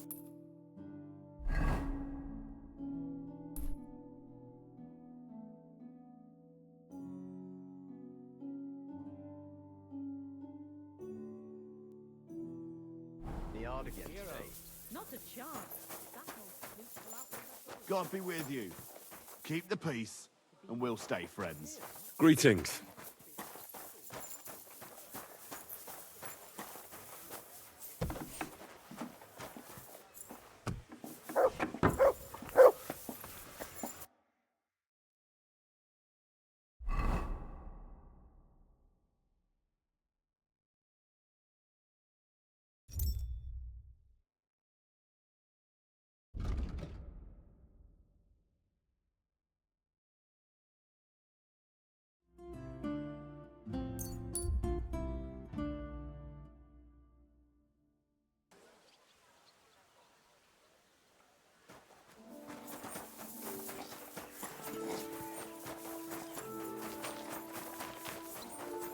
Fuck off, I say. No chance. Where would I go? Let it go, or there'll be trouble. What's the hold up, innkeeper? What would you like? What's new in the city? Try asking at the Kingfisher Bathhouse. They say the owner has some problems. Betty the bathkeeper? Problems? Aye, that's the one. Some disagreements with the city council or something. But that's all I know. You should ask her yourself. Aye, I'll go and see her. She's a friend of mine. And that's... That doesn't sound bad. Come on, then. Hey! Stop fighting! I'm sorry. Right with you.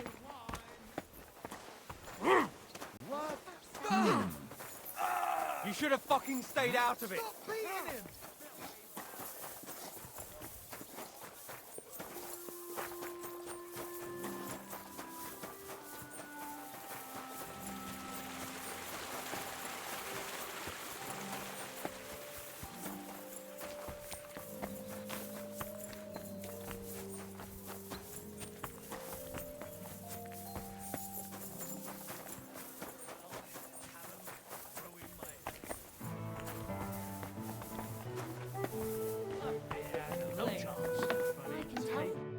God be with you, sir. I hear you're having some problems with the city council. Has word got round already? Oh, wonderful. What's going on? The leeches have run out of ideas who to bleed dry, so they've come up with a new tax on us. What tax? The clean tax, they call it. One bathhouse in Kuttenberg will be chosen that won't have to pay into the city coffers. The official municipal bathhouse, they're going to call it. But they'll slap the clean tax on the rest of us and bleed us dry. How much will the tax be? A lot more than I can afford. I already have to think twice before spending a single groschen, and every extra cost will only make it worse. I'll have to close down before the first snows. Do you already know which baths they'll choose? As a municipal bathhouse? Couldn't it be yours? I'd have to be friends with the councillors for them to vote for me. But do you know who has votes for sure? Adam, I'd reckon. That's right. And when he gets special status, I'll be ruined by the tax and have to close. It almost sounds like that's no accident. You find it fishy as well, eh? Do you think he's behind it? He couldn't do something like this on his own. But he does have one special customer. Councillor Jerome Naz. That man has half the council under his thumb. And Adam treats him like a king. The best girls, the best wine. And he's never had to pay a single groschen, believe me. So Adam is buying him? Exactly. And I bet he was the one who came up with the clean tax. Extra coin. No councillor will say no to that. Is there anything we can do? I don't know. These last days I've been trying to persuade at least some councillors to vote for me. But without Naz's supporters, it won't do me much good. How many of them promised to vote for you? A few. But even those are not certain. The leeches are happy to take your coin and promise you the world. But how they'll vote, only God knows.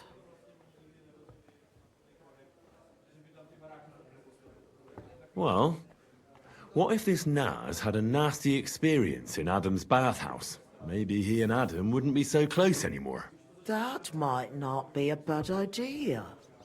If he thought they couldn't care less about him, maybe he'd give my bathhouse a try. Right. So what are we going to do to him? I'd try asking the wenches at Adam's. They're bound to know the councillor's likes and dislikes. Right. I'll try to spoil his day somehow. Thanks very much. It's wonderful you're willing to help. But please, don't leave it too long. It's not long till the council meets, and I need to win over those votes. I apologize.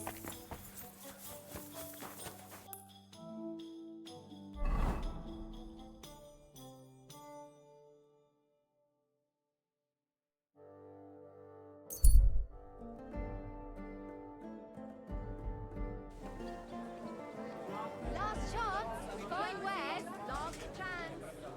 Bread here. Rye bread. Doesn't spoil.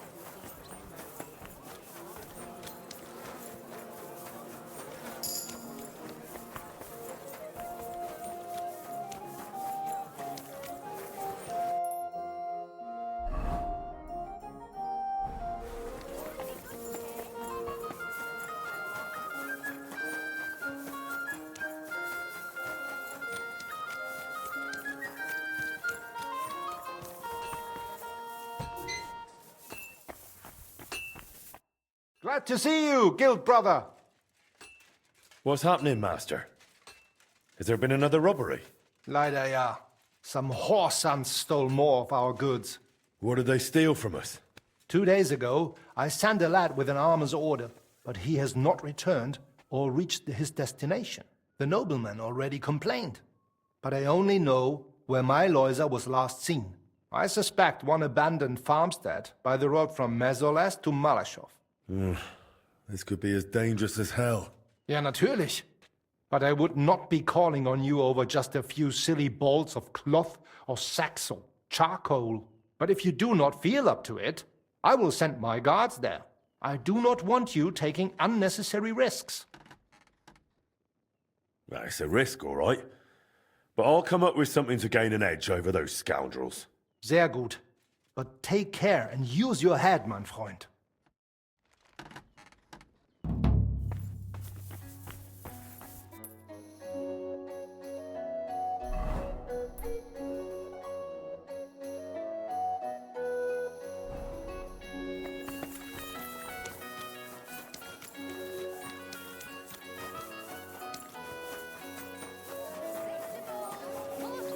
Delicious horseradish!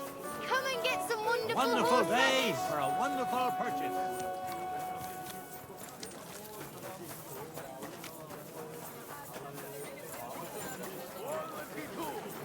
Sheet metal, chains here. Iron and steel.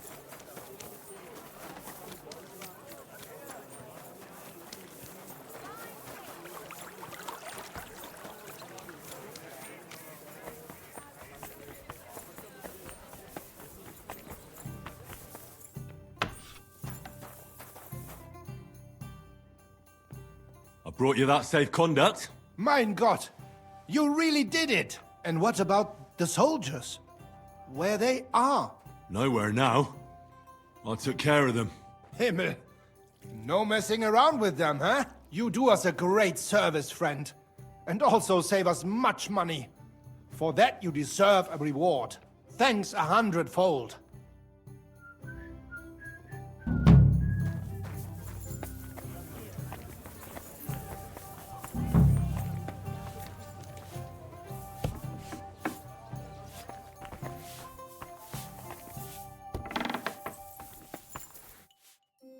Servus, guter Mann. What can I do for you?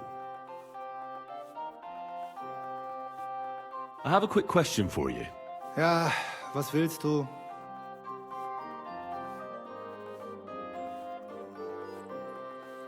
I heard you've got some curious heirloom from your father.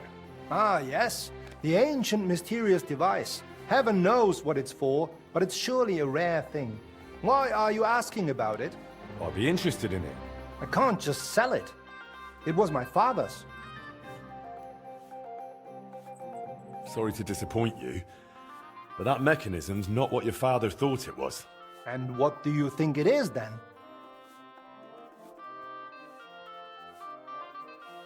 It didn't occur to you that thing might be the devil's work? Sorry? From what I've heard, the new Archbishop of Prague, Hare, is obsessed with machines like that. He's searching the whole land for them. How would you know that? They're already talking about it in Prague. That there's one in Kuttenberg. I'd say someone from the Archbishopric will be calling on you soon. They'll be asking questions. And maybe even the Holy Inquisition will get involved. But that's... surely not. Well, in that case, best get rid of the machine while you still can. I'll gladly take it off your hands, provided your price is fair.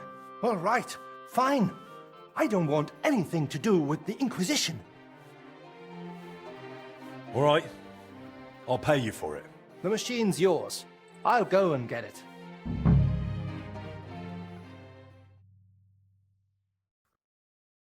Mann.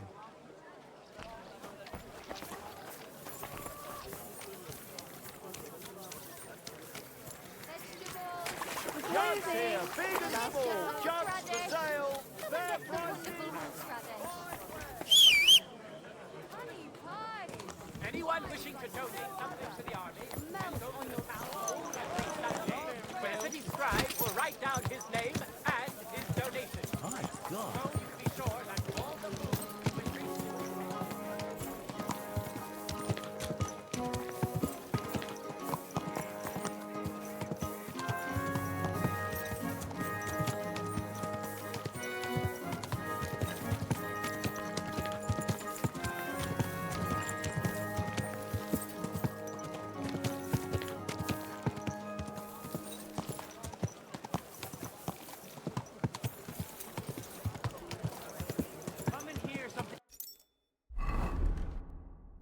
believe.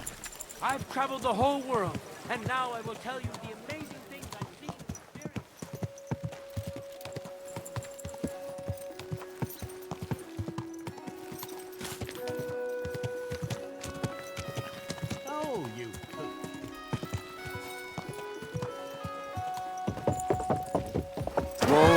Whoa!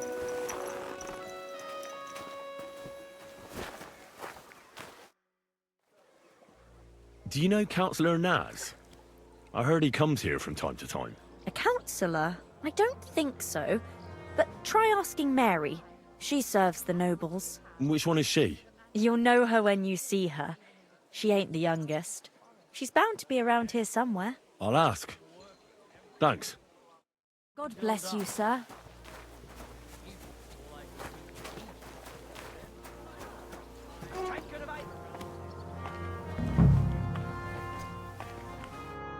The Lord be with you. Do you know Jerome Naz? Naz? The councillor? Aye, he's the one we had to change the tub for. I know who he is. Why did he change his tub? I'm sorry, but I'm not allowed to talk about it. It was a terrible disaster. You can tell me. Councillor Naz sent me to check up on things here. Uh-huh. And he didn't tell you what happened here? No. He said I'd find out everything here.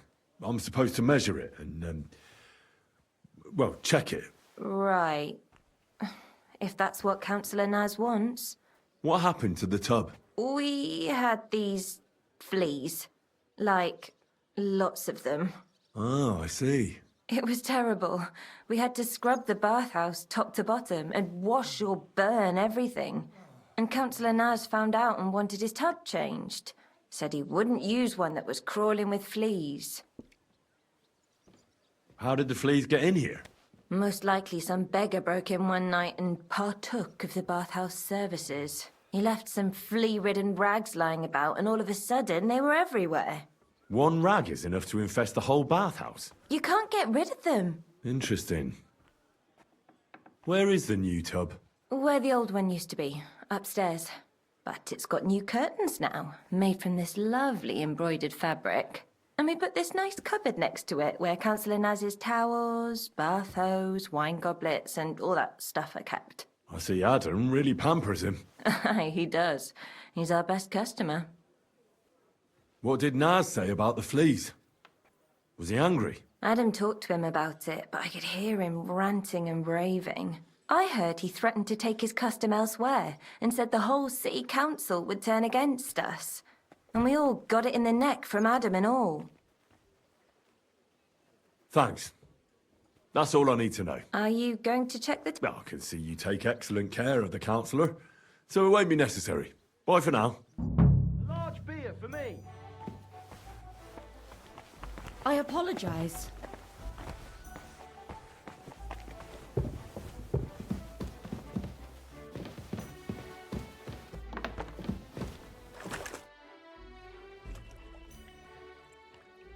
I have some more questions about goatskin.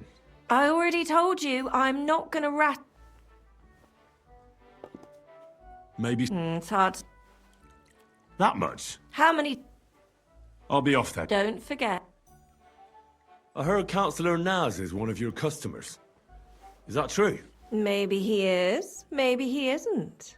I can't share our secrets with you, can I? Innkeeper, a beer.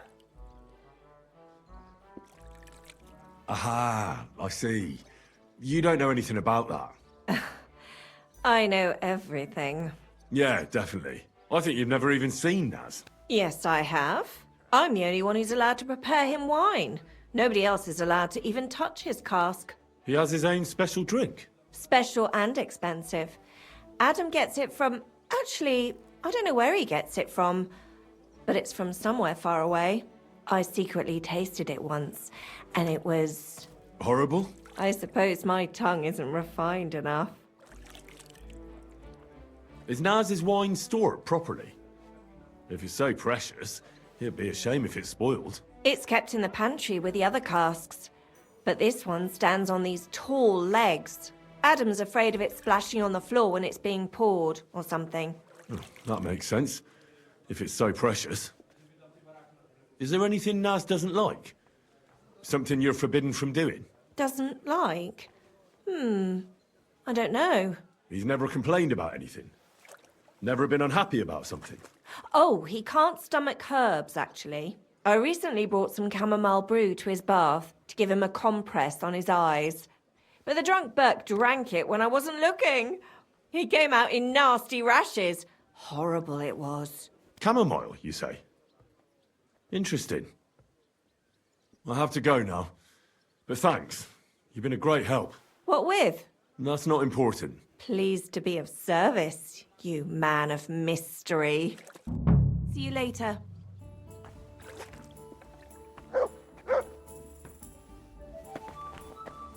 The customers have been singing your praises recently. I do the best I can. I'm glad to hear it. Well, when I wash their hair, I give them a head and neck massage as well. And I give their backs a proper kneading. I'm all done in. God bless you, sir. Praise the Lord. And I only wear a light Hey, blouse when dearie. I'm working. It always seems to get wet when I'm washing them. Do you know Councillor Naz? The name don't come to mind, but I ain't been here long, and I don't know all the noblemen yet. You'll have to ask the other girls. I will. Take care, my friend. Hey, dearie. Come and have a sip.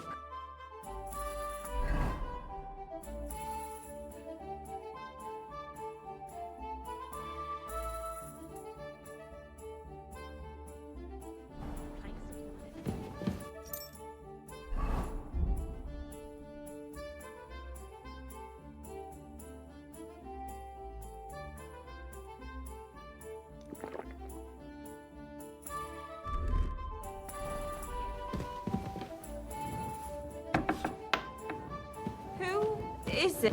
Wanted to break in here, did you? Greetings. What do you... Do you know Jerome Naz? He's a Kuttenberg councillor, and they say he comes here now and again. Of course I know him. Me and the girls look after him like one of our own. What services do you give him? Ooh, wouldn't you like to know? All the girls do their own bit. We make certain Councillor Naz gets the best treatment. And what do you do? Wouldn't you like to know? But you need to make it worth my while. Of course. How much do you want? Coin won't catch me a husband. But a pretty dress, that might do it. I'll try to get hold of one. I look forward to it. Farewell. Hey, handsome. Come and have a drink.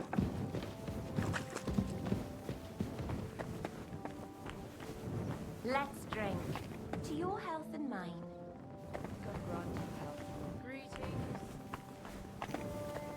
Come and take a swig, sweetheart.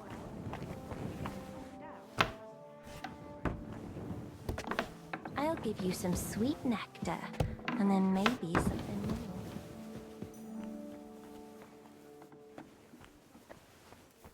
Come on, come and have a sip. First you'll have a sip, then I'll have a sip of you. I haven't seen you here before. It's my first time. Come and take a swig, sweetheart. How do you like it here? Hi. It's a nice place. I'm glad to hear it.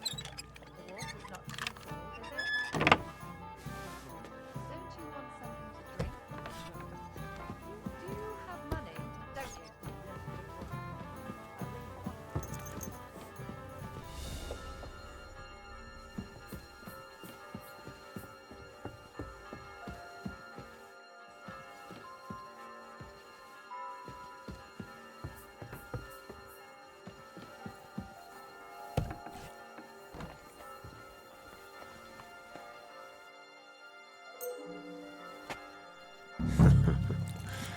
Let's hope he enjoys the herbs.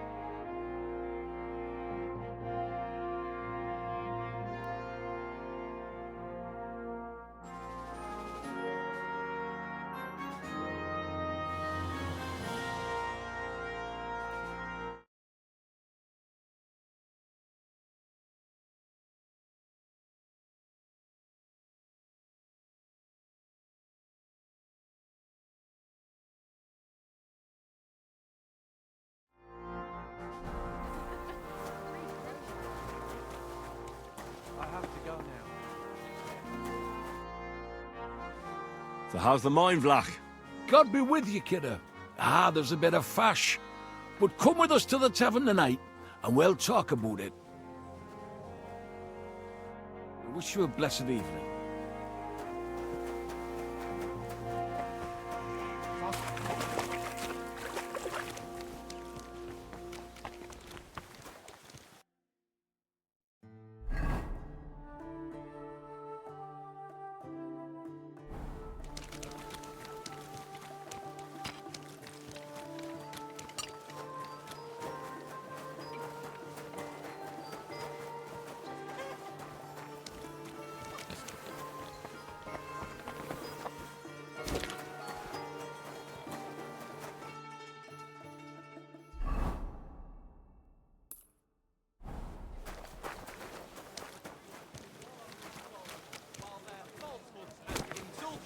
Condemn all Christendom to eternal torture. Last time it rained for a week straight.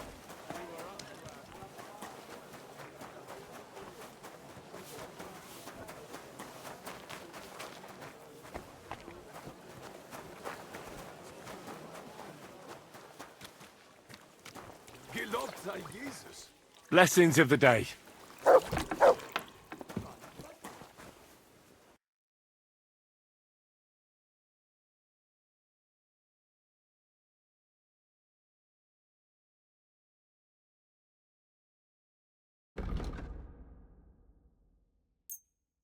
Du wirst sicher zufrieden sein. Bis bald.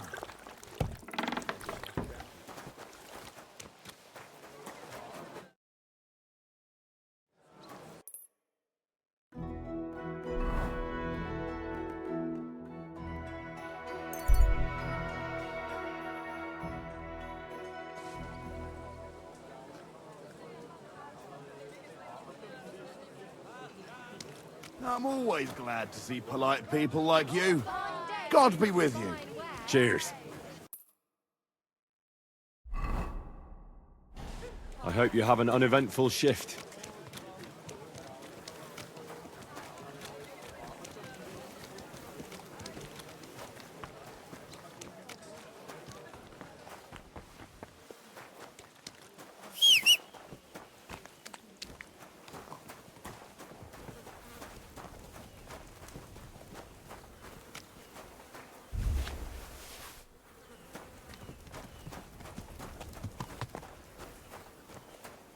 What is it? Are you whistling just for fun?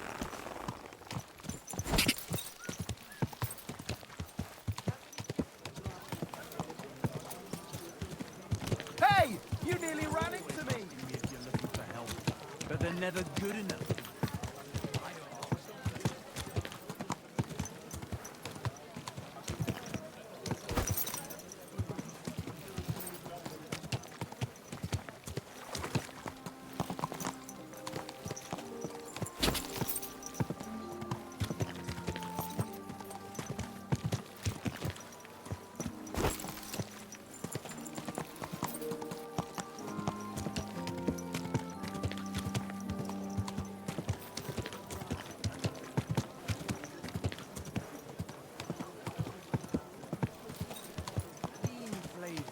Light aroma of exotic.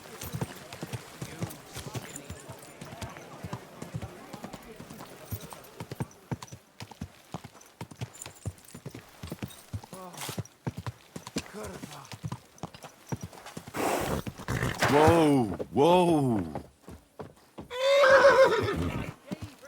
Stand still! Good.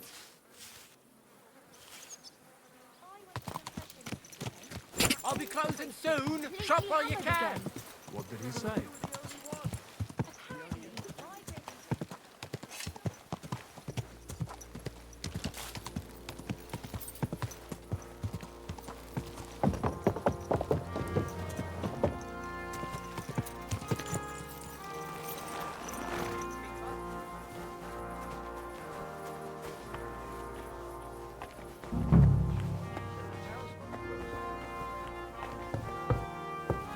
Christ! Pardon me. And I want you to take good care of him. Just point him out, and I'll treat him like a king. I knew I could rely on you. Just hang in there, and you'll be in clover. It's like I'm invisible or something. Hard-working girl, aren't you? A waste of Were you raised by wild dogs?